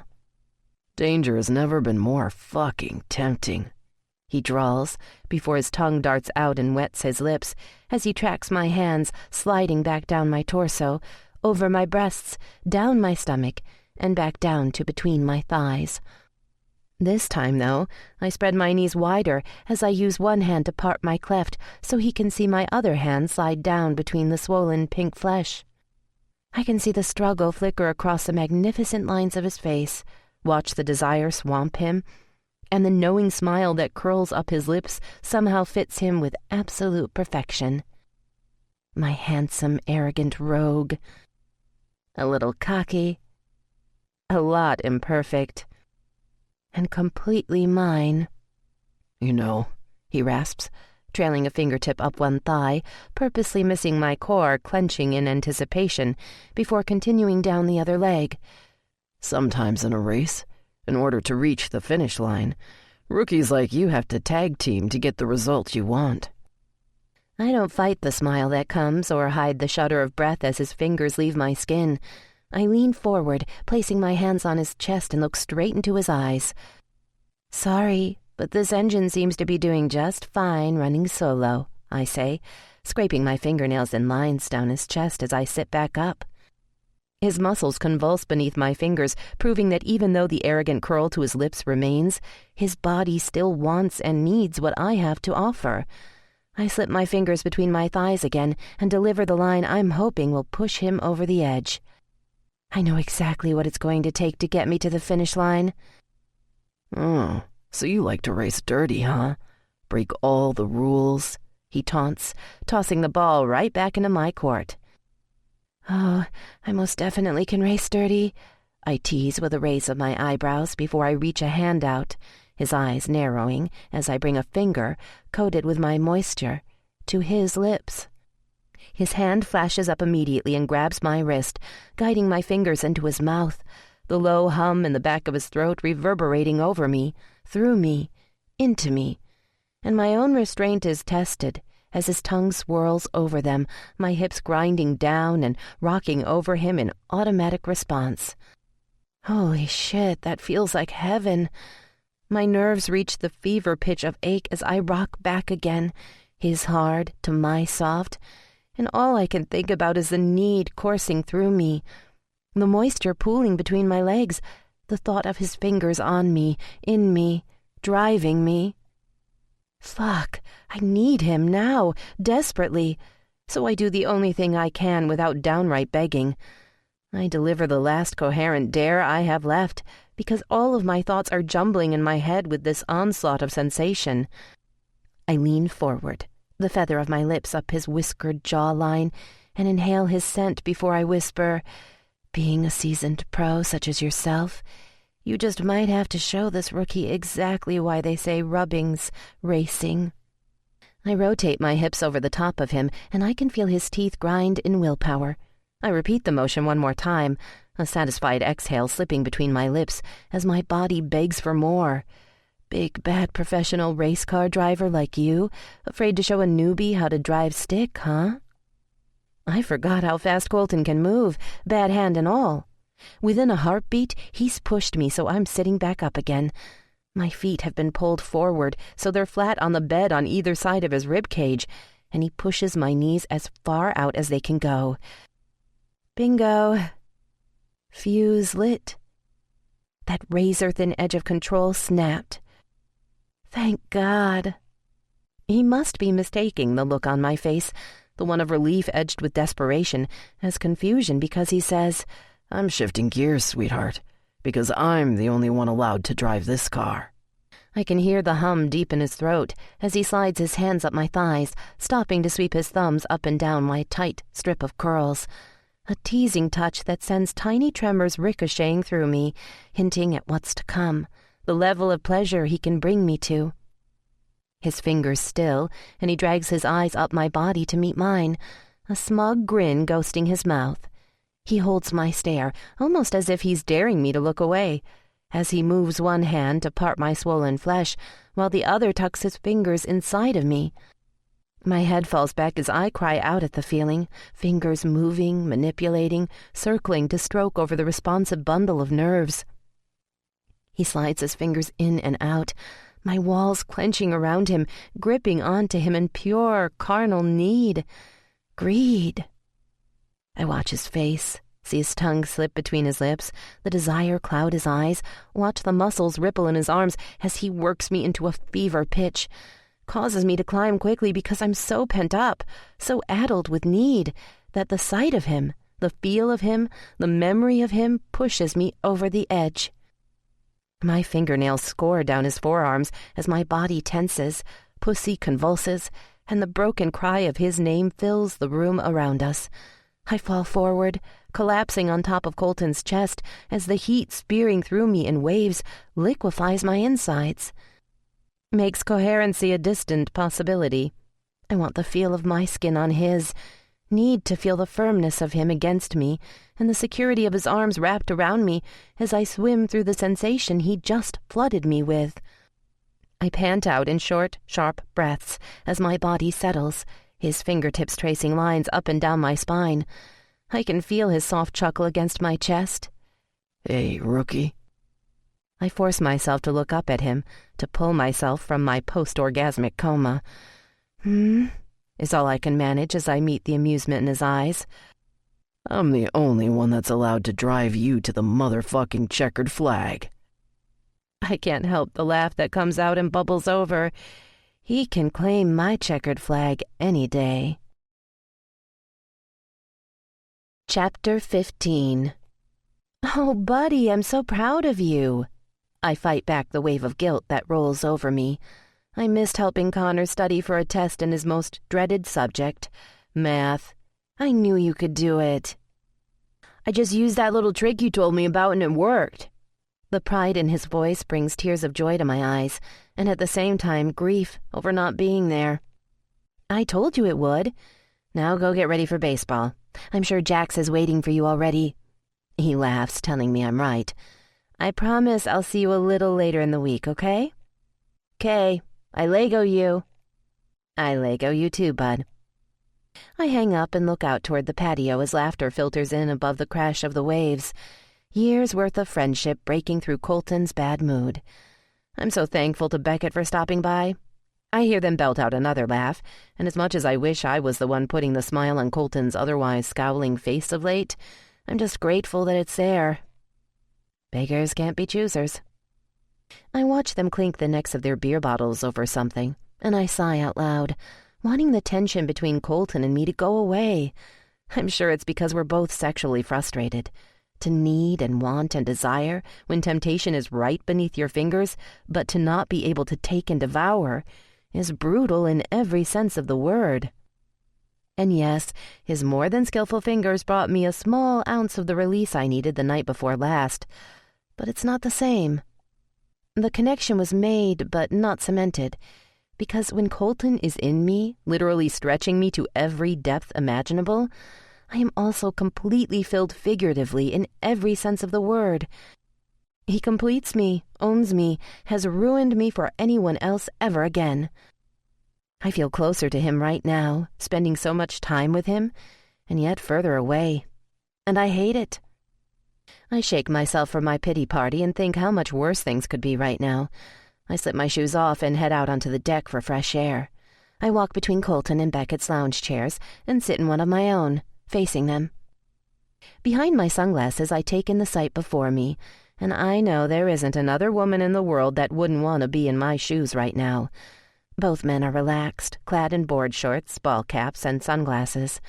I let my eyes roam lazily with more than ample appreciation for the defined lines of their bare torsos, and fight the smile that wants to pull at the corners of my mouth. "Well, if it isn't Florence Nightingale," Beckett drawls in that slow, even cadence of his as he brings the bottle to his lips. Well, I think if I was Ms. Nightingale, I'd be telling my patient, Mr. Donovan here, that he probably shouldn't be drinking alcohol with all of those pain meds running through his blood. "More like Nurse Ratched," Colton snorts, looking at me from beneath the shadow of his bill, green eyes running over the length of my legs, stretched out on the chaise in front of me. A quick dart of his tongue over his lips tells me he wants to do a whole lot more than just look. "Nurse Ratched, huh?" I ask, as I slide my foot up and down the calf of one of my legs, trying to not feel insulted. "Yup," he says, pursing his lips as his eyes watch me over the top of his beer bottle. "If she gave me what I really wanted, I'd be able to recover that much quicker." He raises his eyebrows at me, the suggestion in his eyes devouring me. "Well, shit," Beckett swears. "If I'm not trying to get the two of you back together, I'm fucking trying to keep you apart." "Fucking," Colton drawls in Beckett fashion. "Now there's a word." Beckett just snorts a laugh and rolls his eyes. "Definitely a good word indeed." Colton breaks our eye contact for the first time and angles his head over to look at his oldest and best friend. "Rest assured, bro, when the doc clears me, nothing, and I mean nothing, is going to be coming between Riley and me for a long fucking time, except for maybe a change of sheets." My cheeks burn red at his frankness, but my body clenches at the promise of his words. And I don't care that Beckett just heard me because I'm focused on the words, long fucking time. "So noted," Bex says, as he takes another tug on his beer. "I gotta take a piss," Colton says, shoving himself up from the chaise. As I've learned to do over the past days, I force myself to remain seated as Colton struggles momentarily with his lack of balance and the sudden dizziness that I know assaults him. After a few moments, he seems steady and goes to place his beer bottle on the table next to him. About a foot from the table, Colton's right hand's grip gives way, and the bottle clatters to the deck below. Beck's eyes flash to mine momentarily, concern passing through them before he laughs and pretends not to notice. "Party foul," he laughs. "I think Nurse Ratched just might be onto something in regards to mixing all those drugs with that alcohol." "Fuck off," he tosses over his shoulder as he turns toward the house. "Just for that, I'm grabbing another." I watch Colton walk into the kitchen, and when he thinks no one is looking, he looks down at his hand and tries to make a fist out of it before shaking his head. "How's he doing?" I turn to face Bex. The headaches are coming less and less, but he's frustrated. He keeps finding little things here and there he can't remember. And he's feeling confined. I shrug, and you know how he gets when he feels confined. Beckett blows out a loud breath with a shake of his head. "He needs to get back out on the track as soon as possible." I stare at him, mouth lax. "What?" slips from between my lips, feeling a stab of betrayal at his words. This is his best friend. Doesn't he want to keep him safe? Keep him alive? "Well, you say he's feeling confined. The track is the one place he's always been free of everything," Bex says, holding my stunned stare. Besides, if he doesn't get behind the wheel soon, he's going to let that fear he has eat at him, embed itself in his head, and fucking paralyze him so when he does actually think he can get back in the car, he'll be a danger to himself. I'm an intelligent person, and maybe if I weren't still surprised by Beckett's first comment, I would really hear what he's saying, see the whole picture, but I don't. What are you talking about? Since he's been home, all he's been grumbling about is getting back on the track. He just chuckles, and even though it's not condescending, I feel like my back is up against the wall here, and grit my teeth at the sound. Fuck yeah, he's scared, right? Scared out of his fucking gourd. If it's not his hand that he uses as an excuse, it will be something else. And he needs to get over it. If he doesn't, the fear is just going to eat him alive. My mind jogs back to the past week, things Colton has said about racing, actions that contradict the words he's saying, and I begin to realize that Beckett is right. But what about my fear? I can't help the desperation that laces through my voice. You think I'm not scared? That it's going to be easy for me, too? The bite in Beck's voice has me turning to look at him. You think I'm not going to relive those seconds over and over in my mind every time I buckle him in the car? Every time he flies down the chute? Fuck, Rye, I almost lost him, too. Don't think this is going to be easy for me because it's not. It's going to be fucking brutal. But it's what is best for Colton. He shoves up from his seat and walks over to the railing, hands spread out supporting himself as he leans into them. Until you came along, it was the only thing he cared about. The only thing that kept him fucking sane. He blows out a biting breath. It's the only thing he knows. He turns back around to face me, eyes hidden behind aviators. So yes, he needs to get his ass on the track and I'll be his biggest fucking cheerleader. But don't let that fool you into thinking my heart's not going to be racing every goddamn minute he's out there. My eyes follow him as he paces to one end of the patio to let his agitation abate, and then back toward me before grabbing his bottle and turning the end up, downing the remainder of his beer. Racing's about 80% mental and 20% skill, Riley. We've got to get his head back in the game, thinking he's ready. Then he'll be ready. I see the logic behind his reasoning, but it doesn't mean I'm not scared to death. I lift my face up to catch the last rays of sun before they dissipate and sink into the horizon.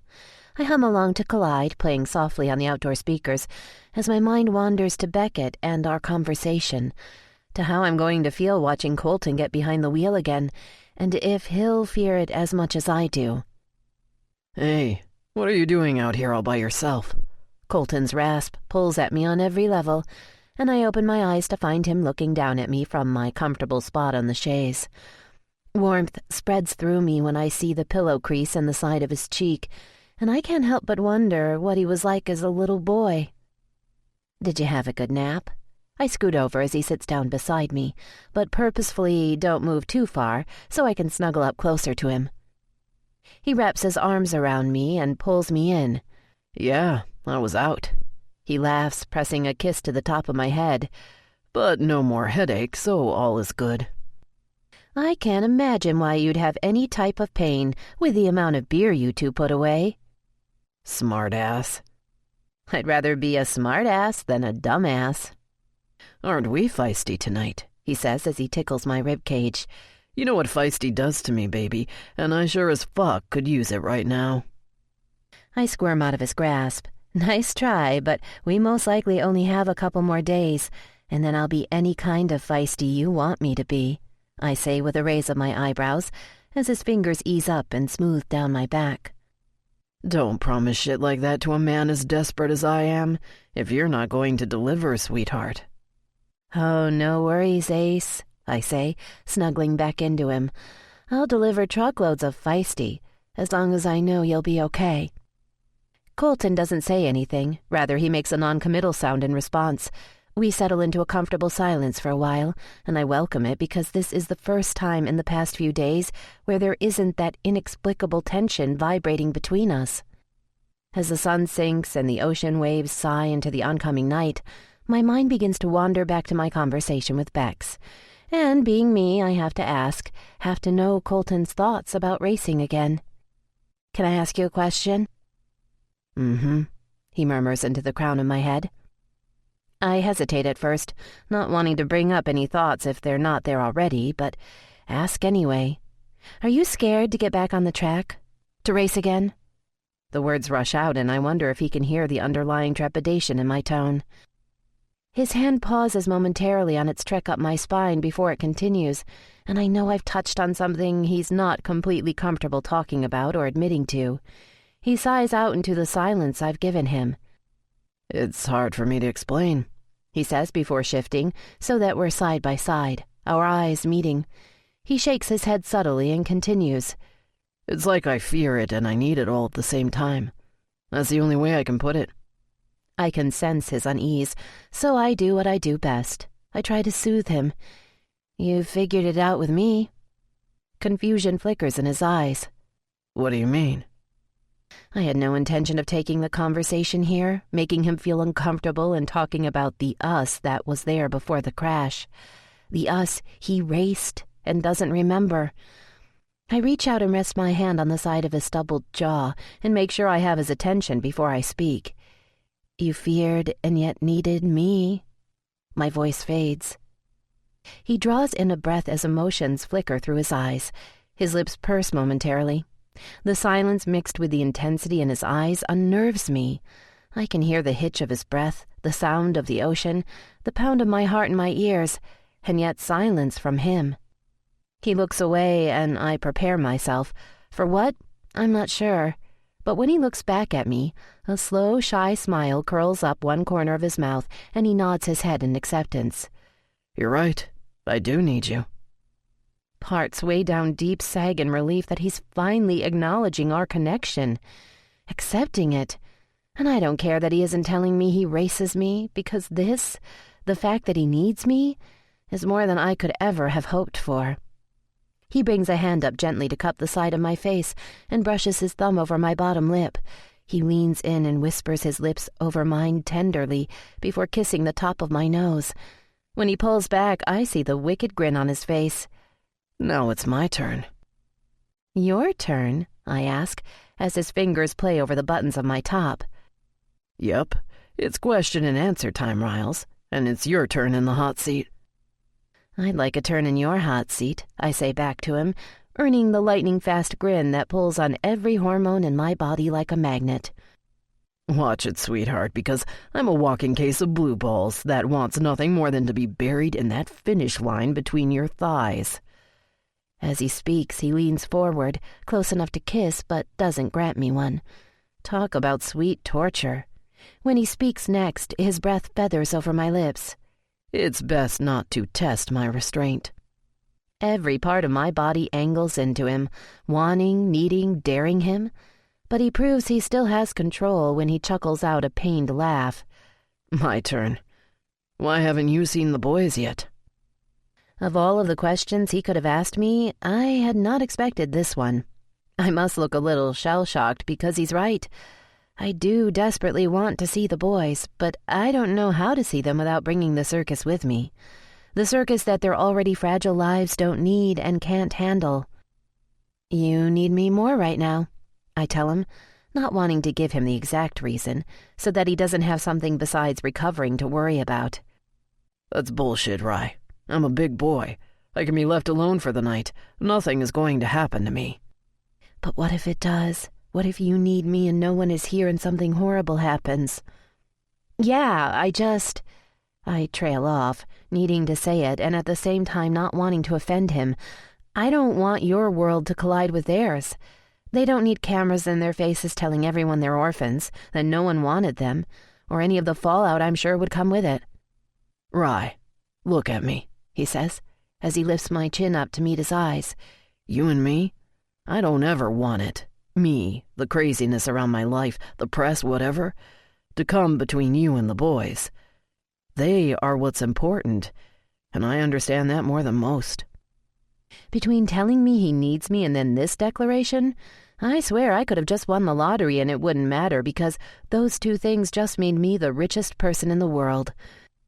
He really gets me, gets that my boys make me who I am and that in order to be with me, he needs to love them.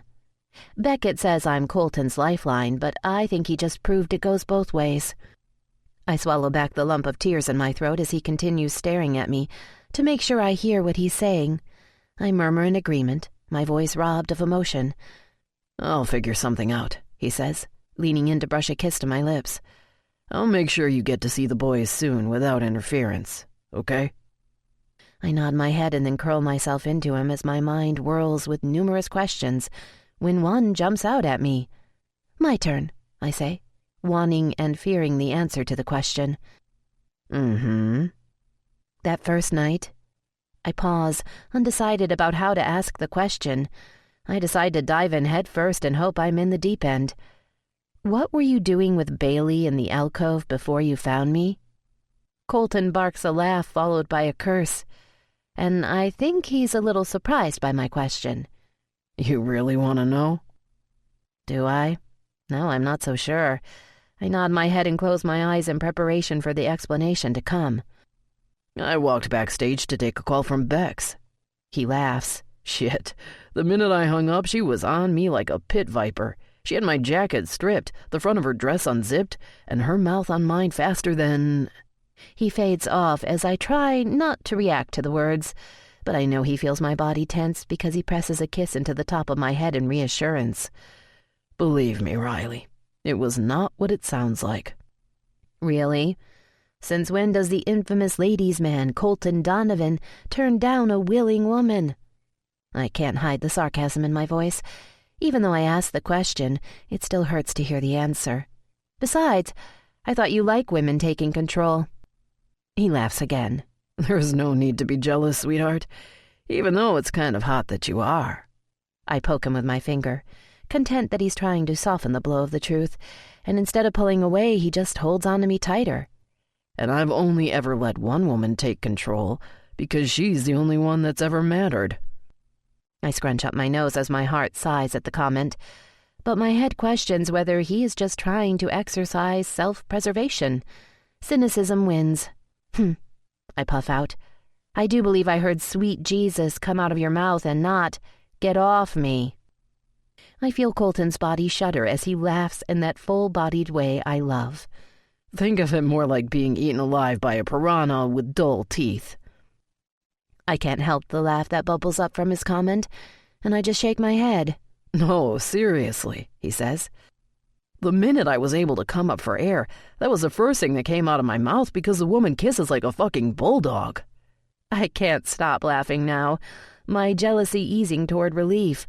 And the funniest part was at that moment, my mom called to see how things were going and unknowingly rescued me from her claws.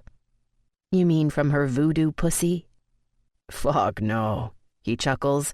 "You, baby, you're my voodoo pussy. Bailey, she's more like a piranha pussy." We laugh a bit more as his analogies get funnier and funnier, and then he says, "Okay, so—" He trails a finger down the bare skin of my arm, leaving tiny sparks of electricity in its wake. "Ace." I was waiting for the question, and I just pull back from him and shake my head. "You're going to waste your next question on that? You're going to be so disappointed." I twist my lips and look at him. "Don't you want to know something else?" "Quit stalling, Thomas." His fingers dig into my ribs, and I squirm, trying to evade them. "Stop," I tell him as I keep wriggling. Okay. I put my hands up, and he stops right before I shove his shoulders. "Tyrant." He tickles me one more time for good measure, and then grunts as I try to explain. Hattie tends to have a ridiculous penchant for rebellious bad boys. I stop mid-sentence as he raises his eyebrows at me. "Talk about the pot calling the kettle black, huh?" I can see him trying to keep the smile off of his face. "I told you that night at the carnival that I don't do bad boys." "Oh, baby, you most definitely did me." I don't even fight the laugh that comes out because the cocky, mischievous grin is back on his face, lighting up his eyes and solidifying the theft of my heart. "I sure did, but you were most definitely the exception to the rule," I tell him with a smirk. "As you were mine," he says, and I think back to how easy it seems for him to say these things now, when a month ago I never thought it would be a possibility. He leans forward and brushes his lips against mine, his tongue delving between them to taste and tantalize. I groan, unsatisfied, when he pulls away. Now give me answers, woman. Ace, he says with the raise of his eyebrows. Okay, I relent, although I'm still very distracted by how close Colton's lips are to mine, and how much I crave just one more taste even though my lips are still warm from his.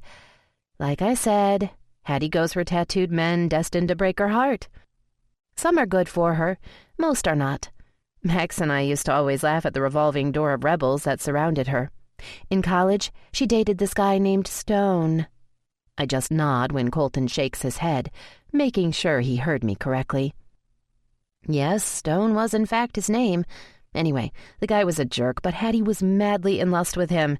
One night, he stood her up for his boys, and as we sat with a bottle of tequila and a bag of Hershey Kisses, I told her he was a real ace in the hole she'd picked this time. One thing led to another shot, and then another shot. I laugh at the memory from all those years ago. And the more we drank, we decided to make Ace stand for something. We thought we were hilarious with our guesses, and once we decided on the perfect one for Stone, we couldn't stop giggling. Later that night, after he'd been out on the town with his buddies, he showed up at the door, and when Hattie answered it, she said, "Hey, Ace," and the nickname stuck. He thought she was telling him he was an ace in the sack, when she was really telling him he was an arrogant, conceited egomaniac. Colton's eyes meet mine when I finally give him what he wants to know. And from there on out, every time she dated a guy who was like Stone, we called him Ace. He just stares at me for a second before nodding his head subtly. "Huh," is all he says after a beat, his expression stoic and unexpressive. I worry my bottom lip between my teeth as I wait, and then a slow, lazy grin curls up one corner of his mouth. It's still a chance encounter to me, but I guess I earned that title the first night we met. I snort. Yeah, you can say that again. Don't kick an injured man when he's down. He pouts in mock sadness, and I lean in and brush my lips against his. You poor thing, I croon. Yep, and just because you feel sorry for me, you're going to let me ask another question. What other memory am I forgetting that you're not telling me? I swear my heart skips and lodges in my throat. I try to not falter, try not to show the break in my figurative stride, which would most definitely let him know that I know something he doesn't. Nice try, Ace, I tease, swallowing hard and figuring distraction is key at this point. I lower my lips and kiss little pecks down his neck and chest, and then instantly know my next question. I probably shouldn't ask it. No, it's a no-go area, and I really intend to ask about the knock 4 times on the hood of the car thing, but the question is out of my mouth before I can stop it. What do your tattoos mean? I feel his chest hitch momentarily as I look up and meet his eyes. I mean, I know what the symbols represent, but what is their meaning to you? He stares at me, tumult in his eyes and uncertainty in his grimace. Rye. My name is an exhale on his lips as he tries to find the words to express the warring emotions dancing at a rapid pace through his irises. Why'd you get them? I ask, thinking maybe I'll switch gears, anything to get rid of the fear flickering in them.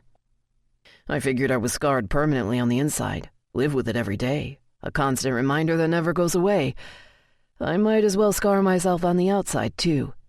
He shifts his eyes away from mine with a deep breath and looks out toward the ocean.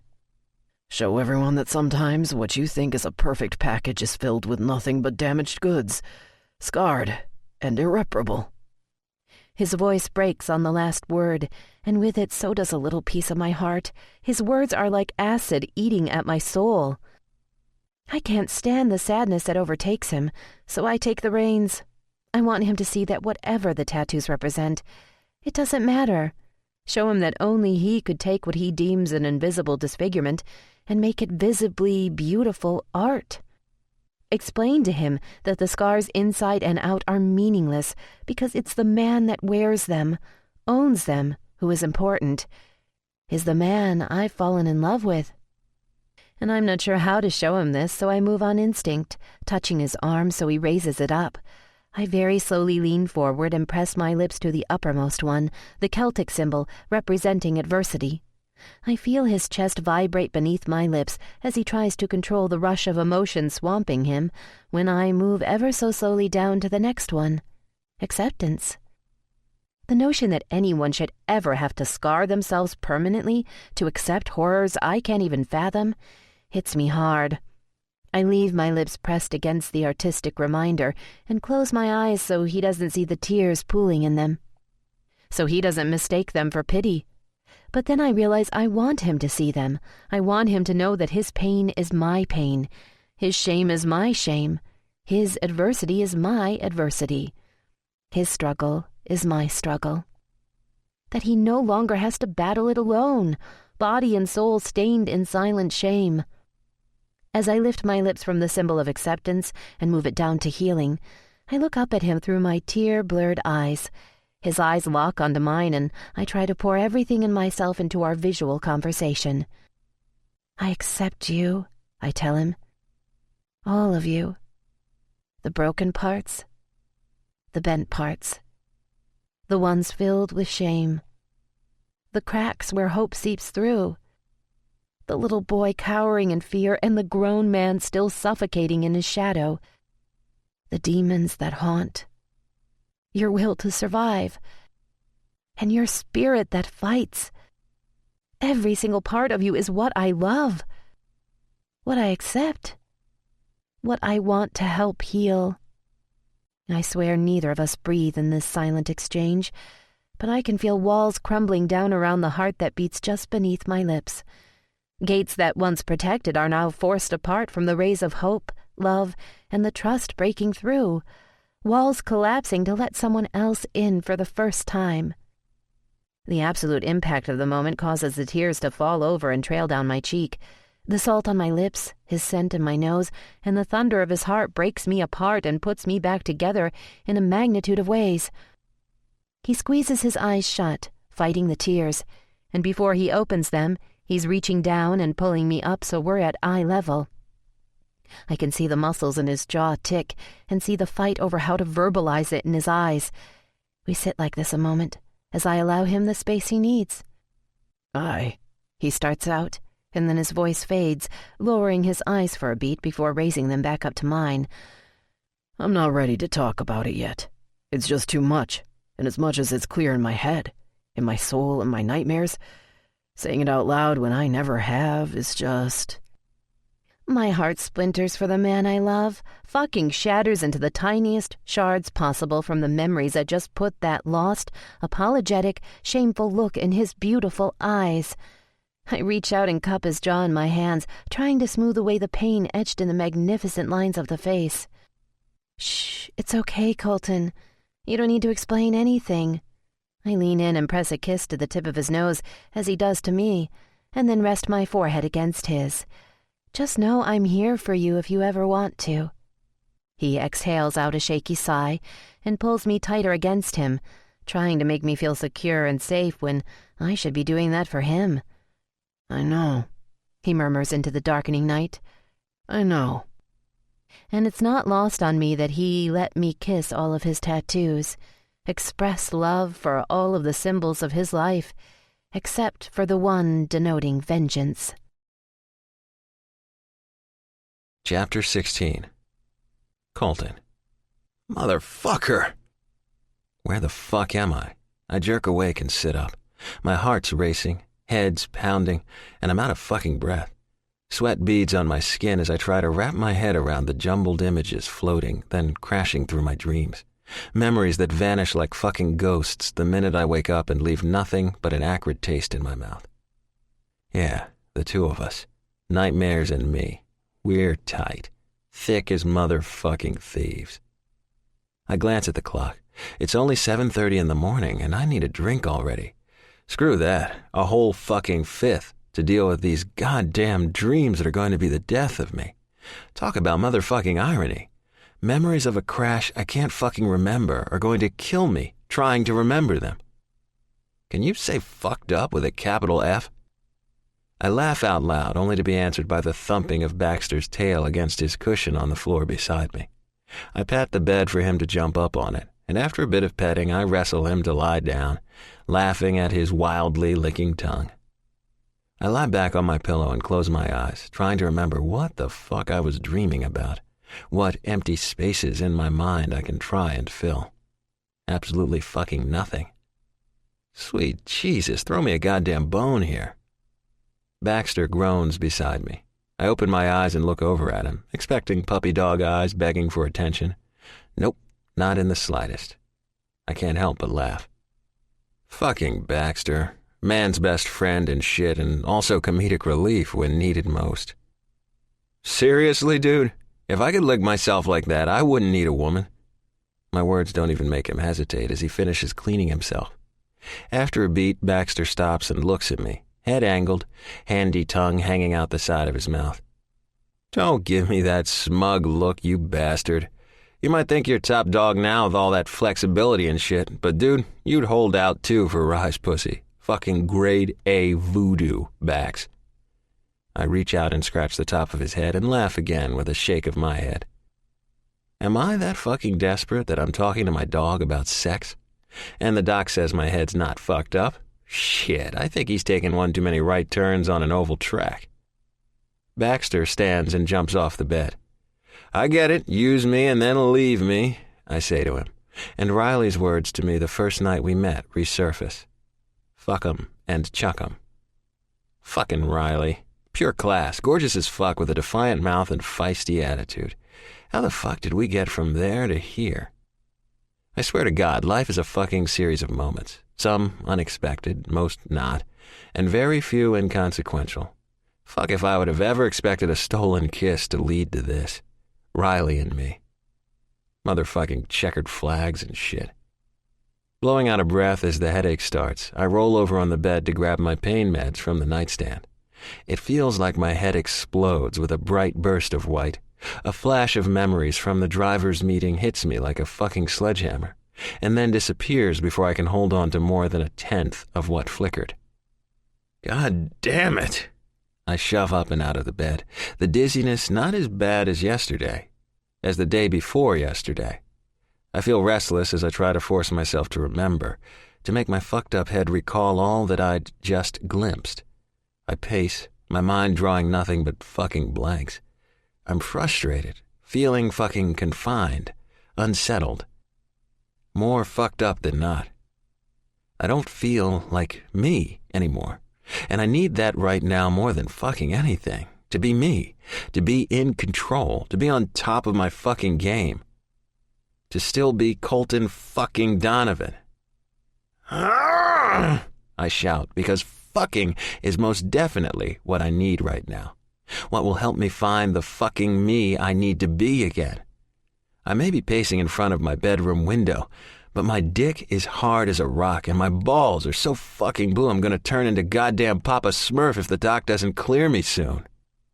Pleasure to bury the pain, my ass. When you can't have the pleasure, what the fuck do you do with the pain? And fuck me if it's not the worst, sweetest fucking torture sleeping next to the only woman I've ever ached for. I can't take another damn day of this, even though it aches like a bitch. Just the thought of her has me reaching down to palm my dick, make sure it didn't shrivel up and fall off from lack of fucking use. Yep, still there. And then my hand trembles, shakes, so that my fingers can't even hold my own dick anymore. Motherfuck, cocksuck! I'm fucking shaking with frustration right now. At me, at fucking Jameson for crashing into me, at the fucking world in general. This confinement is suffocating me, making me lose my shit. I'm going fucking crazy. I pick up the pillow next to me on the couch and chuck it at the wall of glass in front of me before flopping down into a chair. Fuck! Squeezing my eyes shut, I suddenly feel like images zoom and collide at a rapid pace, slamming against the front of my mind. The bright flash of white returns with a vengeance, crippling and freezing me at the same fucking time. Go, go, go, come on, 1-3, come on, baby, go, go, go. Too fast. Fuck! Spider-Man, Batman, Superman, Iron Man. I jolt my eyes open as memories lost to me rush back in high-definition color. My stomach tumbles to my feet as the forgotten feelings hit me. fear strangles me as I try to piece the crash together from the Swiss cheese-sized holes still in my memory. The anxiety attack hits me at full force and I can't shake it. Dizziness, vertigo, nausea, fear, all four mix like a Long Island iced tea I'd kill to fucking gulp down right now as my body trembles with the tiny bits of knowledge my memory has chosen to return. I feel like I'm on a roller coaster, mid-freefall as I struggle to draw in a fucking breath. Suck it up, Donovan. Quit being such a pussy. Fuck me, because all I want right now is Riley, and I can't have her. So I rock myself back and forth like a goddamn puss to prevent myself from calling her on the first full day back with the boys. But fuck if I don't need her, especially because I get it now, get her now, understand the claustrophobia that cripples her, because right now I can't even function. All I can fucking do is lie flat on the floor with the edges of my vision blurring, the room spinning, and my head pounding. And in a moment of lucidity amidst the strangling panic, my mind acknowledges that if I didn't feel like myself before, then I most definitely hate this fucked up, pussified version of myself, falling to pieces, lying on the floor like a little bitch because of a few memories. I close my eyes as my mind swims in a fucking fog. If it's in the cards. More memories graze my mind, but I can't reach them or see them long enough to hold on to the fuckers. Your superheroes finally came. I push the memories back, push them down into the blackness. I'm so fucking useless right now. As much as I need to remember, I'm not sure if I can handle them. I've always been a balls-to-the-wall kind of guy, but right now I need motherfucking baby steps. Crawl before you walk and all that shit. I close my eyes and try to make the room stop the fucking tilt-a-whirl it's become. Thwack. And another flash of a memory hits me. 5 minutes ago, I couldn't remember shit, and now I can't fucking forget. Fuck being broken or bent. I'm a motherfucking scrapyard of parts right now. Breathe, Donovan. Fucking breathe. Thwack. I'm alive. Whole. Present. Thwack. I take in a couple of deep breaths, sweat staining the carpet as it pours off of me. I struggle to sit up, to piece together the parts of me scattered all over the fucking place to no avail, because it's going to take a whole hell of a lot more than a torch to weld me back the fuck together. And it hits me like a motherfucking freight train what I need to do right now. I'm on the move. If I were more coherent, I'd laugh at my naked ass crawling across the floor to reach the television's remote, at how fucking low I've stooped. But I don't give a flying fuck because I'm so goddamn desperate to find myself again, to control the one fear I can control, to confront the memories and take their power away, to not be a fucking victim, ever, again. I reach the remote with more effort than it usually takes me to run my typical 5 miles, and I've only crawled 10 fucking feet. I'm weak as fuck right now in so many ways I can't even count them. I'm out of fucking breath, and the jackhammer is back to work in my head. I finally reach my bed and I push myself on my ass so I can prop my back against the footboard. Because it's time I face one of the two fears that dominate my dreams. I aim the remote at the television, push the button, and it sparks to life. It takes me a minute to focus. My eyes have trouble making my double vision merge. My fucking fingers are like jello, and it takes me a few tries to hit the right buttons, to find the recording on the DVR. It takes every fucking ounce of everything I have to watch my car slingshot into the smoke. To not look away as Jameson's car slams into mine, lighting the short fuse on a fireworks display. To remember to fucking breathe as the car, me, flies through the smoke-filled air. To not cringe at the sickening sound and sight of me hitting the catch fence. To watch the car shred to pieces, disintegrate around me. Barrel roll like throwing a fucking Hot Wheels down the stairs. And the only time I allow myself to look away is when I throw up. Chapter 17. Expectation vibrates and contentment flows through me as I drive the sun-drenched highway back to Colton's house, back to what I've been calling home for the past week. a silent tiptoe within a monumental step of our relationship. It's just out of necessity, not because he wants me to stay with him for an unspecified period of time. Right? My heart is lighter after spending my first 24-hour shift in over 3 weeks with the boys. I can't help but smile, recalling Colton's self-sacrifice to get me out of the house and to the boys without a paparazzi entourage.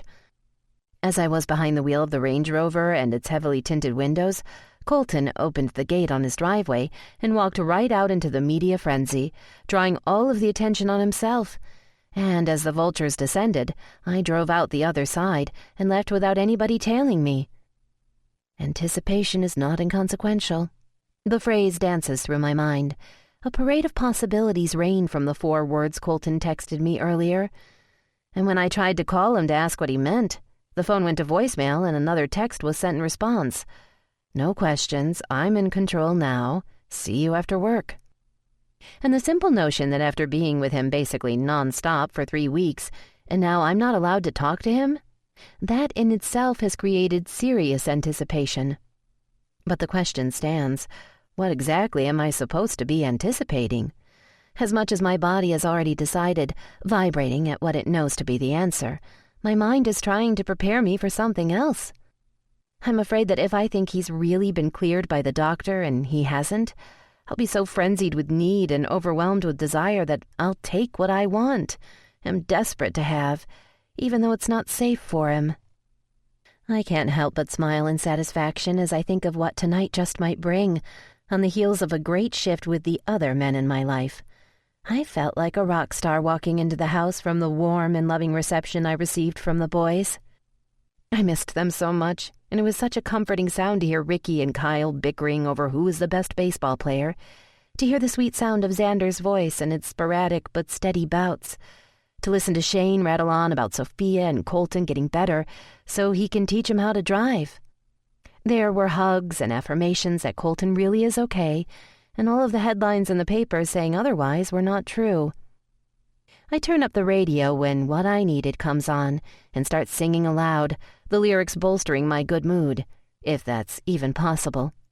I look over my shoulder and change lanes, noticing the dark blue sedan for the 3rd time. Maybe I didn't escape the paparazzi after all. Or maybe it's one of Sammy's guys just making sure I get home okay. Regardless, I have a slightly unnerving feeling.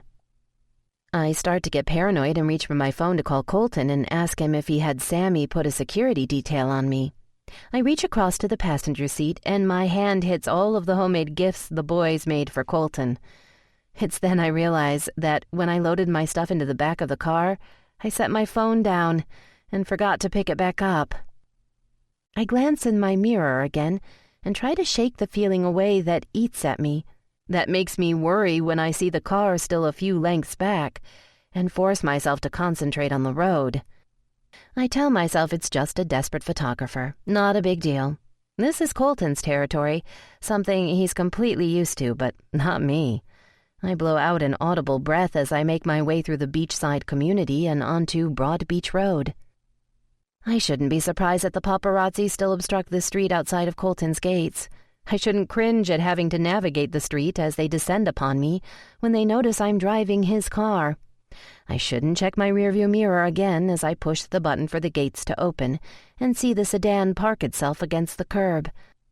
I should notice that the person in the car never gets out, never claims his camera to take the shot he's been following me for. But driving with camera flashes exploding around me, it's hard to concentrate on anything else. I breathe out a shaky breath as the gates shut behind me and park the Rover. I exit the car, my hands a little jittery and my head wondering how anyone gets used to the absolute chaos from the frenzied media, as I hear them still calling my name from over the wall. I look up to where Sammy stands just inside the gate and accept the nod he gives me. I start to ask if he's added a man on me, but I suddenly remember Colton's text.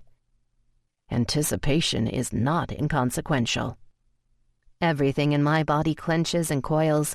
My nerves are already frenzied and aching for the man inside the house in front of me. I open the back of the car and grab my purse, figuring I'll leave everything else and get it later. I move quickly to the front door, have the key in the lock and the door open in seconds. When I close the door, the cacophony outside is silenced, and I lean back against the wood, my shoulders sagging at the literal and figurative notion that I've just shut out the world and am now in my little slice of heaven. I'm now with Colton. Tough day. I almost jump out of my skin. Colton steps out of the shadowed alcove, and it takes everything I have to remember to breathe as he leans against the wall behind him. My eyes greedily scrape over every defined edge, every inch of pure maleness of his body, covered only in a pair of red board shorts hanging low on his hips. My gaze roams up his chest and over inked reminders to take in the lopsided ghost of a smile. But it's when our eyes lock that I catch the spark right before the dynamite detonates. And from one breath to the next, predicated by a carnal groan, he is on me, body crashing into mine, pressing me against the door, mouth doing so much more than kissing. He's taking, claiming, branding me with unfettered need and reckless abandon. I immediately reach up and fist the hair at the back of his neck while one of his hands does the same to me. The other is on my hip, his desperate fingers digging into my willing flesh. My breasts pillow and pebble against the firmness of his chest, the warmth of his skin adding heat to the blaze building inside of me. An inferno of need rises inside me that I don't think will ever be sated. We move in a series of fervent reactions. His hand holds my curls hostage, so my mouth is at the mercy of his dexterous lips.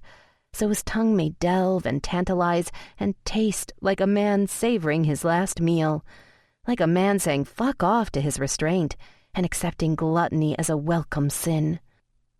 My hands graze down the blades of his shoulders as he gasps, so grateful to have the chance to feel again, before he hikes my leg up and over his hip. I moan, the change in position allowing his rock-hard erection to be perfectly placed against my aching core. I throw my head back against the door as the muted friction swamps me, and Colton takes advantage of my newly exposed neck. His mouth is on the tender flesh and the beat of a heart, his tongue sliding against nerves, bringing them to life, and then simultaneously singeing them with desire.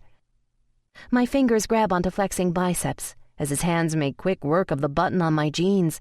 I wiggle my hips when his hands slide between the fabric and my anticipatory flesh.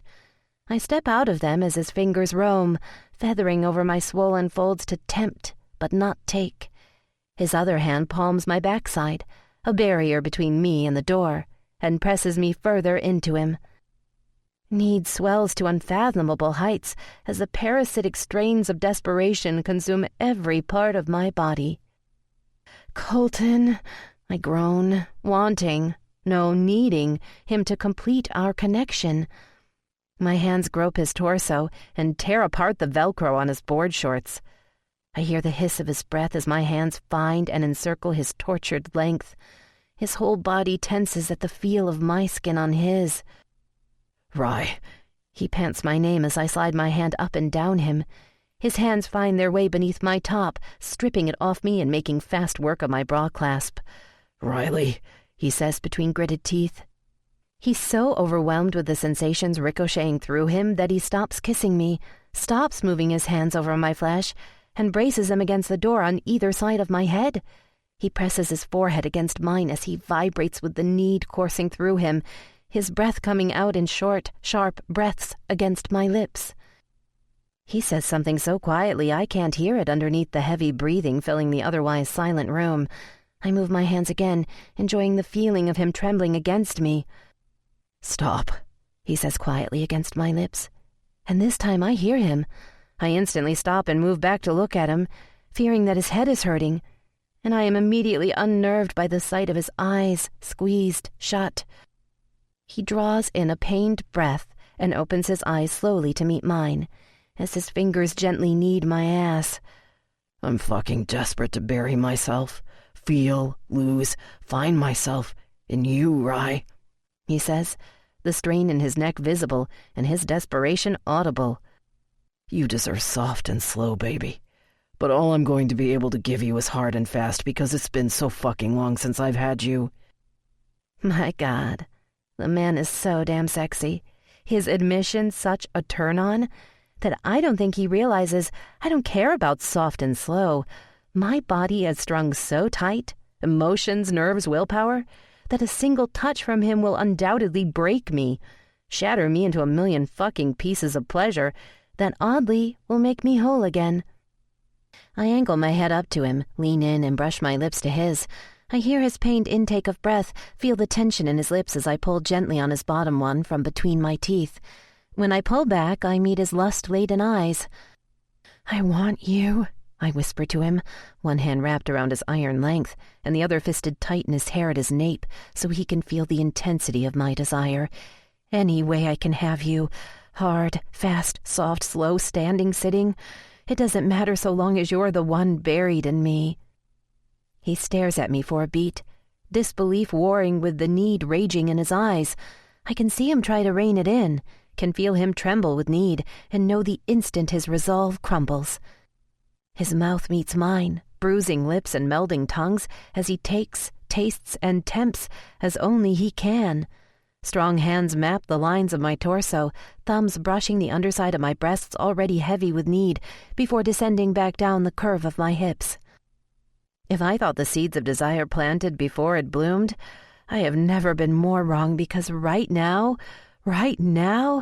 I'm a garden of need. He grows even harder in my hand as I rub my thumb over the moisture at his crest, and am rewarded with a groan from deep in his throat. My other hand scratches up the skin of his back as my lips brand his with just as much fervor. In an instant, Colton has his hands on my hips, lifting me up and pressing my back against the door.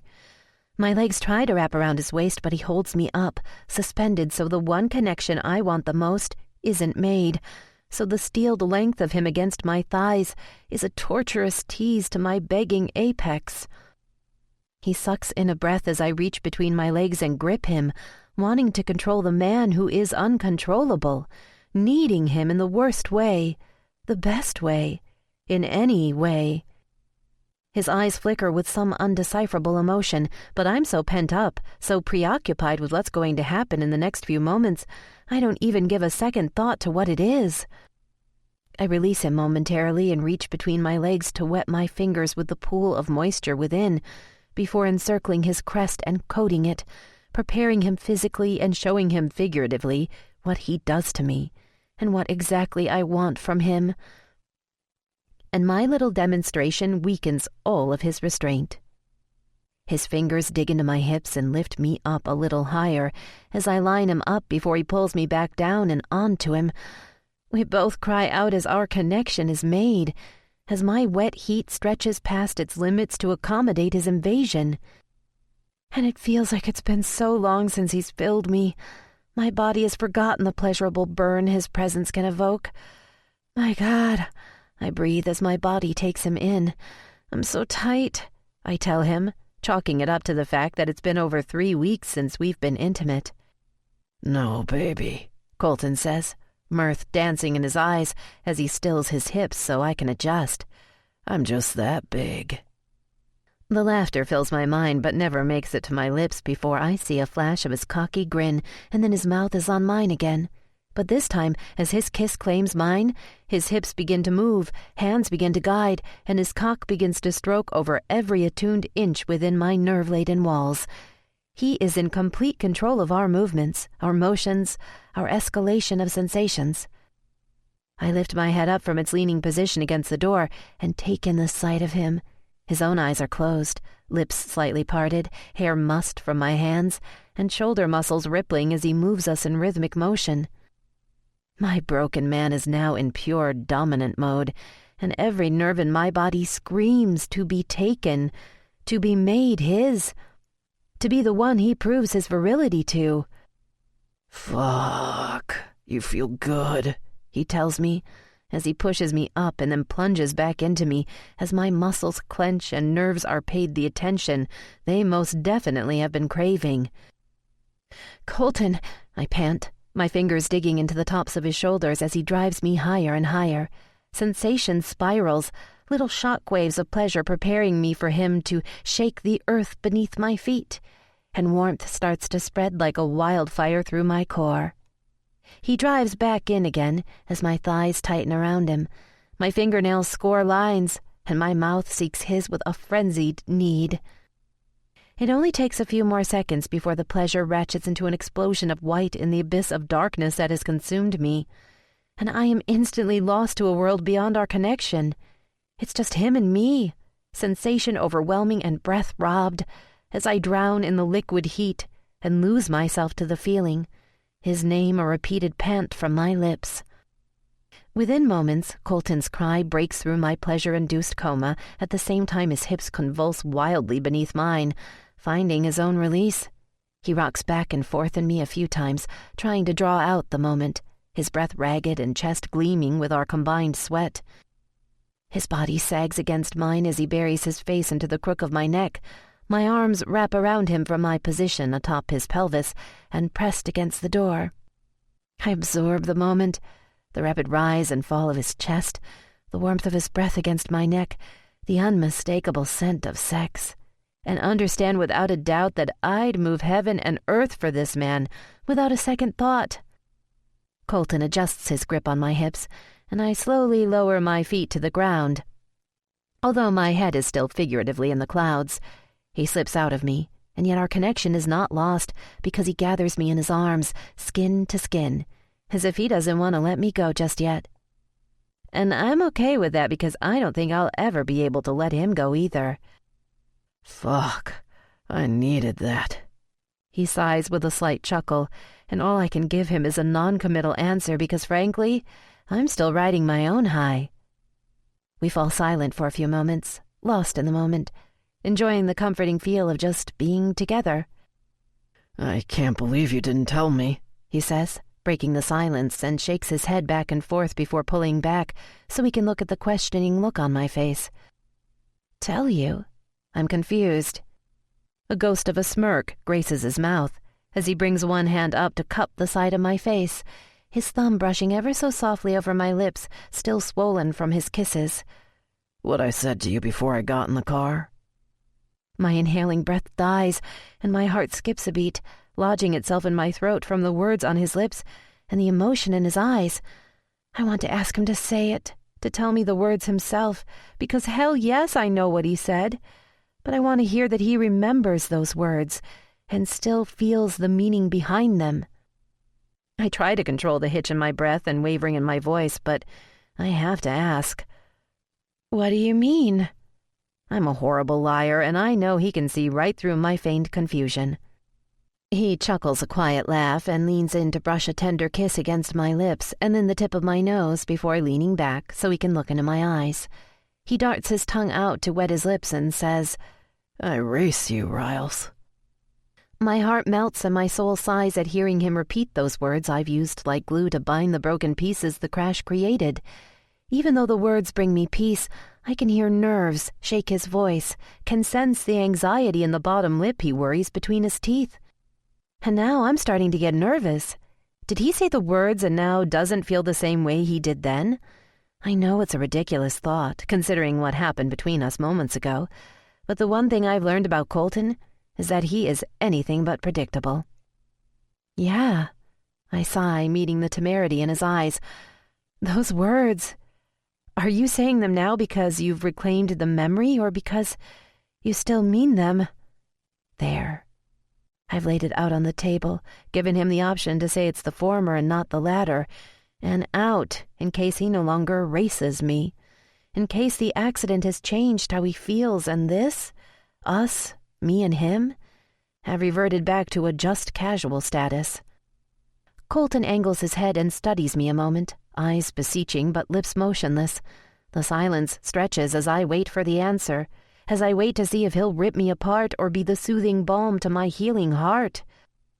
Rye, don't you know I never forget a single moment when I race, on or off the track? It takes a moment for the words to register, for the words and what they mean to sink in, that he remembers and that he still feels the same way. And the funny thing is, now that I know, now that all of this worry can go away and we can move forward, I'm frozen in place. We are naked, leaning against a door that 100 or so reporters are on the other side of. The man I race has just told me that he races me back, and yet all I can do is stare at him as my soul realizes the hope filling it is finding its permanent home. Colton leans in so his mouth is a whisper from mine, hands framing my face as he looks into the depths of my soul. "I race you, Riley," he says to me, mistaking my silence as not understanding his prior statement. Little does he realize I'm so head over heels in love with him, right here, right now, body naked and heart bared, that I'm robbed of the ability to speak. So instead I accept the brush of his lips over mine in a kiss that's soft and reverent before he rests his forehead against mine. "Don't you know?" he asks. "You're my motherfucking checkered flag." I can feel his lips curve up in a smile as they brush against mine, and I let the laughter that bubbles up fall free. It feels so good to suddenly have that thorn removed from my side. To know the man I love loves me in return. To know he's caught my free-falling heart. Colton's hands start the descent back down the line of my spine, the tremor of his right hand so slight now I barely notice it, and then back up as I feel him start to harden again against my lower belly. "I take it you've been cleared from the dock?" I ask, my sated body already thrumming with newfound desire. "Yeah, I did, but after my day," he says, kissing my forehead and pulling me back into the comfort of his arms, "it didn't fucking matter if I got the okay or not. I was taking what was mine." "What was yours, huh?" I tease him despite the words warming my heart. "Yep." And then the words he said before register and have me pulling back to search for an answer. "What was wrong with your day?" I see something cloud his eyes momentarily before he pushes it away. "Don't worry about me," he says, and I'm immediately concerned. "What else happened, Colton? Was there something you remembered? Something that—" "No," he says, quieting me with a press of his lips against mine. "I only remembered what was important. Some voids are still there." Ever the master of deflection, he continues. "It seems I've been neglecting you as of late." So whatever is bugging him, he doesn't want to talk about.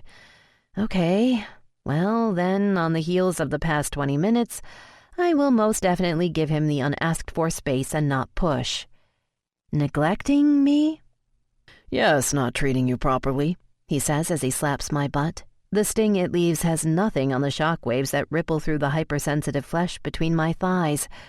"You've been taking care of me, of everyone else but yourself as usual, and I haven't properly taken care of you." "I do believe you did just take care of me, and quite properly," I tease, wiggling my naked body up against his and earning the hum that comes from deep within his throat. If that's considered not taking care of me, neglecting me, Ace, then please. I nip at the skin on the underside of his jaw. Neglect me some more. "My God, woman, you test a man's restraint," he groans as his hands run down my spine and clasp together against my lower back. "But that was just a minor sidetrack to—" "Minor is not what I'd call it," I quip with a raise of my eyes and another wiggle of my hips that causes him to laugh out loud. "I'll take one of your sidetracks any day." "Bet your ass you will," he teases with a quick squeeze of my hips. "But as I was saying, it's time I treated you to a proper night out, rather than gross hospital food and keeping me occupied while I lie in bed." When I just quirk a suggestive eyebrow at the occupy in bed part, he just shakes his head at me, and that grin I love lights up his face. He leans in and kisses me softly, murmuring his next words against my own lips. "There'll be plenty of time for you to occupy me in bed later, because right now, tonight, I'm taking you to a movie premiere." His words catch me by complete surprise. What?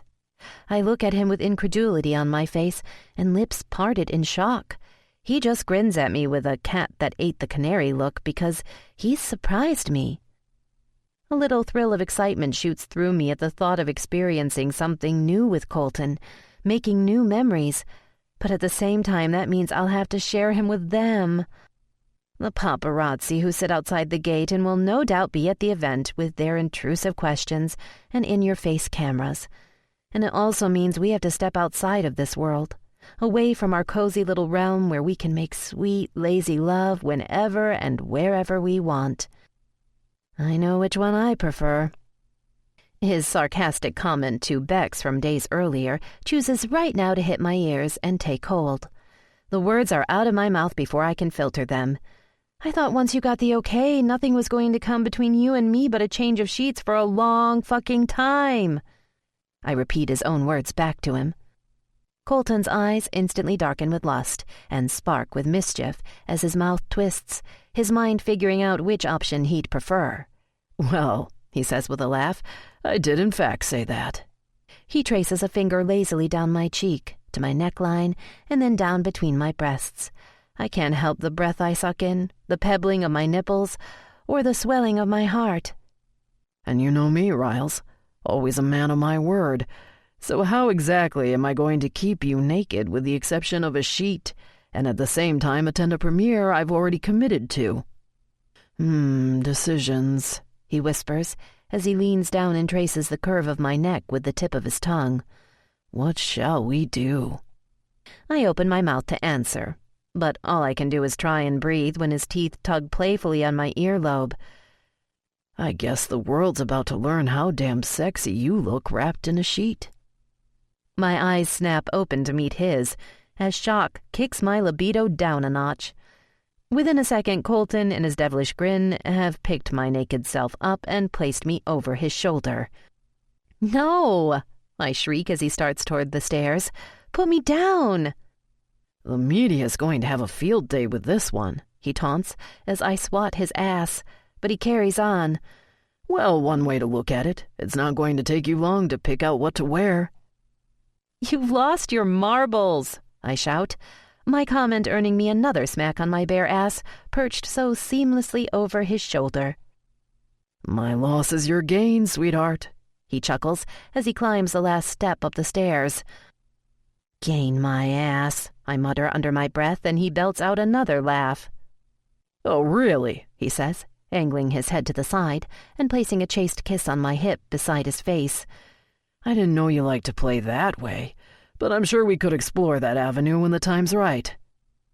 My mouth gapes open, and I sputter a nervous laugh as Colton stops and slowly slides my body down every firm inch of his until my feet touch the floor. The impish gleam in his eyes causes me to wonder if that's yet another something Colton might be into that's never crossed my mind before. I'm so lost in my momentary thoughts and the quiet calculation in his eyes that I miss the fact he set me down on the private second-story terrace. And when I realize it, when I notice my surroundings, I'm shocked once again. But this surprise is one that melts my heart. "Oh, Colton." The words fall out of my mouth as I take in all of the preparations around me. A portable movie screen has been set up on the far end of the patio, and the chaise lounges have been arranged in theater-style seating, draped in several layers of none other than sheets. A smile spreads over my face and warmth permeates my soul as I take in the little touches, little things that let me know he cares. A bowl of Hershey's Kisses, a bottle of wine, funnels of cotton candy, lighted candles sprinkled everywhere, and clouds of pillows to lie back on. I can't help the tears that well in my eyes, nor do I care when one slips over and slides silently down my cheek. The thoughtfulness that went into everything that sits beautifully in front of me leaves me at a loss for words. I turn back to face him and just shake my head at what I see, because if what's behind me robs my words, the beauty inside and out of the man before me steals my heart. He stands there naked, unshaven, hair mussed, and, not including the shaved patch, in desperate need of a haircut, and a look in his eyes that reinforces the words he said to me downstairs. "Thank you," I tell him with a broken breath. "This is the sweetest thing." My voice drifts off as he takes a step toward me and brings his hands up to cup my cheeks and angle my head up so I can meet his eyes. The best kind of night out. A movie with my ace and sheets. Nothing between us but sheets. He smiles that shy smile that undoes me and leans in for a whisper of a kiss before pulling back. "That's exactly right, Rye. Nothing between us but sheets. Nothing between us ever again but a set of sheets. His words stagger me, move me, complete me, and all I can do is step forward and press my lips to his, feel his heart against me, the scrape of his unshaven jaw against my chin, see the love in his eyes, and say, nothing but sheets. Chapter 18. The heat of the morning sun warms my skin, chased by the cool blow of the ocean's breeze. The stereo we forgot to turn off last night plays Matt Nathanson's voice, just barely audible above the noise of the surf. I snuggle in closer to Colton, so content with the unexpected turn our lives have taken, when we more or less crashed into one another, that I swear my heart hurts from the enormity of it all. With the second chances we've both been given, that we're both slowly accepting, that a year ago we could have never imagined. I squint my eyes, thankful for the trellis above that blocks the sun from where we fell asleep last night, on the bed of chaise lounges. I don't even bother to suppress the sigh of a more than satisfied woman as I reminisce making slow, sweet love to him under a blanket of stars and in a bed made of possibilities. I recall rising over him, sinking down onto him, and watching the unguarded emotion flow through his eyes. How the soft and slow with Colton is just as mind-blowing as the hard and fast. How a man used to showing no emotion, used to guarding his heart at all costs, is slowly opening up, moving each brick one at a time, allowing the key to turn in the lock. I smile softly as I lift my head and look at all the reminders of last night. How sweet the gesture was from a man who swears he doesn't subscribe to the notion of romance, when everything around us screams just the opposite. What man calls in a favor from his dad to get a copy of his not-released-yet but soon-to-be blockbuster movie so he can have an uninterrupted date night with his girlfriend? And even though I came to find out he had Quinlan's help, it was all his idea. The little touches here and there, because it's the little things that mean so much more to me than the extravagant ones. I raise my head up from where it rests on his chest and watch him sleep. Let my love for him warm the parts of me the breeze has cooled. I can feel you watching me, he says groggily with a curl of his lip, even though his eyes remain closed. Mm-hmm. I can't help the smile on my face. Whose idea was it to sleep out here? It's too damn bright. He shifts, eyes still closed, but brings the arm that rests behind his head down to pull me closer to him. I believe the words were, "Your voodoo pussy has worked its magic and stolen mine. I have no energy to move," I repeat, not hiding the smug look on my face or the pride in my voice. Nope, definitely not my words, he says, before cracking open an eye and looking over to me, that salacious smirk I love displayed proudly. I've got magic in spades, baby. It must have been some other guy your voodoo sucked the life from. I fight back the urge to laugh, because that gravelly morning voice and those sleepy eyes are the perfect combination of sexy, making it extremely hard to feign nonchalance. Yeah, you're right. Remember, I don't do bad boys such as yourself. I shrug. It was that clean-shaven guy I see on the side, the one who gives me what you can't, I taunt, as I lift the sheet resting over our hips and peek under it, my eyes roaming greedily over his impressive morning hard-on. My muscles, slightly sore from last night, immediately clench in welcome anticipation of more to come. I close my eyes to hide the desire I'm sure clouds them, and make a satisfied moan. See something you like? Something he can't give you? I love the playful tone in his voice. I make sure my voice is even when I speak, because all of this bantering foreplay is making me crave what is beneath my fingertips. No worries. I force the words out as I look up from beneath my eyelashes to find his eyes dancing with humor. This woman is more than satisfied. No need to experience your magic when that man can drive his stick down the home stretch like you wouldn't believe. Within a heartbeat, Colton has flipped me on my back and hovers over me, weight resting on one elbow, and his other hand cuffing my wrists above my head. His face is inches from mine, smirk locked in place, and eyebrows raised in challenge. I believe my words the other day were a long fucking time, he says, pressing his erection at my apex. There's the long, sweetheart. Now we just need to fulfill the fucking time part of it. I start to belt out a laugh, but it ends in a pleasurable moan as he sinks into my willing body. I'm not fully ready for his entrance, and although this would normally hurt, it doesn't. Instead, it adds the perfect amount of friction to awaken every nerve possible, including any he might have missed last night. Sweet fucking Jesus, you feel like heaven, woman, he murmurs into my ear, as his hips pull out and slide back forward, his one hand still pinning my hands above me. In an oddly intimate action, he lowers his face and rests it just beneath the curve of my neck, so each time he withdraws and sinks back into me, the scrape of his stubble and the warmth of his breath teases my skin. And maybe it's because of his face being so closely positioned by my ear, or just that we are so in tune with one another again, but there's something about the sounds he makes that are such a turn-on. Grunts turn into moaning sighs, audible satisfaction. I try to move my arms, but his grip holds me still. "Colton," I pant as my body starts to quicken, warmth spreading, the desire coiling so tight I'm waiting for it to spring free. "Let me touch you."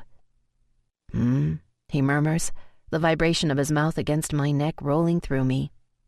He moves again, grinding his hips in a circular motion, cock hitting hidden nerves, before he pulls back out and angles up, so he rubs against my clit, adding a pleasurable friction that has me forgetting all thoughts about needing my hands to be released.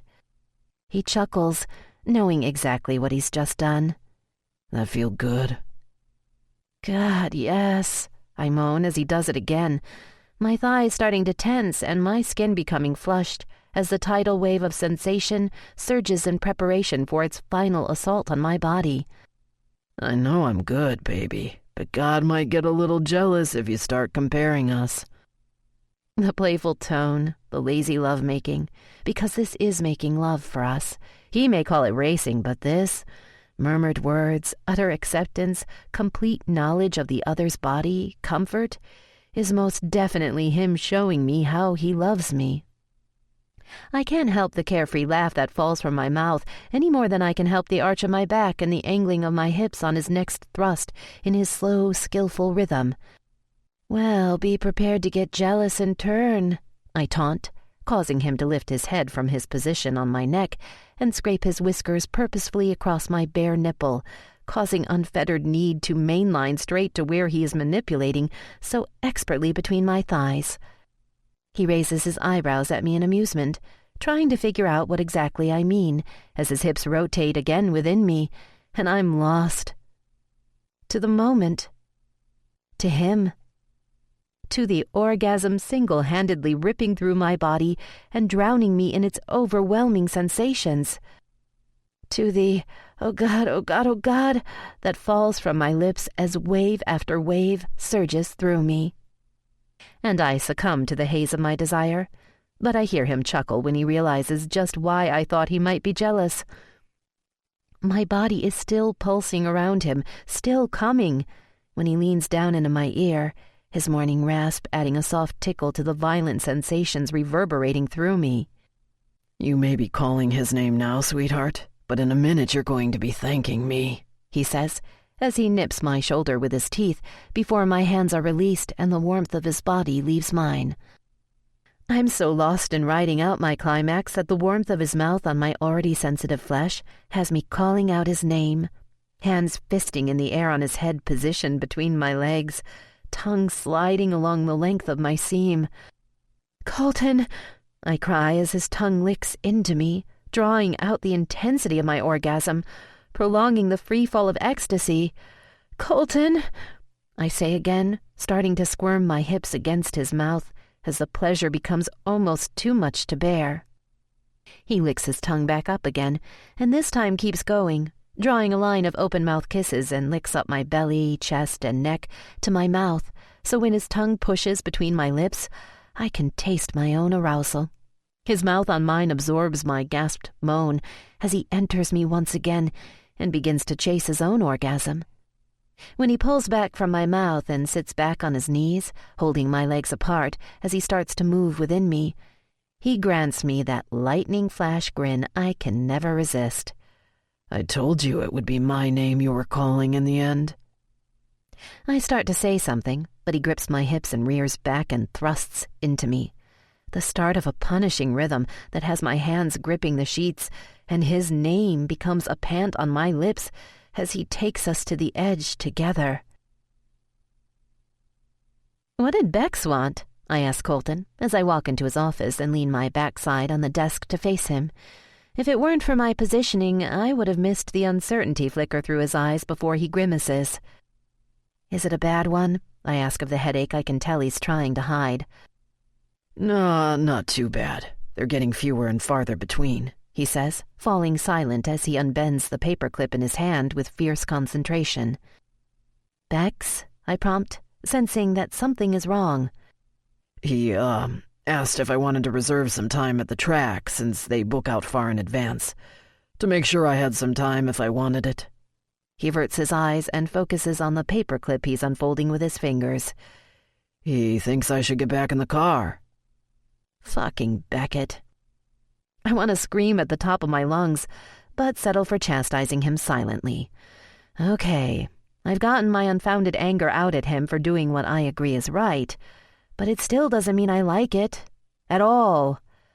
I'd feel a whole hell of a lot better if I had a punching bag too, because I'm still terrified by the thought of Colton suited up and behind the wheel. But the question is Colton? What are your thoughts on it? Are you ready? He sighs and leans back in his chair, lacing his fingers behind his head and looking up to the ceiling. "Nah," he says finally, drawing the word out, stalling for time for his explanation. "Yesterday He stops mid-thought and shakes his head. "Doesn't matter. My hand's still too fucked up to grip the wheel," he says. And I know it's a bullshit lie, since he had no problem holding me up so he could have his way with me against the front door yesterday. But I know saying it out loud would be akin to kicking a man when he's down. Not only would I know he's scared, but I'd also be proving he's lying. But his aborted explanation that he didn't complete, mixed with his comment yesterday about it being a rough day, collide together not so subtly in my mind. I move without asking and sit across his lap and nestle into him. He blows out a resigned breath before unlacing his fingers and closing his arms around me. "What happened yesterday?" I ask after a moment. I can feel his body pause momentarily, and I kiss his bare chest beneath my lips as a silent sign of support. "I watched the replay." He doesn't need to say anything further. I know perfectly well what replay he's referring to, because I still can't bring myself to watch it. "And how did you handle it?" His body vibrates with an unsettled energy, and when he starts to shift beneath me, I can tell that he needs to release some of it. I move off his lap, and when he rises and walks to the window, I sink back into the leather, still warm from his body. Colton shoves a hand through his hair, tension evident in the bare muscles of his back as he looks out the window to the beach down below. He forces out a laugh. "Well, if you call a grown man crawling around on the fucking floor naked while he dry heaves from the goddamn panic attack after every single fucking feeling from the crash hits him like a sucker punch," he says, voice thick with sarcasm, "then shit, if that's considered handling it, then fuck yeah, I'd say I aced that motherfucking test." He rolls his shoulders and walks out of the office without a backward glance. I exhale the breath I'm holding when I hear the door to the patio slide open and then shut behind him. I let some time pass, lost in my thoughts, my heart hurting for Colton's obvious struggle between needing and fearing racing, and I stand up to go find him. I walk out onto the patio and hear the splash of water before I see his long, lean figure slicing through the top of the water with graceful fluidity. He covers the distance of the pool quickly, reaches the end and does some kind of underwater flip, and resurfaces before heading the other way. I sit cross-legged on the edge of the pool and admire his natural athleticism, the rippling of muscles, his complete control over his body, and wonder if this absolute attraction I have for him has any limitations. After a bit, he does his underwater turn at the edge farthest from me, and instead of immediately starting his stroke again, he flips over on his back and floats, his momentum causing him to drift toward where I'm sitting. He looks so peaceful now, despite his chest expanding from his exertion, and I wish I could see this type of serenity in his features more often. His torso rises from the water as he lowers his feet to the bottom and scrubs his hands over his face. When he removes them, he looks up, startled to see me sitting there watching him, and the most breathtaking smile spreads across his lips. He scrunches his nose up, reminding me of what he'd look like as a little boy, and any of my concern over his state of mind vanishes. He walks over to where I sit, eyes locked on mine. I'm sorry, Riles. He shakes his head with a sigh. It's hard for me to admit I'm scared to get back in the car. His admission shocks the hell out of me. I reach out and run a thumb over his cheek. Never more in love with him than right now. That's okay. I'm scared too. He reaches out to my hips and pulls me closer toward him so he can kiss me. A brush of his lips and the scent of chlorinated water on his skin is all I need to feel right with him again. He starts to say something and then stops. What? I ask softly. He clears his throat, licks his lips, and averts his eyes to the beach beyond. When I get back in the car, will you be there? Of course. The words are out of my mouth and my arms are wrapped around his wet body instantly, a physical emphasis to my words. I feel his chest shudder and hear the hitch in his breath as he squeezes me tighter. I bring my fingers up and tease his hair with my nails as his face remains nuzzled under my neck. I love you. The words are in my head, and I have to stop them from coming out of my mouth because the intensity of what I feel for him is indescribable. Unconditional love. The distant sound of the doorbell ringing from inside the house has us pulling back from one another. I look at him confused. It's probably one of the security guys, he says, as I rise and he swims towards the steps. I'll get it, I tell him as I walk in the house, pulling my now wet shirt away from my body, glad I opted for the red tank top instead of the white one. My hand is turning the knob, pulling on the slab of wood, when I hear Colton's voice from outside tell me to wait. But it's too late. The door is swinging open, and unbeknownst to me, one of my worst nightmares is standing opposite me. All I can do is sag my shoulders at the sight. Long legs, blonde hair, and a condescending smirk is all I catch before she starts to walk past me and then stops, angling her head over her shoulder to look back at me. You can run along now, little girl. Playtime is over because Colton doesn't need you anymore. He's in good hands now. Mama's here. My jaw drops open. Her audacity renders me speechless. Before I can find my words, she breezes into the house like she owns the place, leaving me in the wake of her overpowering perfume. Colton! I shout out at him, the same time he walks into the foyer. The towel he's using to dry his hair drops to the ground. Several emotions flicker through his eyes, the most prevalent one being annoyance, but his face shows absolutely nothing. And with Colton, when his face is that cold and devoid of emotion, it means a storm is brewing just beneath. What the fuck are you doing here, Tawny? The ice in his voice stops me in my tracks but doesn't even faze her. Colt, baby, she says, completely unaffected by the bite in his words. We need to talk. I know it's been a while and... I'm not in the mood for your melodramatic bullshit, so cut the crap. Colton takes a step farther into the room. You know you're not welcome here, Tawny. If I wanted you here before, I would have invited you myself. I shrink back at the venom lacing his voice, but at the same time I'm pissed. Pissed that she just waltzed in here, a home where I'm the only woman he's ever brought, like she deserves to be here. Testy, she scolds playfully, unfazed by his complete disinterest. I was so concerned about you and how you're doing and if you've gotten your memory back yet that... I don't give a flying fuck about your concern. You have 2 seconds. Start talking or I'm throwing your ass out. Colton takes another step toward her, and I can see his grinding jaw and his complete callous disregard for her. Just because you're pissed your recovery is going so slow that you can't remember important things doesn't mean you get to take it out on me. Tawny lets out a condescending laugh and turns slightly to look over at me with disbelief in her eyes, as if she's saying, "Really, he's picked you over me?"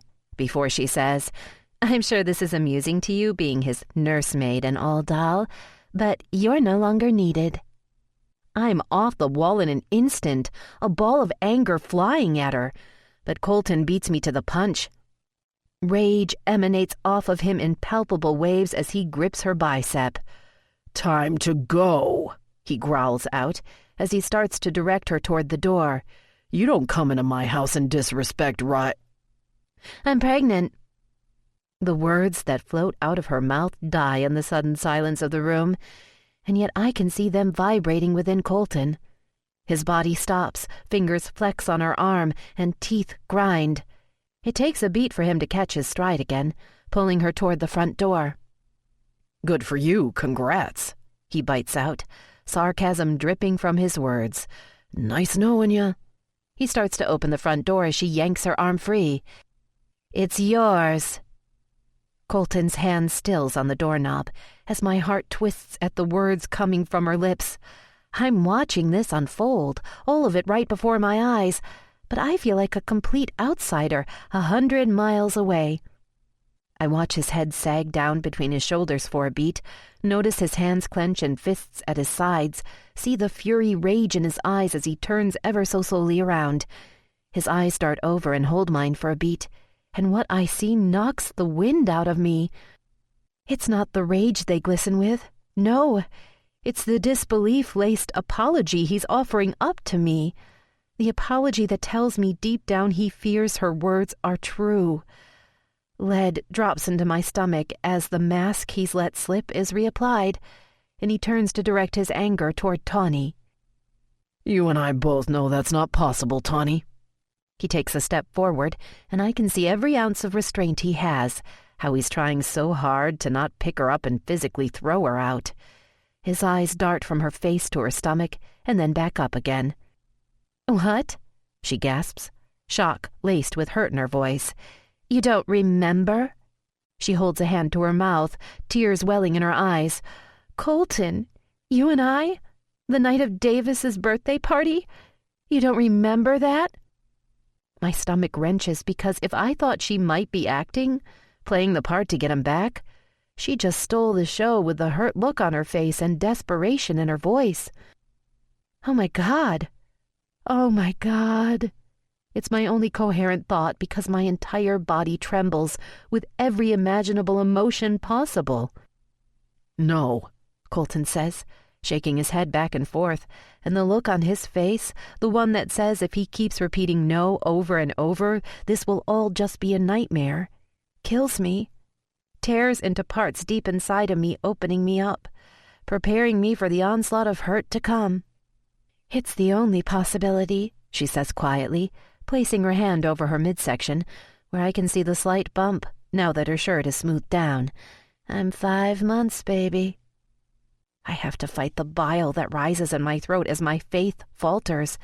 I have to force myself to breathe, to focus, to realize that this isn't about me, that this is about Colton's worst nightmare coming true on the heels of a truly magical night between us. But it's hard not to. All my mind can focus on is dates, days past, as her words sink their claws into me. 5 months, 5 months, 5 months. I repeat over and over, because time is so much easier to focus on than the world that's just been shifted beneath my feet. When my mind can formulate coherent thoughts again, I realize it's been a little shy of 5 months since we met. Fuck. It's possible. I tell myself she's lying, that she's trying to dig her hooks into Colton, catch the prize she wants more than anything, by pulling the "I'm pregnant" card, the oldest one in the book. But the evidence is there in her swollen belly, and the terrified look on Colton's face says it's a possibility, that he's reaching deep within the locked vault of memories and trying to find the one she's telling him about. Fear flickers across his face, embeds itself in those eyes of his that all of a sudden refuse to look at me. And no matter how much I want to, I can't look away. It's like if I keep staring at him, he's going to look up at me and give me that smile he gave me moments ago in the pool, and she'll just disappear. But it never comes. He stands in the middle of us, motionless, lost in thoughts I can only imagine, The playful man I love from last night is non-existent. I can see the cogs in his head turning, notice the wince of pain that I'm sure is from another headache hitting him, but if he's completely frozen, then I'm fucking paralyzed. Tawny's eyes flicker over and assess me with complete disregard, before looking back at Colton, a soft smile on her face. You drove me home from Davis's house. Asked to come in? We had sex, Colton. The first time we were drunk, desperate to be with each other again, and didn't use a condom. And if her dagger isn't already breaking skin and pushing into my heart, she has to add the notion that they were together multiple times to twist it a little deeper. Before, when we dated before, he clears his throat. You used to be religious about taking your pill. I don't recognize his voice, and I've been on the receiving end of Colton's wrath, but right now the absolute contempt in his tone sends shivers up my spine. I wasn't on the pill, she says softly, with an unapologetic shrug, as she takes a step toward him, the possible mother of his child. The gentle intimacy in her tone causes tears to spring in my eyes. She reaches out to touch Colton's arm, and he yanks it out of her reach. His reaction and the unfettered panic in his eyes causes the reality of this all to begin to seep through my denial, the possibility that this isn't a ploy to merely get him back. I sag against the wall behind me, my ghosts and inadequacies as a woman threatening to rear their ugly head. I place a hand on my abdomen to stifle the pang I feel in my useless womb. The one that will forever remain empty. The one that can't give him the only thing she can. I feel the beginnings of a panic attack, breath laboring, heart racing, eyes unable to focus, as I wonder if the man who professes to never want kids just might change his mind when faced with the possibility of one. It happens all the time, and if it does, then where does that leave us? Leave me, the woman who can't give him that. No! It falls from my lips in response to my silent thoughts. Colton whips around to look at me quickly, distress etched in his features at my unexpected words, and then she snorts out in disregard and adds gasoline to Colton's fire. Get out! He shouts so loudly I jump, and for a moment, because he's facing me, I fear that he's speaking to me. I force a swallow, his eyes flicking over me before he turns his back to me and points toward Tawny and then the door. Get the fuck out! Colty! Don't you ever call me that, he yells, grated steel in his voice, as he raises his eyes to look toward where she's not moved an inch. No one gets to call me that. Do you think you're special? Do you think you can just waltz in here and tell me you're 5 fucking months pregnant? That I'd care? Why are you telling me now, huh? Because it's too late for me to have a say in anything, so you think you've trapped me? Found your golden fucking ticket? He begins to pace, lacing his fingers behind his head and blowing out a loud breath. I'm not Willy fucking Wonka, sweetheart. Go find yourself another sugar daddy. You don't believe me? Colton whirls around in a flash, his gaze meeting mine, and the void in his expressionless eyes startles me. Dead eyes look at me momentarily before he breaks our connection and strides back across the room to where Tawny still stands. You're goddamn right I don't believe you. Quit the crap and get the fuck out with your bullshit lies. He's inches from her face, eyes glaring and posture threatening. But I still love... You don't get to love me, he bellows, fist slamming down on the sideboard next to him, faces rattling and noise resonating in the otherwise quiet of the house. Tawny lets out a sob, and Colton remains completely unaffected by her outburst of emotion. You don't get to love me, he repeats again so quietly that I can hear his pain beneath it, feel the desperation roll off of him in waves. He reaches up and rubs his hands over his face. He looks out the window for a moment toward the tranquility of the ocean as I watch the storm rage inside of him. I'm rocked in the turbulence of his emotions without a lifeline to hold on to. When he looks back at Tawny, I can see so many emotions behind his slipping mask that I'm unsure which one he is going to grab and hold on to. I want a paternity test. Tawny gasps, her hand resting protectively over her belly. But when I look back up to her face, I watch the transformation happen. I see the damsel in distress morph into the vindictive vixen. "This baby is yours, Colton. I don't sleep around." Colton snorts a laugh with a shake of his head. "Yeah, you're a regular patron fucking saint." He stalks to the front door and turns back to look at her. "Go tell it to some other gullible son of a bitch who cares. My lawyer will be in touch." "You're gonna have to come at me with something a hell of a lot bigger than threatening me with your attorney to get out of this one," she says, straightening her spine. "Get your checkbook ready and your ego prepared for some serious damage, sweetheart." "Did you actually think you could just waltz in here, drop your bullshit bomb, and I'd take your word for it? Write you off with a hefty check or marry you and ride off into the motherfucking sunset?" His voice thunders. "It's not mine." Tawny shrugs her shoulders, and a smarmy expression transforms her features. "The press is going to have a field day with how I spin this one. A nice, juicy scandal to sink their teeth into." She starts to walk toward the front door, and just when I think I might be able to take a breath, Colton's palm slams against the door, the sound assaulting the dead silence of the room. He turns and gets back within inches of her face, his voice trembling with rage. "Newsflash, sweetheart. You better hit me with something stronger than that threat if you think the press scares me. Two can play that game," he says, opening the door. "Make sure you tell them all the juicy details, because I sure as fuck won't hold back." It's amazing how quick a promising career can be dashed in this town when rumors hit the papers about what a demanding diva one can be. No one wants to work with a fucking bitch, and you definitely fit that bill. Now get the fuck out. Tawny walks up to him, stares at him, although he refuses to meet her eyes, and then walks out the front door that shuts with a resounding slam behind her. Colton immediately grabs one of the vases on the sideboard he'd hit moments earlier and throws it against the wall. The shattering sound of glass, followed by tinkling as it bounces off the tiled floor, is such a contrast to the heaviness of the moment.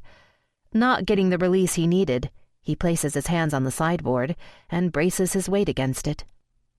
I step forward from the shadows of the foyer, still not sure what to do when he looks up and locks his eyes with mine. I try to get a read on his emotions, but I can't. His guard is back up and locked in place. The knowledge of how much work it's going to take to break that wall back down causes a little piece of me to die and fall to rest beside the piece that broke off the day the doctor told me it'd be nothing short of a miracle for me to get pregnant again. The emptiness of my womb hits me again as I walk toward him. He watches me, jaw ticking, body tense. "Colton, Riley," he warns, "back the fuck off." What if it's true? What if you guys really did and you don't remember? It's the only coherent thought I can verbalize, my mind spinning with what-ifs and never-going-to-bes. "Why?" He turns to face me and I swallow nervously. "So you can play house?" He takes a step toward me and the look in his eyes has me cringing. "Because you want a baby so bad that you can taste it? Would do anything to have one? Take one that might or might not be mine so you can sink your hooks in me too? Get the best of both worlds, huh? A hefty sum and a baby. Every woman's fucking dream."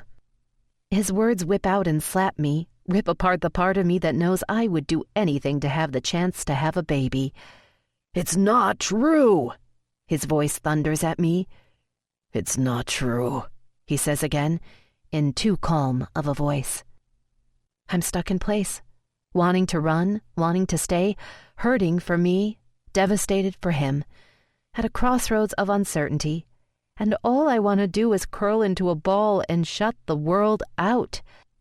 Shut Colton out and Tawny out, and the ache that will never go away, to feel a baby move within me, to create something out of love with someone I love. Bile threatens at the thought, and I cover my mouth as I gag audibly to prevent myself from puking. "Yeah, the thought of me being a dad makes me want to puke too." He sneers at me, so much more than contempt lacing his voice. And that's not why I'm going to be sick. But I can't tell him that because I'm too busy trying not to be. Between the sheets. He belts out a patronizing laugh, looking up at the ceiling before looking back at me. How fucking ironic is it when it's between the sheets with someone else that's causing this little dilemma, huh, Riles? How's that phrase working for you now? Fuck you. I say it more to myself than to him, a quiet voice laced with hurt. I've had it. He can be upset. His horrible past can be dredging through his mind, but that doesn't give him the right to be a fucking asshole and take his shit out on me. He turns to look at me, a picture of fury against the tranquility behind him. Exactly, he spits out. Fuck me. And with those parting words, Colton yanks open the door to the deck. I don't call out to him, don't care to, and watch him jog down the stairs to the beach with a whistle beckoning Baxter. Chapter 19. The longer I sit and wait for him to come back, the more nervous I become. And more pissed. I'm nervous because besides his swim earlier, Colton hasn't exercised since being cleared, and he was only cleared yesterday. I know his anger will push him to run harder, faster, longer, and that only unnerves me, because how much can the healing vessels in his brain withstand? It's been almost an hour since he left. How much is too much? And I'm pissed that after everything he said to me, I even care. I shake my head, the words he said to me rattling around as I look down the stretch of beach. I get his anger, the inherent need to lash out over his rather fragile hold on his preconceptions. But I thought we were past that. Thought that after everything we've been through in our short time together that I'd proven otherwise to him. Proven that I am not like other women. That I need him. That I will never manipulate him to get what I want like so many other women in his life have. That I will not abandon him. And I so desperately want to leave right now, escape the argument and further hurt I fear will happen upon his return. But I can't. More than ever, I need to prove to him right now that I'm not going to run when he needs me the most, even if the thought of him having a child with someone else is killing me now. I swallow the bile that wants to resurface again, and this time I can't hold it down. I run to the bathroom and upset the contents of my stomach. I take a moment to compose myself, talk myself down from the ledge I want to leap from, because this is too much for me. So many things are happening in such a short amount of time that my mind wants to shut off. But if it's true, what does that mean? To him as a person and us as a couple, and to me as the woman who can't ever give him that, and especially given to him by her. My stomach revolts at the thought again, and all I can do is drop my forehead on the lid of the toilet, squeeze my eyes close, and shut out images of an adorable little boy with inky hair, emerald eyes, and a mischievous smile. A little boy I'll never be able to give him. But she can. And if that's the case, how in the fuck am I going to be able to handle it? Love the man but not the baby that's his because I'm not the mother? Simply because he's part tawny? Now, what kind of horrible person would that make me? And I know that's not true. No, I could never not love a child because of circumstances he has no control over. But at the same time, there would be that constant, devastating reminder of what someone else can give him that I can't. The ultimate gift. Unconditional love and innocence. I wipe away the tears I didn't even realize were falling when I hear the distant bark of Baxter and make my way out onto the deck. The harmless beast of a dog clears the top of the stairs coming up from the beach and plops down exhausted on the deck with a groan. I take a deep breath and prepare myself for Colton's arrival, unsure which version of him I will be facing. Within moments he appears, hair dripping with sweat, cheeks red, and chest heaving from the exertion. I want to ask how he's feeling, where his head is, but I think better of it. I'll let him set the tone of this conversation. He looks up, and I see the shock flicker across his features when he sees me.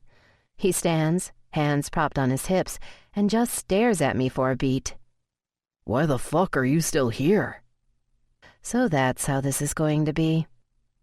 I thought I had calmed down, hoped that he had with his run, but obviously we're both still bound with a barbed wire ball of hurt. We're both still hell-bent on proving our points. The question is, how is he going to handle what I have to say? Is he going to lash out again, rip me apart for a second time? Or is he going to realize that despite Tawny's bombshell, our figurative race doesn't stop, that we can withstand the collateral damage? You don't get to run anymore, Colton. I hope my words he'd used with me before, will hit their target and sink in. He stops mid-stride beside my chair but keeps his head angled down to avoid looking at me. You don't fucking own me, Rye. You don't get to tell me what I can or can't do any more than Tawny can. His voice is a whisper, but his words sucker punch me. Non-negotiable, remember? I warn him with challenge I don't feel reflected in my eyes.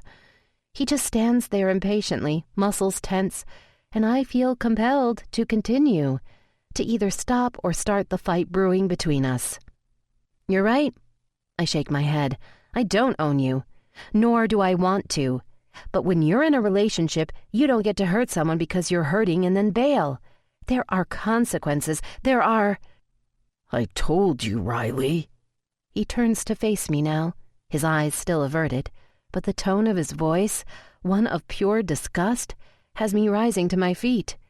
I do as I damn well please. It's best you remember that. Colton. It's all I can manage, feeling like I've been knocked back a few steps by his sudden assertion, his sudden need to grab his life that he feels is spiraling out of control. But he doesn't get it. It's not just his life anymore. It's my life too. This is about the man I love and the possibilities I feel. This is killing me just as much as it is him, but he's too wrapped up in his own head to see differently. I force a swallow as I try to find the words to tell him this, to show him we're both hurting, not just him. But I'm too slow. He beats me to the punch. You tell me we're in a relationship, Riley. Are you sure it's what you want? Because this is how my life goes, he shouts, his body moving restlessly with all of his negative energy. The charmed life of Colton fucking Donovan. For every up, there's a motherfucking freefall down. For every good, there's a goddamn bad. He takes a step toward me, trying to antagonize me and push my buttons. I dig my nails in my palms to remind myself to let him get it off of his chest. To let him blame everyone in the world if need be, so he can calm down, realize this is not the end of his world, despite it feeling like it is for me. Are you ready for that kind of spin on the track of my life? He finishes, the sarcasm dripping from his words as he steps within a few feet of me. I can feel the anger vibrate off of him, can sense his desperation at which straw to grab and hold on to get me to react. I force a swallow and shake my head. Okay, I say, drawing the word out, buying time as I try to think of what to say. What is the good and the bad, then? The good? He asks, his eyes widening as sweat drips down his torso. The good is I'm alive, Riley. I'm fucking alive, he shouts, thumping his chest with his fist. I cringe as his voice rings in my ears. He mistakes my reaction and feeds off of it. What? Did you think I was actually going to say you? I tell myself not to cry, tell myself that's not the answer I was hoping for, but who am I kidding? Did I really think that in the midst of all of this, he'd hold on to me as his strength, his reason? I can hope, but for a man so used to relying on himself, I shouldn't be surprised. You think you can waltz in here and play house, nurse me back to health, and all my troubles, all my fucking demons are going to disappear? I guess Tawny just proved that theory wrong, huh? He laughs, a patronizing chuckle that eats tiny holes in what resolve I still have left. The perfect fucking world you think exists? Sure as fuck doesn't. You can't make lemonade with a lemon that's rotting from the inside out. And I'm not sure which hurts more, the acid eating at my stomach, his anger hitting my ears, or the ache squeezing my heart. The aftershock left by Tawny turns into a full-blown earthquake of disbelief and pain, as my thoughts spin out of control and slam headfirst into the wall just like Colton did. But this time the collateral damage is too much to handle as it all comes crashing down around me. My stomach heaves again as I try to grasp onto something, anything to give me an iota of hope. I need air. I can't breathe. I need to get away from all of this. I take a few steps backwards, needing to escape, and stumble against the railing.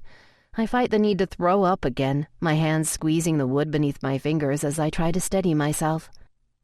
You don't get to run anymore, Riley. We're in a relationship. Aren't those your rules? His mocking voice is closer than I expect, and something about the way he says them, the intimacy laced with sarcasm, sets me off. I whirl around. I'm not running, Colton. I'm hurting. Fucking falling apart because I don't know what to say or how to respond to you. I scream. I'm fucking pissed that I'm angry at you for being so goddamn callous because you're right. I would give anything to have a baby. Anything. But I can't. And the thought that someone can give you the one fucking thing that I can't is tearing me apart. I bring my hands up to my head and just hold them there for a moment as I try to stop crying, as I try to collect the thoughts I need to say. I lift my head and meet his eyes again. But you know what? Even if I could, I would never use or manipulate you to get one. I am not fucking Tawny, and I am not the poor excuse of life your mother was. Tears stream down my face and I look at him, standing there stunned by my outburst through my blurred vision. He starts to say something, and I raise a hand to stop him, needing to finish what I have to say. No, Colton, I'm not running, and I'm not leaving you, but I don't know what to do. I have no fucking clue. Do I stay here and let you rip me apart more? I'm dying inside, Colton. Can't you see that? I wipe the tears from my eyes and shake my head, needing some kind of reaction from him. Or do I just leave? Give us a couple of days to fix the shit that's fucked up in our own heads, so I don't resent you for getting a choice when I don't? So you realize I'm not like every other woman who's ever used you? I take a step toward him, the man I love, and I wish I could do something, anything, to ease the turmoil inside of him, but know that I can't. I can sense he's at a breaking point just like I am, that being faced with the possibility of a child is more than even he, a man who has survived so much, can bear. But I'm at a loss how to help when I'm filled with turmoil too. The muscle in his jaw pulses as I watch him struggle to remain in control over his emotions, his anger, his need for release, and wish I could do something more for him because if my heart is breaking, then I can't imagine what his is doing. And the only thing I think I can do is give us some space. Let us calm down, figure ourselves out so we can be good again. Find us again. I take another step toward him, and he finally raises his eyes to meet mine, so I can read what he's feeling.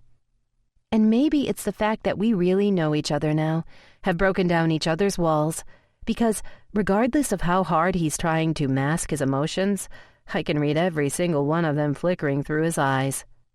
Fear, anger, confusion, shame, concern, uncertainty. The truth is there. What I knew would be. He's pushing me, daring me to run to prove to him I am, in fact, what he perceives all other women to be. And at the same time, I see remorse swimming there, and a small part of me sighs at the sight, gives me something to hold on to. He takes a step toward me, so we stand close but don't touch. I can see the emotion flickering across his face, how his muscles tense as he tries to contain everything I see in his eyes. I fear if I touch him, we'll both break, and right now, one of us needs to be strong. It has to be me. Look at me, Colton, I tell him, waiting for his eyes to find mine again. It's me, the one who races you, the one who will fight tooth and nail for you, the one who will do anything to make that hurt in your eyes and the pain in your soul disappear. Make Tawny's accusation go away. But I can't. I can't be anything to you until you stop pushing me away. I step closer, wanting to reach out and touch him and erase the pain in his eyes. Because all I want to do is help. I can handle you being an asshole. I can handle you taking your shit out on me, but it's not going to fix things. It's not going to make Tawny or the baby or anything else go away. I choke on the tears that fill my throat. I just don't know what to do. Riley? It's the first time he's spoken, and the desperation in the way he says my name with such anguish sends chills up my spine. My head's pretty fucked up right now. I force a swallow down my throat and nod my head, so he knows I hear him. He closes his eyes for a beat and sighs aloud. Look, I need some time to get it straight, so I don't push you farther away. I bite my lower lip, not sure if I'm upset that he's telling me to go, or relieved, and nod my head. He reaches out to touch me, and I step back, afraid if he does, I won't be able to walk away. Okay, I tell him, my voice barely audible as I take a step backwards. I'll talk to you in a couple of days. And I can't look at him again. Both our pain right now is so palpable for different reasons. So I turn and head toward the house. Riley? He says my name again. No one can say it like he does. And my body stops instantly. I know he feels like I do. Uncertain, unresolved, wanting me to stay and wanting me to go. So I just keep my back to him and nod my head. I know he's sorry for hurting me, for loving me, and that I'm being put through this. For Tawny, for the uncertainty, for my own insecurities when it comes to what I can't give him. So many things I know he's sorry for. And the biggest one is that he's sorry for letting me walk away right now, because he can't find it in him to ask me to stay. Chapter 20. I'm so proud of you, buddy. I look into Xander's eyes and fight my own tears. I want him to see the depth of feelings I have for him and for what he just did, for giving the district attorney all they needed to press formal charges against a man that's disappeared like the wind. To sit at a table full of scary grown-ups and explain, in a voice you just found again, how your father murdered your mother, how he attacked her from behind, stabbed her repeatedly, and then waited for her to die while you hid behind the couch because you were supposed to be in bed. Now that is a courageous kid. I squeeze him tight in my arms, more for me than for him, and wish I could take away the memory from him. How'd you get so brave? I ask him. I don't expect an answer, but when he responds, it stops me in my tracks. The superheroes helped me, he says with a shrug. I force a swallow down my throat, burning with so much emotion I can't speak. I look into the eyes of a little boy that I love with all my heart, and I can't help but see pieces of the grown man who owns it too. My heart twists for both, and even though I am filled with such an incredible sense of pride, it's tinged with a bit of sadness because I know Colton would want to know what Xander did today. The imaginary barriers he vaulted over that most adults could never fathom. But I can't tell him. It's been 4 days since I left his house. 4 days without speaking. 4 days for him, for us to get our individual shit together. And 4 days of absolute chaos for me in more ways than one. The house, my emotions, the media frenzy over a possible baby, missing Colton. I tell Xander I'll put his beloved stuffed dog in his bedroom and tell him to go play tag with the rest of the boys. Go be a kid, play, laugh, and forget the images that haunt him, if that's even possible. I go through the motions of getting dinner together, while the familiar and comforting sounds of the boys outside help me cope. I miss Colton. We've been together every day for over a month, and I'm used to his presence, his smile, the sound of his voice. I'm hurt he hasn't called, but at the same time, I don't expect him to. Other than texting to make sure I'd gotten home okay in the song I Am Human, I haven't heard from him. He has a lot to figure out, a lot to come to terms with. And God, yes, I want to be there by his side, helping him figure it all out. But it's not my situation to figure out. Plain and simple. I can't count how many times I've picked up the phone to call him, to hear his voice, to see how he's doing, to just say hi. But I can't. I know better than anyone that until Colton lets me back into his barricaded heart, A call won't do any good. I frost the cake I'd made earlier as a little reward for Xander's bravery today when my phone rings. I look over at the screen and push ignore. It's an unknown number, and most likely a journalist wanting to pay me handsomely for my side of Tawny's story. She's told the press that I am the mistress who broke up her, the pregnant victim, and the love of her life, Colton. The only blessing is that the paparazzi have not discovered the house yet. But I know it's not long until they do, and I'm still trying to figure out, what do I do then?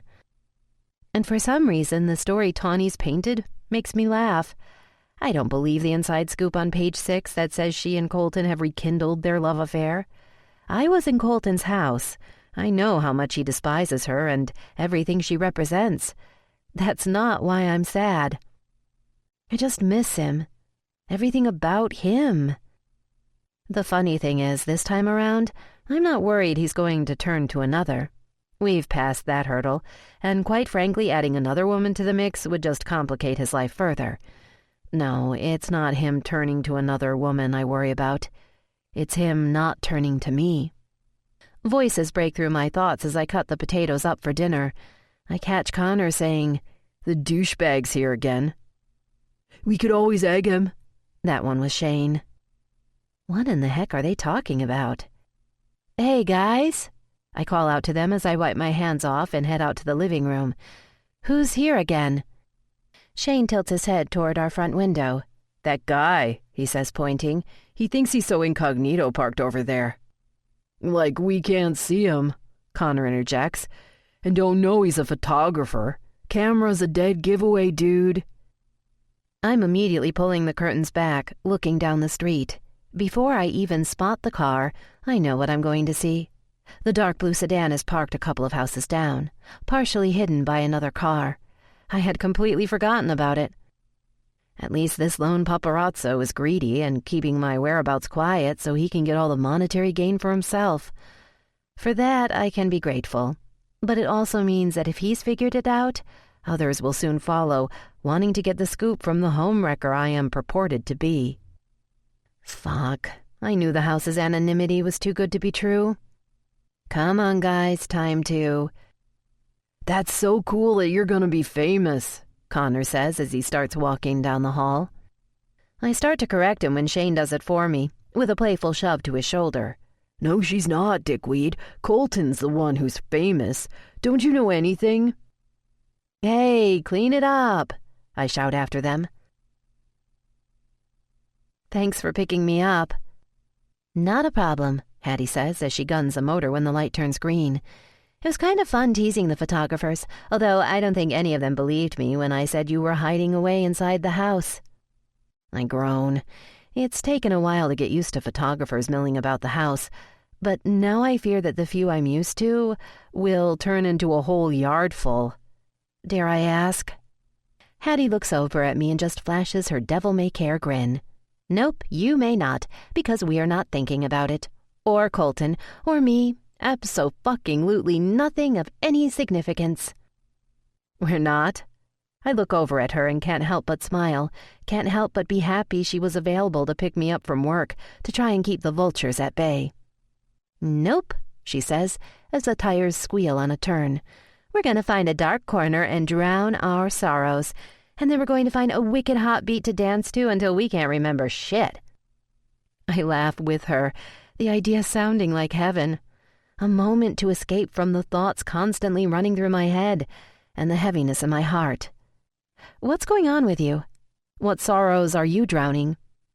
And for a minute I'm sad we've been so busy over the past few weeks that I don't know the answer to the question, when before I would never have had to ask. She shrugs and is unusually quiet for a beat before she speaks. Just some stuff with Lexi. I'm about to ask what she's talking about because she and her sister are so close, but she beats me to the punch. We're not talking about anything that needs to be talked about, remember? Sounds good, I tell her, as music springs to life in the car and we both start singing along. I set my glass down with a clink, realizing my lips are a little bit numb. No, make that a lot numb. I watch Hattie smirk at the man across the bar and then turn her focus back on me, her smirk spreading into a full-out grin. "He looks kinda like Stone," she says with a shrug, and I'm glad my drink is empty or else I would have spit it out. I don't know why it's so funny, because it really isn't, but my head starts playing connect the dots with memories.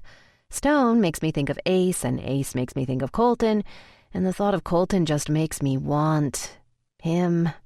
Everything about him. Hattie says, realizing what I'm thinking about. "Another round," she says to the bartender. "Don't think about him. You promised, Rye. No boys, no sadness, no penis perturbance allowed." "You're right," I tell her with a laugh, hoping she believes me, even though I know I'm not being very convincing. "No penis perturbance allowed." The waiter slides new glasses in front of us. "Thank you," I murmur as I concentrate on stirring the ice with my straw, instead of thinking of Colton and wondering what he's doing, where his head is at. And I fail miserably. I told him about Stone the other day. I'm surprised Hattie can hear me. My voice is so soft, but I know she does because she slaps her hand on the bar. "I knew you couldn't do it," she shouts, garnering the attention of the people around us. "I knew that no matter how much you've had to drink, we'd end up there." "I'm sorry," I tell her, twisting my lips. "I really am." I focus back on my drink, upset over letting my friend down. "Hey," she says, rubbing a hand up my arm. "I can't imagine. I'm sorry. I was just trying to shake the dick dominance and embrace our inner slut for a bit." I arch an eyebrow at her smirk and just shake my head. "Inner slut embraced," I say, resting my head on her shoulder, but not really feeling like it. "So, have you talked to him?" she asks. "I thought we weren't talking about dick-dominating, penis-perturbing men named Colton or Stone." I snicker. "Well," she draws the word out, "yours is damn hard not to talk about when he looks like that with his sexy swagger, come-fuck-me eyes, and all-around holy hotness. Shit, the only reason to kick a man like him out of bed would be to fuck him on the floor." I start laughing, really laughing, until all of a sudden the laughter has tears welling in my eyes and causes my lower lip to tremble. I hiccup back the sob, and I immediately curse the alcohol. It has to be the alcohol's fault that I am suddenly sad and missing him like crazy. "Get a grip, Thomas. It's been one frickin' week. Man up." My internal pep talk fails because 1 day or 10 days, it doesn't matter. I miss him like crazy. Whatever the opposite of pussy whipped is, I've got it bad. "And she finally lets it out," Hattie says, putting her arm around my shoulders and pulling me into her side. "Shut up," I tell her, but don't mean it. I mean, I'm sitting in a bar on a Friday night with my best friend, and I should be having a great time. But all I can think about is Colton. Is he okay? Has he taken the paternity test yet? Is he going to call me? Why hasn't he called me? Is he thinking about me like I am him? So I'm going to throw this out there because we both know that even though we're sitting here together, Colton is figuratively between us, and as much as the idea might excite him... I finally give her the laugh she's been working for. Ugh, I hate this. "Then why don't you call him?" And therein lies the million-dollar question. This whole thing with Tawny fucked him up. It's dredging up shit from his past, and as much as I want to be there to call him, I won't take the brunt of it. I called Bex to check on him, make sure he's okay. I shrug. He said he did and that Colton's still kind of fucked up. I want to talk to him, I admit as she smooths a hand up my arm, but I need to give him the space he asked for. He'll call me when he gets his shit together. I wonder where I've heard that phrase before," she teases, and I just shrug. A very wise woman said it, I believe. "Very wise indeed," she laughs, rolling her eyes and clinking her glass to mine. "And being as I am that woman, may I offer you another tidbit of advice?" "A Hattie-ism?" "Yes, a Hattie-ism. I like that term." She nods her head in approval as she takes another sip of her drink and smiles again at the guy across the bar. "I asked you once before if you thought Colton was worth it. And now that you have more time invested in it, do you still feel that way? Do you see the possibility of a future with him? I love him, Had. The answer is off of my tongue in a split second. No hesitation, no doubt, complete conviction. She stares at me a second, and I can tell that beneath the surface, she is gauging my reaction, trying to figure out the whole picture, and a little surprised at my all-in response. Do you love him because he's the first guy since Max, or because he's the one you choose? Not because you want to fix him, because we both know you like the damaged souls, but because you choose the him he is now, and the him he'll be 5 years from now? I don't answer her. Not because I don't know the answer, but because I can't form the words over the lump that's strangling them in my throat. And she can see my answer, knows the person I am enough to know how I feel. And if the baby is his? I find my voice. Geez, you're really hitting with the hard questions tonight. I thought tonight was supposed to be thinking about abso-fucking-lutely nothing. I thought there was a Hattieism in here somewhere. And it's not like I haven't asked myself these questions, but hearing her say them makes it all seem so real. Because sometimes baggage can be a powerful thing, and love just isn't enough to overcome it. I'm getting there, she says, pushing my drink toward me. But this is important because my bestie is hurting, so take a drink and answer the question. I take a sip and can't fight my resigned smile. It's not if the baby's his that's the problem. It's his reaction that scares me. And for the first time, I'm actually admitting aloud what I fear the most. What if he is the father and he can't handle it? How can I love a man that can't love his own child regardless of who the mother is? Writing a check to buy her off and acting as if a child doesn't exist? What if that's the option he chooses? How could I spend the night in the bed of a man who writes his own child off and then go to work in a house full of boys who had the very same thing happen to them? What kind of hypocrite would that make me? And there, it's out there, my biggest fear. I'm in love with a man that will walk away from his own child. That I'll have to walk away from the man I love because he can't face his own demons, can't accept the fact that he can be the man his child would need him to be. Compromising choices, preferences, and wants to be in a relationship are one thing. Compromising who you are, the things ingrained in you, your beliefs and your morals, are non-negotiable. I sigh and just shake my head. What happens then, Hattie? What if that's the choice he makes? Well, she reaches out and squeezes my hand. There are no answers yet, so it's a moot point right now. Secondly, you have to give him the benefit of the doubt.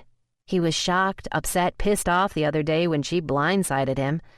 But he's a good person. Look how he is with the boys. I know, but you weren't there. You didn't see how he reacted when... You know what I say, she says, cutting me off and raising the 2 shots of tequila that had been sitting untouched on the bar in front of us. I look at her, trying to figure out why all of a sudden she wants to toast mid-heart-to-heart talk, but I raise my shot glass. I say, never look down on a man unless he's between your legs. I choke on the simple breath of air I'm drawing in. I should be used to her by now. I really should, but she continually surprises me and makes me love her that much more. When I stop laughing, I look up at her. 1 for luck. And 1 for courage, she finishes, as we toss the alcohol back. I welcome the burn, welcome the here and now with my best friend. And when I wrap my head around what the hell she's just said, I look over at her out of the corner of my eye. Unless he's between your legs, huh? Is that an old family adage, one passed down from generation to generation? Yep, she says, twisting her lips, fighting the smile I know that's coming. Never disturb a man when he's eating at the Y. Hattie, I laugh. Seriously? I can keep going all night long, sister. She clinks her glass with mine again, my cheeks hurting from smiling so hard. And here's another one. When your best friend is sad, it's your job to get her shit-faced and go dancing. Well, I say, sliding off of the bar stool and taking a minute to let the room stop spinning, I think that's a fucking perfect idea. Hattie squares up our tab and calls for a cab as we clumsily walk to the front door. And I talk myself out of making her take me to Colton's house because right now, I just really want Colton. In the best way, in the worst way, in all ways. Come on, we're good to go. 3 hours in a bar is way too long, she says, as she puts her arm around me and helps me walk respectably to the exit. And as we clear the bar's door, the darkened night sky explodes into an electrifying barrage of blinding camera flashes and shouts. How does it feel being known as the homewrecker? Don't you have any remorse coming between Colton and Tawny? Isn't it hypocritical that you tried to make Colton abandon his baby when that's what you do for a living? And they keep coming at me, one after another after another. I feel trapped as Hattie tries to guide me through the congestion of cameras and microphones and flashes and contempt. I guess the press has found me. Chapter 21. Colton. You're fucking kidding me, right? I fight the urge to smash something. That urge driving my every fucking emotion, the one that makes me crave the sound of destruction, the sound of my fucking life imploding. My mind pushes out the images flashing through it from the past couple of days. Blood draws and DNA markers and goddamn paternity tests. Tawny and her bullshit lies and crocodile tears the fucking vultures are eating up like fresh meat.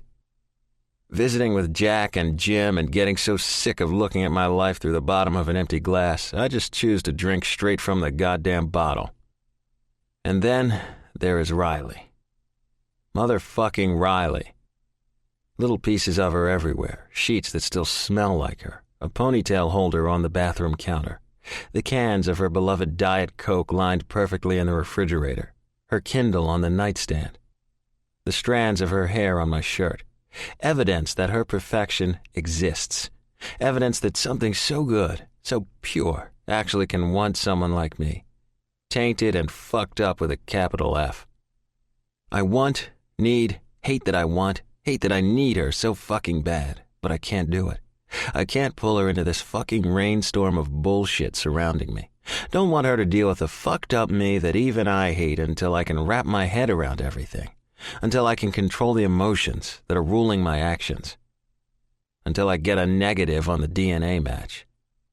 My mom was fucking right. Fucking right, and she only knew me for 8 of my 32 years. If that doesn't say something, I'm not sure what else does. I can't be loved.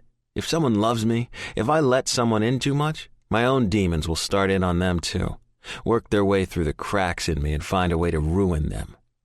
Colton, are you there? I pull myself from my thoughts, the same goddamn ones that have been running like a hamster on the wheel through the shit in my head over the past week. Yeah, I reply to my publicist. I'm here, Chase. I push the rags on the table in front of me away, but it doesn't matter if I throw them in the trash or set a match to the fuckers because the image of Riley coming out of that bar is still burned in my brain. Shocked eyes, parted lips, and an all-around look of being overwhelmed from the maelstrom that hit her when she left.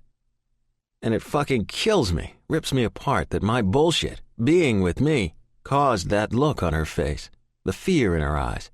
All I want to do is be the one with her, my arm around her. But I'm not.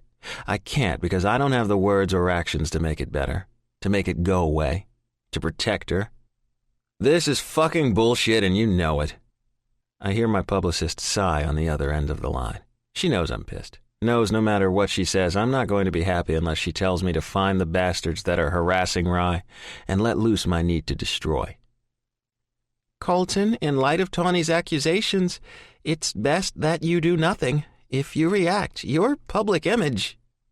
I don't give 2 fucks about my public image. Oh, believe me, I know, she sighs. But if you react, the press eats it up, and then the longer they hang around to see you screw up or lose it, that means the longer they hang around Riley. Fuck all if she's not right. But shit, what I wouldn't give to walk outside the gates and give them my 2 cents worth. One of these days, Chase, I tell her. I know. I toss my phone on the couch across from me and scrub my hands over my face before sinking back in the couch and closing my eyes. What the hell am I going to do? And since when do I give a shit? What the hell happened to me? I went from not giving a fuck about anything or anyone to missing Riley and wanting to see the boys. Strings and shit. Fuck me. A voice thanking my housekeeper, Grace, brings me back to the present from the fucking unicorns and rainbow shit that doesn't belong in my thoughts. Shit that's associated with pussies and whipped assholes. Shit that has no place in my head mixed with the other poison living there.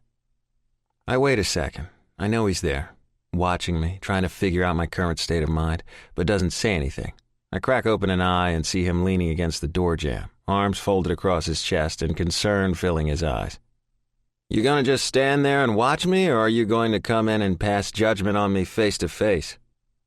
He stares at me a beat more, and I swear to God I hate this feeling. I hate knowing that along with every other fucking person on the long and distinguished list, I am letting him down too.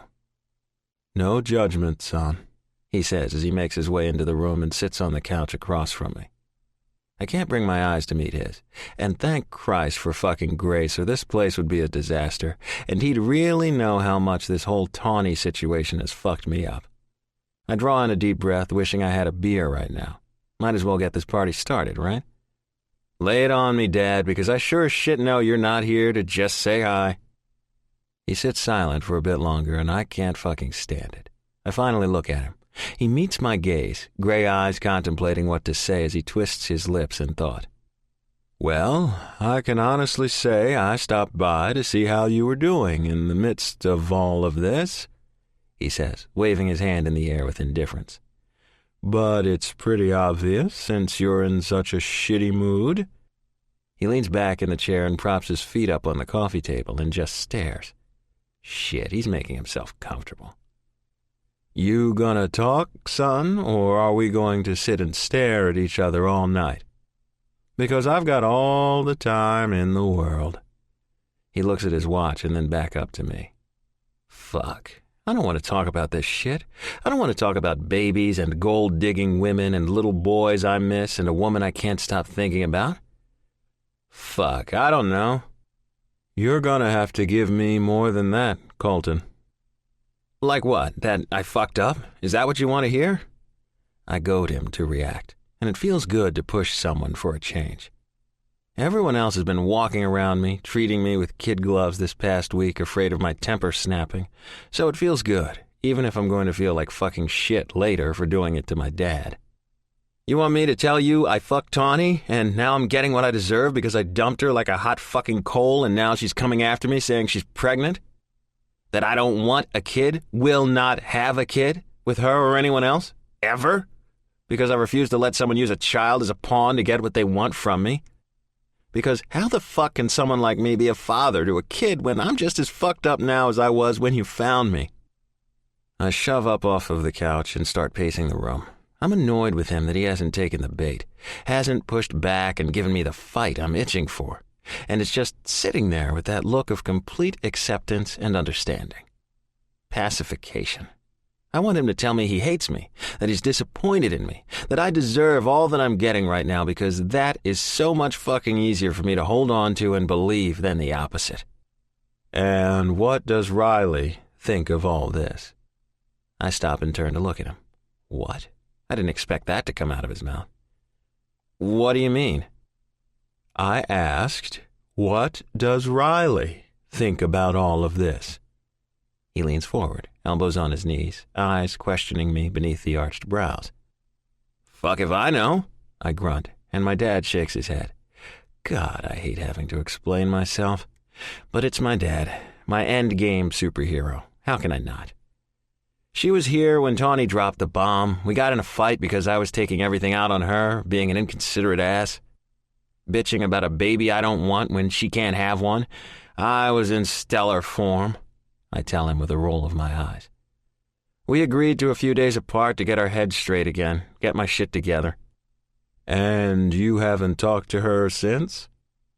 What is this, Dad? 20 fucking questions? Does it look like I have my shit figured out yet?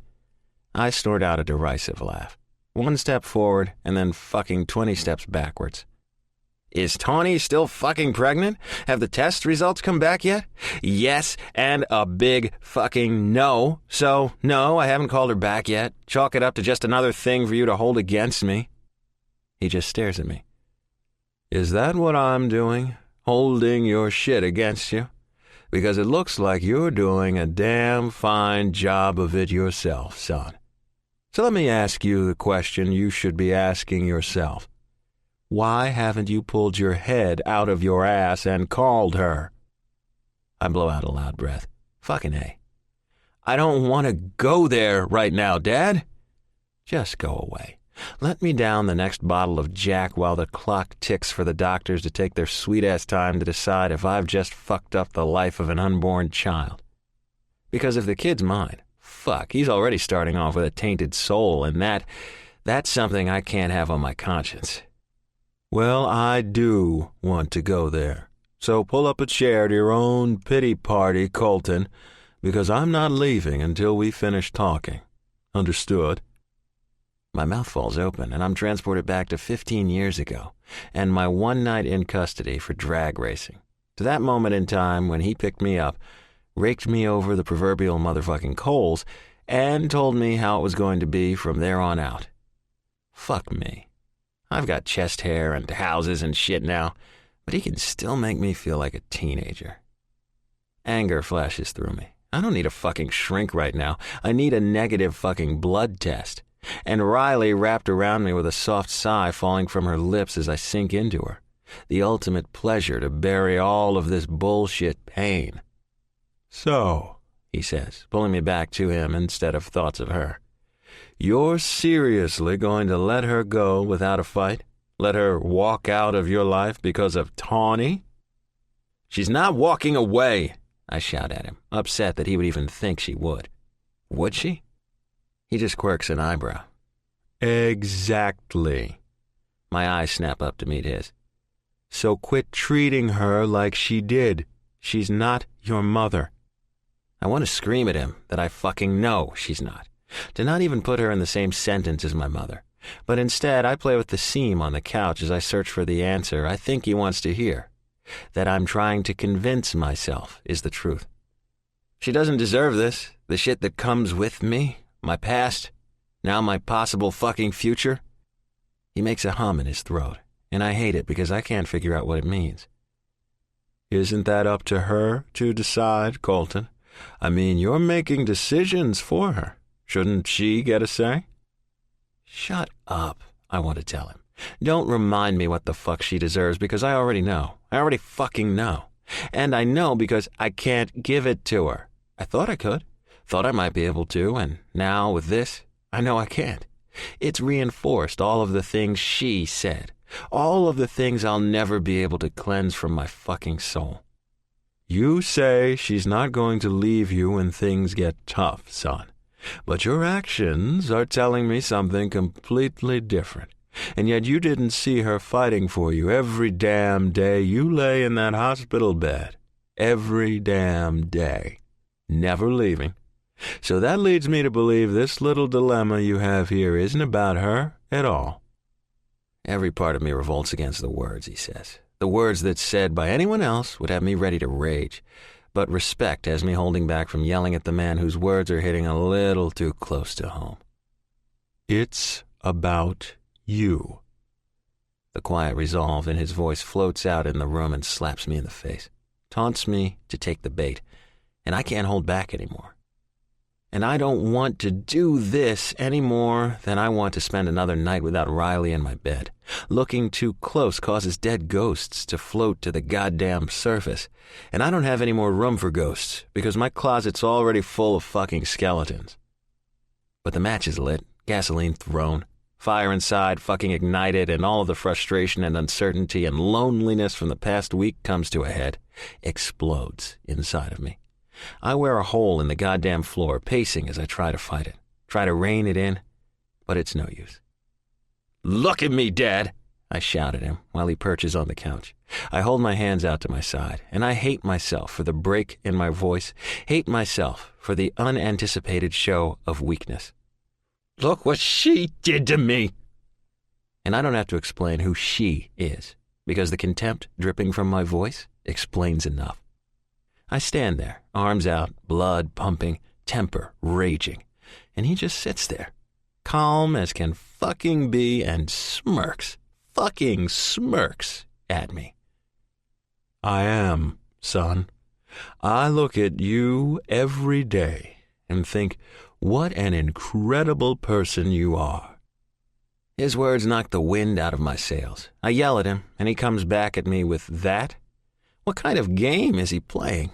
Fuck up Colton's head more than normal? Shit, I hear the words but don't let them sink in. They're not true. Can't be. Incredible and damaged don't go together. Incredible can't be used to describe a person that tells the man molesting them that you love him, whether the words are forced or not. That's not fucking possible, I mutter into the silence of the room as vile memories revive my anger, isolate my soul. I can't even meet his eyes because he might see just how fucked up I really am. That's not possible, I repeat to myself, more emphatically this time. You're my dad. You have to say that. No, I don't. And technically, I'm not your dad, so I don't have to say anything. Now that stops me dead in my tracks. Brings me back to being a scared kid afraid to be sent back. He's never said anything like this to me before. And now I'm fucking freaked out about the direction this conversation has taken. He stands and walks toward me, eyes locked on mine. You're wrong. I didn't have to stop and sit with you on the doorstep. I didn't have to take you to the hospital, adopt you, love you. He continues feeding into every childhood insecurity I've ever had. I force myself to swallow. Make myself keep my eyes locked on his because all of a sudden, I'm fucking scared as shit to hear what he has to say. The truths he's going to admit. But you know what, Colton? Even at 8 years old, scared and starving, I knew right then the amazing person you were. That you were this incredible human being I couldn't resist. Don't you walk away from me! His voice thunders and shocks the hell out of me. From calm and reassuring to angry in an instant. I stop in my tracks, my need to escape this conversation that's causing so much shit to churn and revolt within me, begging me to keep walking right on out the door to the beach below. But I don't. I can't. I've walked away from every fucking thing in my life, but I can't walk away from the one person who didn't walk away from me. My head hangs, my fists clench in anticipation of the words he's going to say. I've waited almost 20 years to have this conversation with you, Colton. His voice is calmer now, steadier, and it freaks me out more than when he rages. I know you want to walk away. Walk out the fucking door and escape to your beloved beach, but you're not going to. I'm not letting you take the chicken shit way out. Chicken shit, I bellow, turning around to face him with years of pent-up rage. Years of wondering what he really thinks of me coming to a head. You call what I went through the chicken shit way out? And the smirk on his face is back. And even though I know he's just goading me, trying to provoke me so I take the bait and get it all out, I still take it. How dare you stand there and act like even though you took me in, it was easy for me. That life was easy for me, I shout, my body vibrating with the anger taking hold, the resentment imploding. How can you tell me I'm this incredible person when for 24 years you've told me 1,000,000 goddamn times that you love me? Love me. And not once have I ever said it back to you. Not fucking once. And you're telling me you're okay with that? How can I not think I'm fucked up when you've given me everything and I've given you absolutely nothing in fucking return? I can't even give you 3 fucking words. When the last words leave my lips, I come back to myself and realize I'm inches from my dad, my body shaking with the anger that's eaten me whole for a lifetime, as tiny flecks of it are being chipped away from my hardened fucking heart. I take a step back, and in a flash, he's right back in my face. Nothing, Colton, his voice shouts out into the room. You gave me everything, son. Hope and pride and the goddamn unexpected. You taught me that fear is okay. That sometimes you have to let those you love chase the fucking wind on a whim because it's the only way they can free themselves from the nightmares within. It was you, Colton, who taught me what it was to be a man. Because it's easy as fuck to be a man when the world's handed to you on a silver platter. But when you're handed the shit sandwich you were dealt, and then you turn into the man you are before me, now that, son, that's the definition of being a man. No. I want to scream at him to try and drown out the sounds I can't believe. I try to cover my ears like a fucking little kid because it's too much. All of it. The words, the fear, the fucking hope that I just might in fact be a little bent and not completely broken is just too much. But he's not having any of it, and it takes every ounce of control I have to not take a swing at him as he pulls my hands from my ears. He grunts with the effort it takes. I'm not leaving until I've said what I came to say, what I've pussyfooted around saying to you for way too long. And now I realize how wrong I was as a parent not to force you to hear this sooner.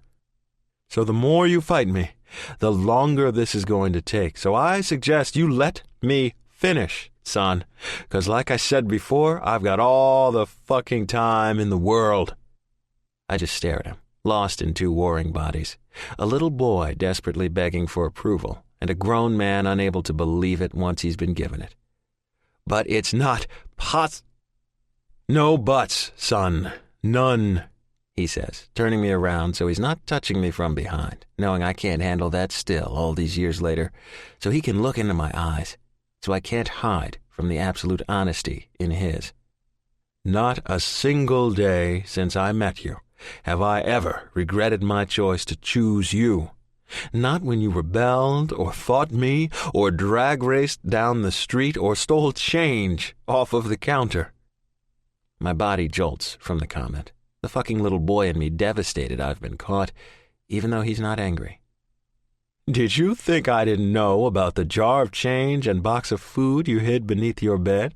The stash you kept in case you thought we were going to not want you anymore and kick you out on the streets? You didn't notice all the change I suddenly left everywhere? I left it out on purpose because I didn't regret a single moment. Not when you pushed every limit and broke every rule possible, because the adrenaline of defiance was so much easier to feel than the shit she let them do to you. My breath stops at his words. My fucking world spins black and acid erupts like lava in my stomach. Reality spirals at the thought that my biggest fear has come true. He knows. The horrors, my weakness, the vile things, the professed love, the stains on my spirit. I can't bring my eyes to meet his, can't push the shame far enough down to speak. I feel his hand on my shoulder as I try to revert back to focusing on the numbing blur of my past and escape the memories tattooed in my fucking mind, on my fucking body. But I can't. Riley has made me feel. Broken that fucking barrier. And now I can't help but do anything but. And while we're clearing the air, he says, his voice taking on a much softer tone, his hand squeezing my shoulder. I know, Colton. I'm your dad. I know. The fucking floor drops out beneath me, and I try to pull my shoulder out of his grip, but he doesn't let me. Won't let me turn my back on him to hide the tears burning my eyes like ice picks. Tears that reinforce the fact that I'm a pussy who hasn't handled anything at all. And as much as I want him to shut the fuck up, to leave me the fuck alone, he continues. You don't need to say a word to me.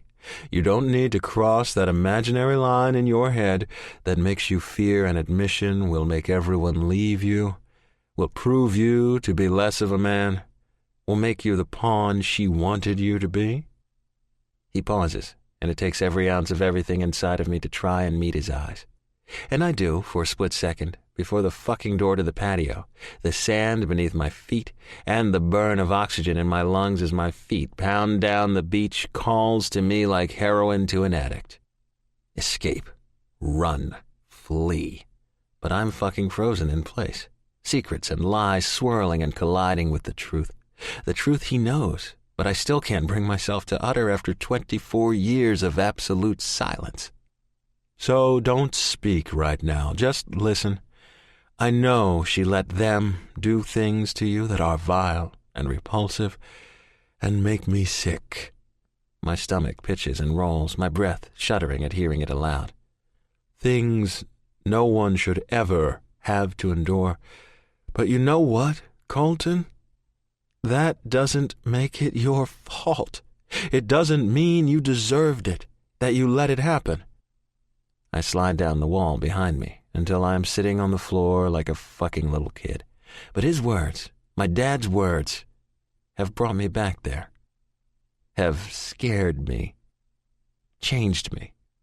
Fucked with my head so memories start pushing through the wormholes in my fucked up heart and soul. I need to be alone. I need Jack or Jim. I need Riley. I need to forget. Again. Dad. My voice is shaky. The sound of a little bitch asking for permission, and fuck me, right now, isn't that what I am? On the fucking floor once again, about to throw the fuck up, body shaking, head racing as my stomach revolts. He's sitting on the floor beside me, like he used to do when I was little, his hand on my knee, his patience calming me, son. Yeah, son? His voice is so soft, so tentative, I can tell he's afraid he's pushed me too far. That he's broken me more when I've already been fucking shattered and held together with scotch tape for way too long.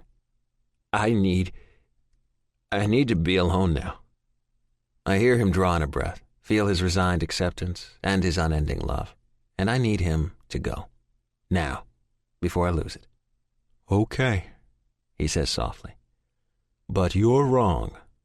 You may have never said the words aloud, may have never told me you loved me, but I've always known, because you have. It's in your eyes, how your smile lights up when you see me, the fact that you'd share your beloved Snickers bars with me without asking. He chuckles at the memories. How you would let me hold your hand and let me help you chant your superheroes as you lay in bed so you could fall asleep. So words, no, Colton. But you told me every day in some way or another. He's silent for a moment as a part of me allows the fact to sink in that he knows. That all the worry I've had over all of these years that he didn't know how much I felt didn't matter. He knew. I know your worst fear is having a child. The elation that lifted me is choked by fear with his words. This is all just too much, too fast, when for so long I've been able to hide from it. Please don't, I plead, squeezing my eyes shut. Okay. I've thrown a lot of shit at you, but it was time you heard it, and I'm sorry I probably fucked with your head more than you needed me to, but, son, only you can fix that now. Deal with it now that all of the cards are on the table. But I have to tell you, you're not your mother. DNA doesn't make you a monster like her. Just as if you were to have a child, your demons won't be transferred to that new life. My fists clench and teeth grind at the last words. Words that feed off the worst of my fears. The urge to break something returning. To drown the pain that's back with a vengeance. I know he's pushed me to the breaking point. I can hear his quiet sigh through the screams of every ounce of my being. He stands slowly and I tell myself to look at him. To show him that I've heard him. But I can't make myself do it. I feel his hand on the top of my head. Like I'm a little boy again. And his uncertain voice whispers, I love you, Colton. The words fill my fucking head, but I can't get them past the fear lodged in my throat, past the memories of the chant I used to say that was followed by the brutality and unspeakable pain. As much as I want to tell him, feel the need to tell him, I still can't. See? Perfect example, I want to tell him, to demonstrate how fucked up I am. He just bared his fucking self to me and I can't give him a goddamn response because she stole it from me. And he thinks I could be a parent? She made my heart black and my core rotten. There's no way in hell I could pass that on to someone else if there were the remote chance it could happen. I hear the door shut and I just remain on the floor. The outside light fades. Jack calls to me, tempts me, allows me to drown myself in his comfort, No glass needed. Confusion fucking swamps me, drags me under. I need to clear my fucking head. I need to figure my shit out. Only then can I call Rye. And God, I want to call her. My finger hovering over the fucking call button, hovering there for well over an hour. Call. Call end. Call. Call end. Fuck me. I squeeze my eyes shut, head fuzzy from however much I've drank, and I start to laugh at what I've been reduced to. Me and the floor are becoming best fucking friends. Fucking A. It's not hard to go up when you're already at fucking rock bottom. Time to ride the fucking elevator. I start laughing. I know there's only one way to clear my head. My only other fucking high besides Riley that will help keep the demons at bay for a bit. And as much as I need Riley right now, I need to do this first to get my shit figured out. My right hand fucking trembles as I go to push call. And when I do, I'm scared out of my fucking mind. But it's time. Head straight. Then Riley. Motherfucking baby steps. Hey, douchebag, I didn't realize you knew my phone number. It's been so fucking long since you've called me. Such a fucking old lady. God, I love this guy. Get me in the fucking car, Bex. His laughter stops in an instant, the silence assuring me he's heard me. Heard the words I know he's been waiting to hear since I got the all clear. What's going on, Wood? You sure?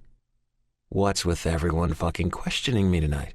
I said get me in the goddamn car. Okay, he drawls out in his slow cadence. Where's your head at? Fucking seriously? First you push me to get in the fucker, and now you're questioning the fact that I want to? What are you, my goddamn wet nurse? He chuckles.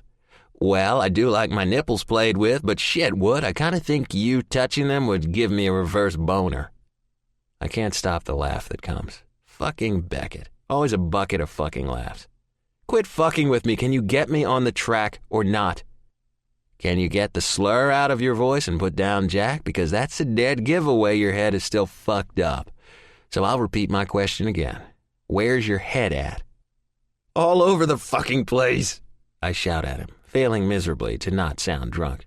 God damn it, Bex. That's why I need the track. I need to clear the shit from it to help fix me. There's silence on the line, and I bite my tongue because I know if I push, he'll hang the fuck up on me. The track's not going to fix that fucked up head of yours, but I think a certain wavy-haired hottie could do that for you. Drop it, Bex. I bite the words out, not in the mood for another shrink session. Not on your life, fucker, baby. No, baby, you really gonna push the best thing you got going for you out the fucking door? And session number 2 begins. Fuck you. No thanks, you're not my type. His condescending tone pisses me off. Stay the fuck out of it. Oh, so you are going to let her go. Isn't that a song or some shit? Well, hell, since you're gonna let her go, I guess I'll give her a run then. Motherfucker, are my buttons that easy to push tonight? If you're smart, you'll shut the fuck up. I know you're pushing me, trying to get me to call her. Wow, he does listen. Now that's a news fucking flash. I'm done. Quit fucking around. Do your job and get me on the goddamn track, Beckett. Be at the track at 10 tomorrow morning. What? It's about time. I've had it reserved for the past week, waiting for your ass to get with it. Huh. He had me pegged. You won't show. He laughs. Fuck off. You wish. Chapter 22. I blow out of breath and roll my shoulders, welcoming the burn as I stretch my warm and thoroughly tired muscles. I desperately needed this run, the escape into our backyard and through the gate of the neighbor behind us, so I could get away undetected from the persistent press. I look up from my stretch and something across the street catches my eye. I'm immediately on guard when I see the dark blue sedan across the street with a man leaning against it, camera in hand with a telephoto lens blocking his face. Something about him strikes me as familiar, and I can't put my finger on it, but I know my little piece of freedom, by secret passage, has been compromised. The thought pisses me off, and although I've yet to engage with any press, my feet have a life of their own and start walking toward him, my mind running the verbal lashing I'm about to give him over and over in my head. He watches my approach, the shutter clicking at rapid-fire pace, the camera still blocking his face. I'm just about to start my spiel when I'm about 50 feet away and my phone rings in my hand. Even after many days of no contact, my pulse still races at the sound, hoping it's Colton, but knowing it's not before I even look at it. But I'm taken back a bit when I look at the screen and see Beckett's name. I stop immediately and fumble with my phone, worried that something's happened. Bex? Hey, Rye. That's all he says and falls silent. Oh, shit. Dread drops like a lead weight through me. Beckett, what's wrong with Colton? I can't stop the worry that weighs heavy in my voice. The silence stretches and my mind runs as I glance at the photographer momentarily before turning my back and hurrying home. I just wanted you to know that Colton's on his way to the track right now. I'm standing outside in the open, but I suddenly find it hard to draw in a breath of air. What? I'm surprised he can even hear me. My voice is so soft. Images flash through my head like a slideshow. The crash, the mangled metal, a broken Colton unresponsive in the hospital bed. I know you two, the whole baby thing, and he hasn't called you. He sighs. I had to call you and let you know. Thought you'd want to know. I can tell he's conflicted over breaking his best friend's trust and doing what he thinks Colton needs the most. Thanks. It's the only thing I can manage as my emotions spiral out of control. Not really sure you mean that, Rob, but I thought I should call. Silence stretches between us, and I know he's just as worried as I am. Is he ready, Bex? Are you pushing him? I can't hold back the contempt that laces my question. He breathes out and chuckles at something. Nobody pushes Colton, Rye, but Colton. You know that? I know, but why now? What's the urgency? Because this is what he needs to do. Beckett's voice fades as he finds his next words. I push open the gate and scramble over the little fence separating the neighbor's yard and mine. First of all, he needs to prove he's just as good as before. Secondly, this is how Colton deals when there's too much going on in his head, and he can't shut it all off. And thirdly... I don't hear what Beckett says next because I'm too busy remembering our night before the race, our conversation, and the words fall from my mouth as I'm thinking aloud. The blur. The what? It's when Beckett speaks that I realize I have, in fact, said it out loud, and his voice shocks me from my thoughts. Nothing, I say. What's the third reason? Never mind. You've already said more than you should. Why stop now? There is an uncomfortable silence, and he starts and stops for a moment. It's nothing, really. I was just going to say that in the past he's turned to one of three things when he gets like this. I'm sorry, I shouldn't have. It's okay. I get it. Get him. In the past he turned to women or alcohol or the track when life got to be too much, right? Bex remains silent, and there's my answer. Well, I guess I should be lucky there was an opening at the track, right? Beckett belts out a laugh, and I can tell he's relieved. God, he doesn't deserve you, Riley. His words bring a smile to my face, despite the worry eating at my insides. I just hope you both realize how much he needs you. Tears prick my eyes. Thank you for calling, Bex. I'm on my way. I'm thankful that traffic is light as I speed to the track in Fontana, and that the security at the parking lot prevent the press from following me into the facility. I park the car in the infield and freeze as I hear the crank try to start the car. The engine roars to life, its sound echoing against the grandstands and vibrating in my chest. I don't know how I'm going to do this, how I'm going to be able to watch Colton belted in and flying around the track when all I can see in my head is the smoke and feel the fear. But I promised him I would be there the day he climbed back behind the wheel. Little did I know I'd get a call to collect on that promise when everything was unsettled between us. But I can't not be here, because I keep my promises, and because I can't stand the thought of him being out there without knowing he's okay. Yes, we've not spoken and are confused and hurt, but that doesn't mean I can turn my feelings off. The motor revving again pulls me from my thoughts. My trepidation and the need to be there for him, for me, for my sanity, pushes me to put one foot in front of another. Davis meets me at the outskirts of Pit Row and nods as I take the hand he offers in greeting before leading me to where Colton's crew is working. I stop when I see the car, the curve of Colton's helmet in the capsule behind the wheel, Beckett's body bent over him, tightening his belts as only Colton will let him do.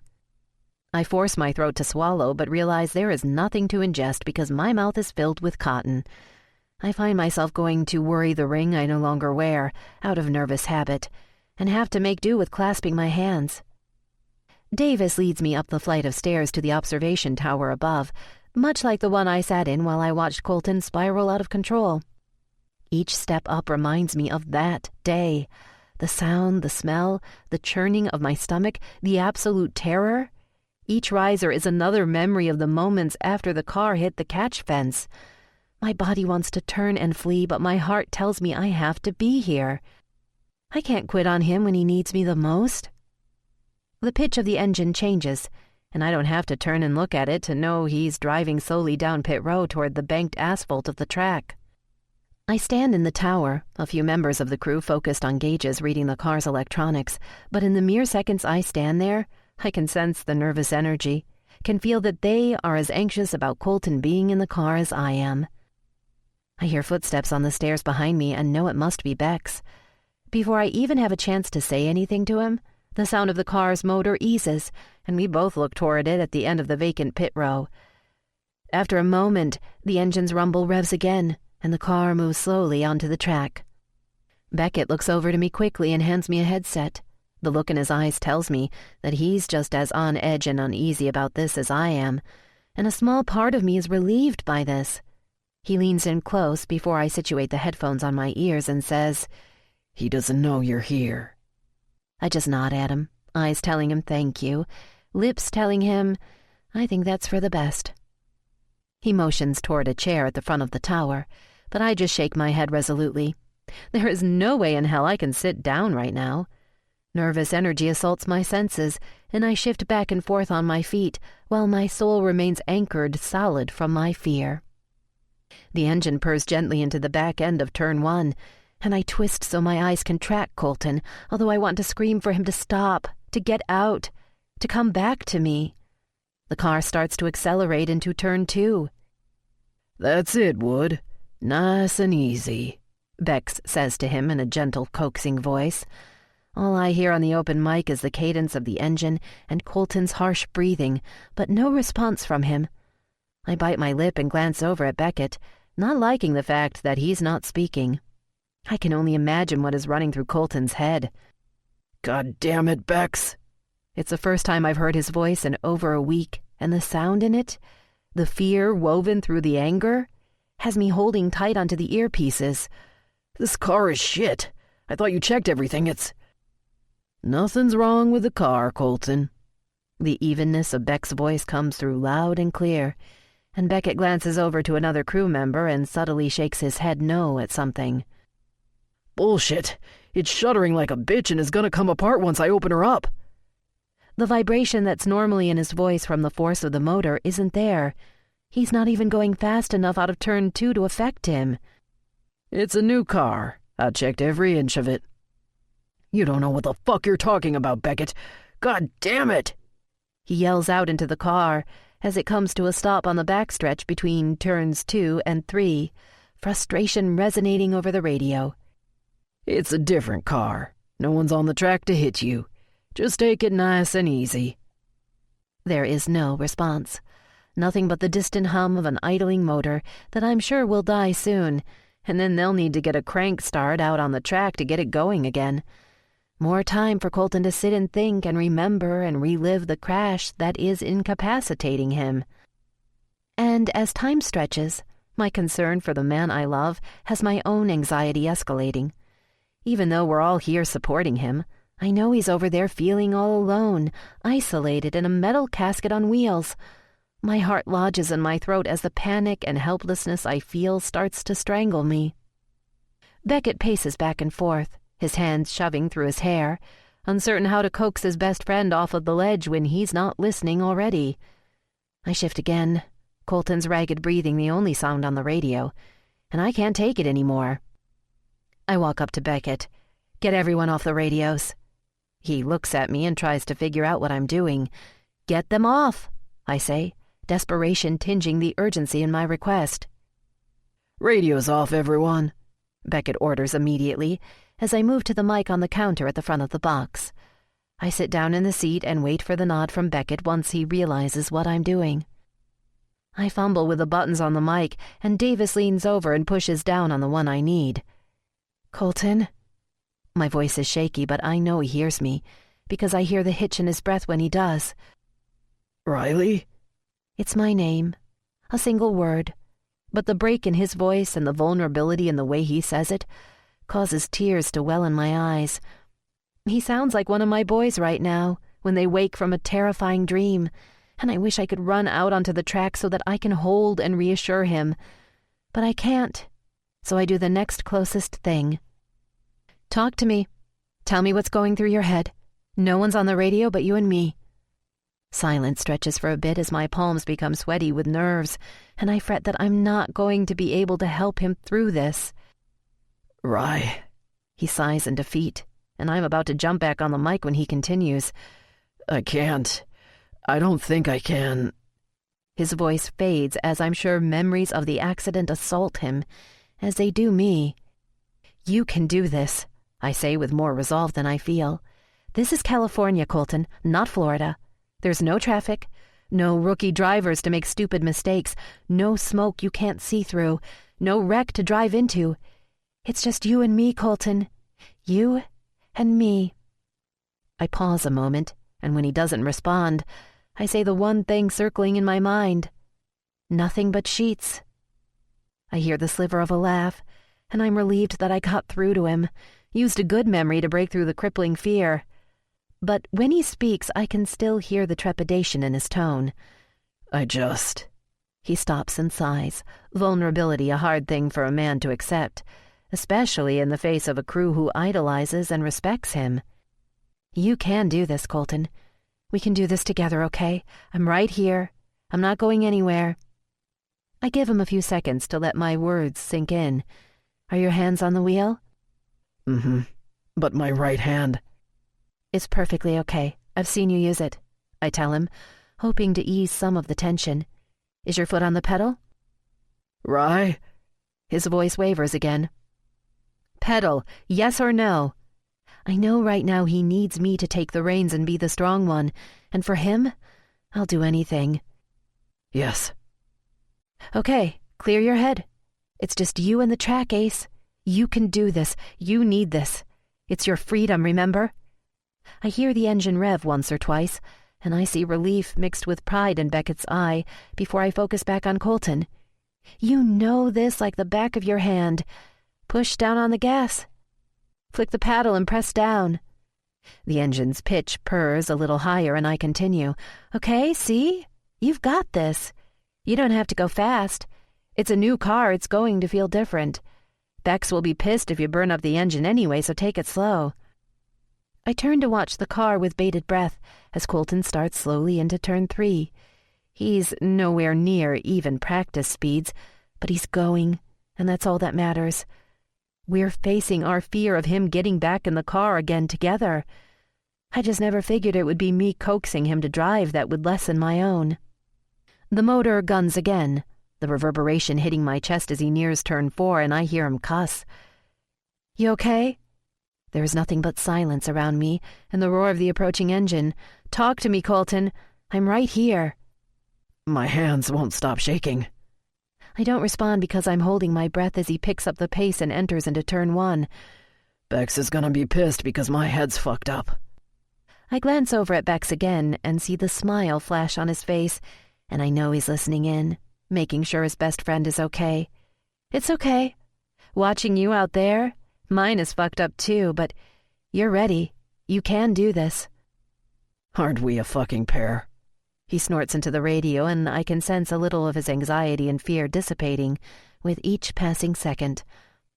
I see the guys around me relax some as they notice the smile widen on Beckett's face. We are indeed, I laugh before releasing an exhale in relief. God, I love you, I want to say, but refrain. The rumble increases down the backstretch, and I can't fight the grin on my face at the sound of success. Hey, Ace, can I bring the guys back on? Yeah, he says, followed quickly by, aye. My heart swells at the emotion in his voice. I can hear the apology, feel the absolute sincerity behind it. I know, Colton. Me too. I fight the tears of happiness that well up, and when I look up at Beckett, he has a soft smile on his face. He shakes his head ever so subtly and mouths the word lifeline to me. Chapter 23. The car enters the pits and rolls to a stop. Beckett's at its side in an instant, while I fidget behind the wall, wanting to see Colton face to face to make sure he's okay. He removes the steering wheel and hands it to Bex before unbuckling his helmet. Bex helps him unfasten it from the Hans device, and when he pulls it from his head, removing the balaclava with it, the crew erupts into a roar of cheers. Chills dance at the celebratory sounds as Bex helps him out of the car. I step over the wall with the rest of the crew, unable to stay at a distance any longer because now Colton stands there hot, sweaty, and oh my God, sexy. Pride tinged with desire spears through me at the sight of him. Attending to the car is forgotten as his crew pats him on the shoulders and welcomes him back. Beckett just looks at him with a shit-eating grin on his handsome face. I'm proud of you, dude, but fuck, your lap time sucked. Colton laughs again, slinging an arm around his friend. I can always count on you to knock me down a few pegs. He goes to say something else and then stops when he sees me. I have a déjà vu moment, Colton standing amidst the whirling chaos of his crew, eyes locked